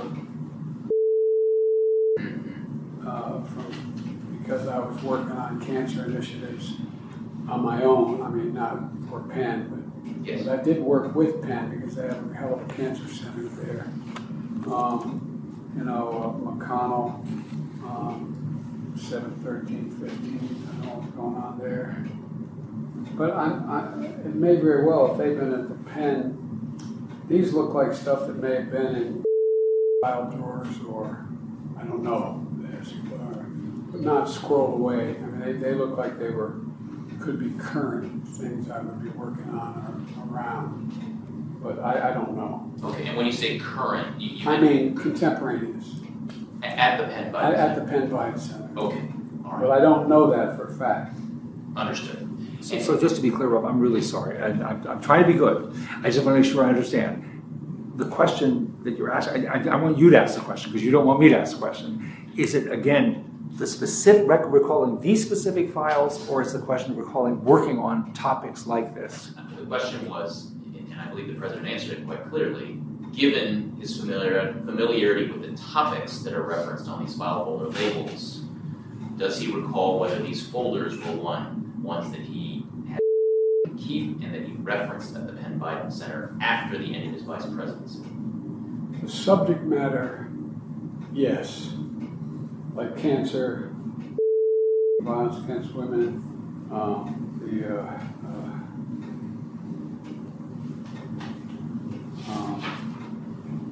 genealogy, means, I mean, there are things that continue. I mean, I still communicate with the Pope. So, you know what I mean? But is it constant? No, I mean, anyway. Okay. Might take it. That's a joke. I was thinking Yes, you both that's have, why we laughed. you have full day jobs, so it's probably not Yes. regular communication. Okay, so keeping in mind the second box that's shown in the photos towards the back half of this tab section from 102 onward. So within that box at the pen by the center was The recovered. last thing is I have on that tab. Oh, it's one Sorry, more. sir. Which picture do you want? We were just looking at 114. Do you So want Correct. still on that? we're about to move on, but To I just wanted to 102. have that in his mind. All right. So we're about to move on to tab 24. Oh. And the first document in tab 24, it's got a base ending WFO_0006. And I will represent to you that this envelope that has on it eyes only at the top and the bottom and the POTUS in the middle was recovered within the box that's shown in 114, which was the prior tab. Yes. Okay. Okay. So now flipping So back. someone went and pulled that out of 114. Yes. Okay. Yes. That's where it was found.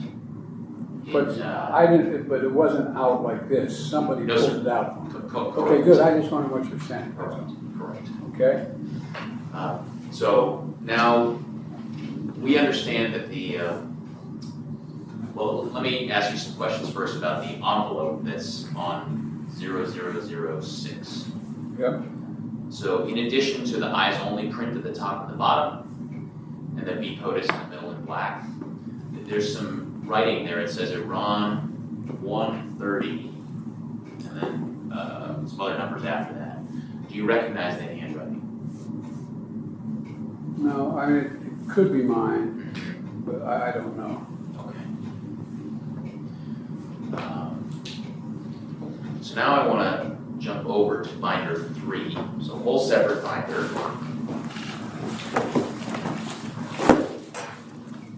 And towards My bag. Get out my stuff. Yeah. That's three? Nope. No, nope. that's right. There's. We're done with 2, Rachel, so Okay, great. get it out of the way. All right.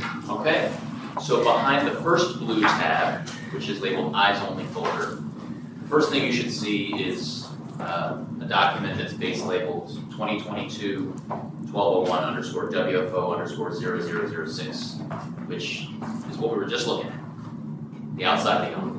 Oh, that is, Yes, sir. okay, yeah, Yes, got sir. it. So now we're binder 3. Yep, And so I want to take you to some of the contents of this document. of the document. I'm sorry, some of the contents of the envelope. Yeah, Yes, okay. sir. So let's go first to tab A7. And you'll see there a number of pages. The first base label is 1B49A70001, followed by 2, 3, 4, 5, 6, 7 through 10. And what you're seeing there are a number of lined pages, mostly, some unlined, but with handwriting on them.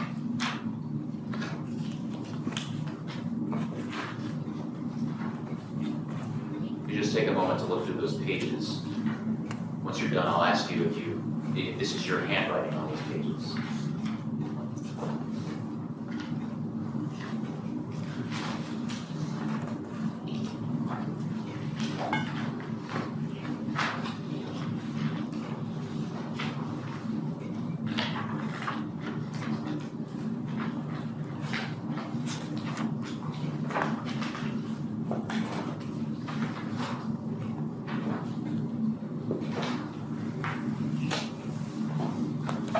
It looks like my handwriting. Okay. And we'll come back to these in a moment, but I want to have you take a look at the other contents of this envelope as Rob, well. just, can you, because there's a bunch of different pages, can you ask about specific pages? Sure. Just, I want to make sure it's Sure. clear. Fair point. Okay. Let's start with 1. page 1 of the, we just opened it? Yes, sir. Behind tab A7. Yep, okay. So it looks like the first handwritten words at the top are hold sanctions regained. Does this page have your handwriting on it? Yeah. And how about the next page, which is, I get portrait and landscaping. I think this is landscape, horizontal.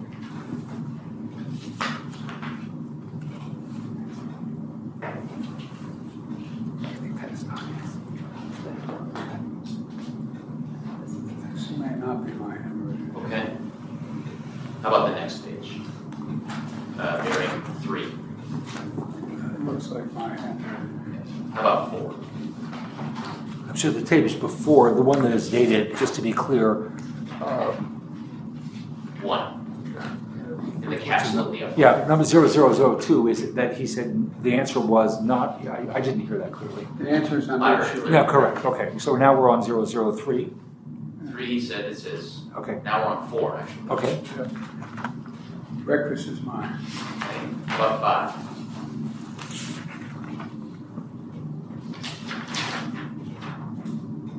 Dated 1/28/15.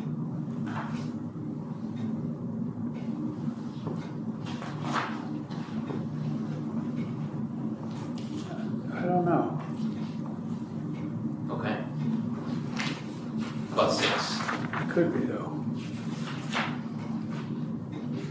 Sorry. Same as 5. 6 is the same as 5? Yeah, in other words, I think it is, but I'm not sure. Okay. The same with 7. Okay. How about 8?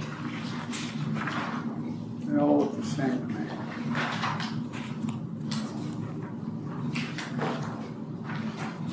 Nine and 10 covered by that too?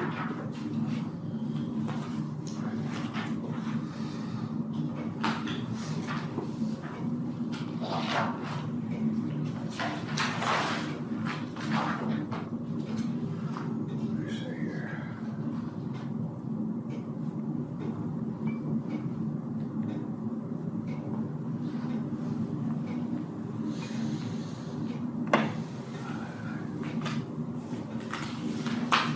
Yeah, it's possible. Okay.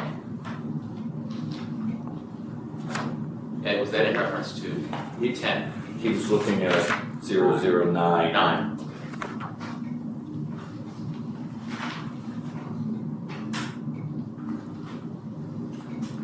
It's possible they're not right. Oh, looking at the spelling, if it's spelled right, it's probably not. But I think I'm kidding them. Anyway, okay. Okay. All right, so now I'd like to direct your attention to some of the other documents that were in that envelope. Okay. So let's start with tab A3. What? I'm sorry. Tab A3, still in that same section, behind the first blue flap.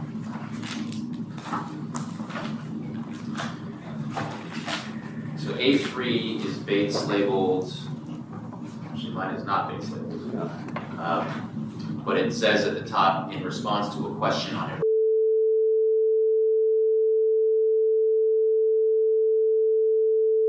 Document behind tab A4 has language on it. There's no Bates, but it's Iran's nuclear negotiating positions as of early January 2015. Where did you see that? Okay. It's behind tab A4. Sorry, reference line regeneration. Oh, okay, gotcha, yeah, I'm sorry. Great. Yep. Okay, and then behind tab A5, there's another document that was in that same envelope. No Bates, but titled Iran.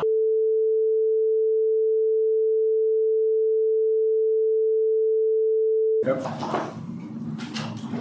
And then finally, tab A6, again, no Bates, but it's titled Iran. Okay. So I don't want to ask you detailed questions about the substance of these documents, but having had the opportunity to take a look at them, do you recall being provided these documents? Because our understanding is that these were provided to you during your vice presidency. The answer is I don't recall being provided them, but it doesn't surprise me I would be provided them. I don't, Sorry, I didn't realize. I do not recall specifically being provided them, but it would not be unusual for me to be provided them. Okay. All right, so let's look at some other documents that may. These are all in 2014? They're dated 2013. This one's dated 2013 behind tab A6. Anytime, well, the one behind A5 It's dated 2014. Yes. Okay, got it. So let's look at some other documents. We're going to go back to binder 1 that may refresh your recollection on these. So our understanding, sir, is that at this time the Obama administration was addressing the subject of a potential nuclear deal with Iran. There were some members of Congress who were considering their own views about such a deal with Iran and whether Congress should impose additional sanctions, which the administration determined would have interfered with the administration's negotiations about the nuclear deal. So we understand that you, sir, were enlisted as part of the Obama administration's effort to speak with members of Congress about the Iran deal and to encourage them not to impose, as Congress, additional or new sanctions on Iran. So that's our understanding as to what was going on at the time. So let me show you some photographs behind tab 24. And these will be a series of photographs. It starts with the second one behind that, second one in that section. First page is 1B001 underscore 0122 3070 underscore 0001. Okay. There's some other photos here, 1223 174, 1223 084. You can tell it's old, I have my arm around. 1225 128. So let's look. Rob, just one thing to clarify for the record, Yes. just because this tab has the envelope, picture Yes. of the envelope, these photos were not in the envelope? They were not. They were not in the envelope. Okay. Good clarification. So if we look at the photos, they all end in 001, but 3070 is the last 4 digits and the middle set of digits. 3174 and 3084. These are photographs of a breakfast that you had with a group of senators at the Naval Observatory. Yep. And you flip a little bit further, getting to what at the top says private schedule for Vice President Joe Biden. The date's 14766 underscore 0001. Hang on a second. This is private schedule. Yes, sir. And if you'll see at the bottom of the page, it says 8 a.m. to 9:30 a.m. breakfast with senators. Gotcha. Location, Naval Observatory, and then it lists the number of members of Congress. Okay. So, what do you recall about that breakfast with the senators? Nothing. Okay. No, I'm not being facetious. I don't recall Okay. any. I would often have breakfasts like this about a whole range of issues. I'd bring senators down. The bad joke is with President Obama, I'd always say to him, Mr. President, all politics is personal. For example, even my staff wondered why the hell I'm calling Cory Booker to make sure he's safe. Why are you calling the other senator with me? Because I called them when they were in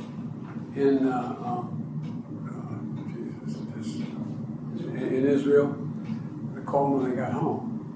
Because I want them to know I care about them. It matters. So what I would do lots of times is bring senators to the House to discuss whether they were with me on a proposal, even though I knew what I wanted to do, and say, what do you think? What kind of input? Because get them bought into whatever's. And it may be, I don't remember the purpose of the meeting, but lots of times at that meeting say, well, what are you guys thinking? You know, rather than just selling something. And say, well, why do you think that would work, et cetera. So I don't know what the topic was. Understood. But it's not unusual to have those meetings. Understood. Okay. I just want to mention, I think we're at 5 hours. Is that right? It's to effect 5 hours and 1 minute. Not Not that we were Okay. keeping time on the side Well, of the table. if you wouldn't mind, if you could indulge us, if we could just finish this line of questioning. How much more time This do you think period we of would time. I really don't think I'll need more than 10 or 15 minutes on this. I couldn't hear you. 10 or 10, 15 15 minutes. minutes. Yes, sir. And I'll do my best to make it closer to 10. This line is what, Ron, right? About these particular documents that were found at the Biden Center. Well, I mean, are you talking about the ones in that envelope? Yes, And that's it? if that's the end of our stoppage time Well, after 5 we're already hours. at our stoppage Yeah. time. We do have a stoppage time, and we're at it. Ed, you want to chat up for a minute? Sure. No, Mr. President, I take it 2 subtracted seconds. breaks. Can I say one word to you guys? Of course. You would want to be set up on the whole. Sure, it'll be Very quick, Mr. President, I promise.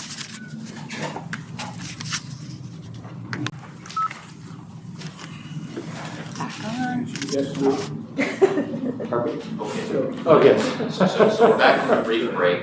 If we could, I have a few questions again about these photographs here. There's one with you with your arm around Lindsey Graham, Senator Lindsey Graham. They're the old days. Just for base number purposes, 3174. So there, you're holding a clutch of documents in your left hand that appears to include a manila envelope. And then the prior page that shows you seated around the breakfast table, base 3070, has some documents next to you on the floor next to your chair. Yep. So I'm pretty sure I know what the answer to this is going to be, but the manila envelope that we saw a moment ago in another photograph that said BPI's only at the top and the bottom that was recovered from the Penn Biden Center, did you have that envelope and the documents in it with you during that breakfast? I have no idea. Okay. So another question about the handwritten documents we were looking at a moment ago. You appear to recognize some of your handwriting on some of the pages. What was the purpose of those notes to help prepare for your breakfast meeting with the senators about the Iran? I don't know. I didn't read the substance of them, but it could have been notes after the meeting too. Okay. If it's my handwriting, but I don't know. Okay. So let me ask you another question that may refresh your recollection. So I apologize, we're going to have to, again, do some comparisons between things in binder 1 and binder 3. But let's look at the photograph of you in binder 1. It's the one that has 5128 in the base. It's got you speaking with Mr. McDonough. Sorry, we lost the tab. Which tab was it? I'm sorry, tab 24. It's this one. That's in my office. Yes, sir. Just to clarify the record, your office as vice president. As vice Vice president. president. Okay. And so I'd like to focus you on the piece of paper that Mr. McDonough is holding in his left hand, along with a coffee cup. Yep. And then if you compare it with the document, it's behind tab A7 in binder 3. Yeah.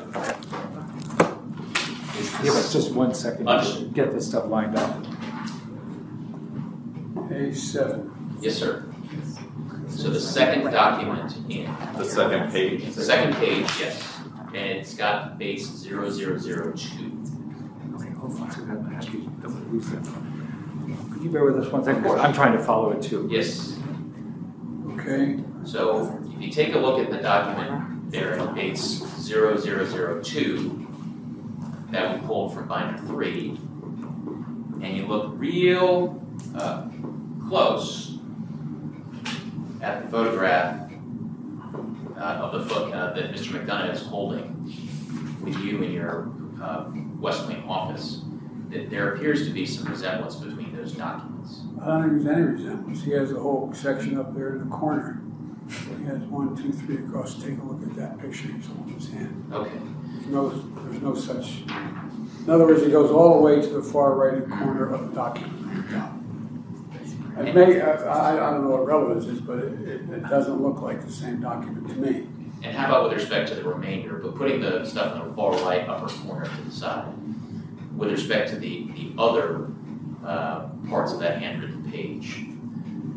And my only question is, does this refresh your recollection as to the purpose of these handwritten notes relating to the Iran nuclear deal or your breakfast meeting with the senators the following day? Rob, just to be clear, I'm a little confused because if they're not the same documents, Yes. what would be the basis of refreshing the recollection? Well, if his response is that they do, Okay. it doesn't refresh his recollection. Okay. No, this doesn't refresh my recollection, but I'm sure the purpose of the meeting was to find out what the members of Congress thought about the Iran deal. I mean, that's why I've been meeting with them about it. I assume that's what I've been meeting with them about. I don't know what else. It's contemporaneous, and I'm sitting down and I'm having these discussions, and it says the people I'm meeting with are the people who would have interest. You know, Angus King and voted with the Democrats, and Bob Corker, Colin Kyle. So after this breakfast, do you recall having other conversations in the following days? I don't other remember members of anything Congress? in terms of the chronology, who I met, when, and where.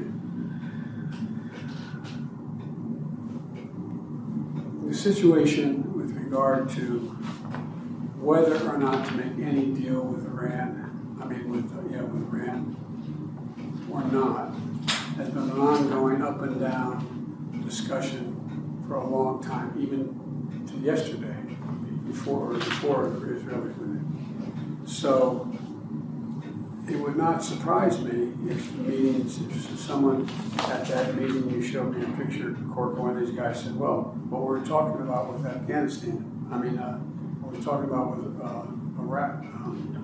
Iran, because it's an ongoing discussion. And we were negotiating also at the same time, remember, with all our NATO allies on what we do vis-a-vis Iran and whether or not they were on or not.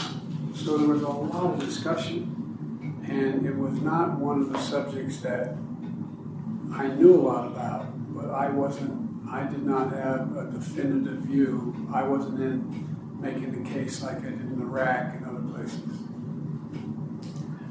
And after the end of your vice presidency, did you consult these materials relating to the Iran nuclear deal at any point? Did you know that they were at the pen by this time? No, and I don't recall consulting anything having to do with any material with regard to Iran.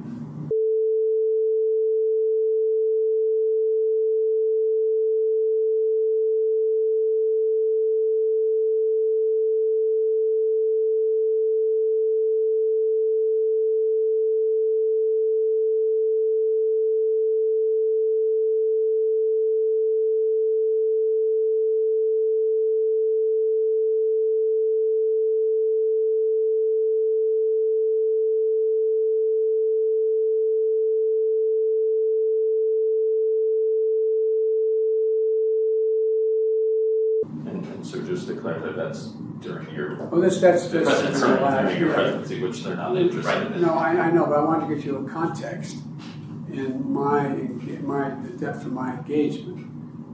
And anyway. Okay. So let me ask a slightly different question, but riffing off of one I asked you before. Did you consult these materials during your work on Promise Me Dad with Mr. Schwanzer? I don't recall consulting any material per se that was in a folder or anything. Promise Me Dad. Mr. President, do you have any idea how these documents relating to the Iran nuclear deal ended up in these files that were recovered from the pen by the Senate? Other than when they were sent to the Penn Biden Center, they followed on my vice presidency. And it was one of the many subjects that were talked about in my vice presidency. So whatever material was taken from the vice presidency over to Penn Biden Center, that's what I mean. There's a lot of things I'm sure that got to the Penn Biden Center that are no longer being actively discussed. Anything else on these? Okay, I think I came in under 10. You did. Okay. You did. That's One minute My under. word. 1 minute. Under budget, Under budget.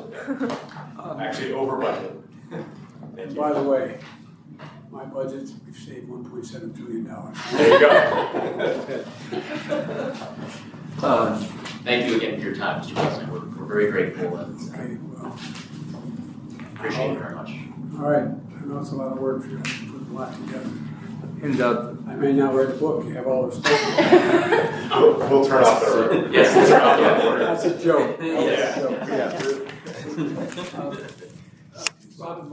The time is 2:19, and this concludes the interview.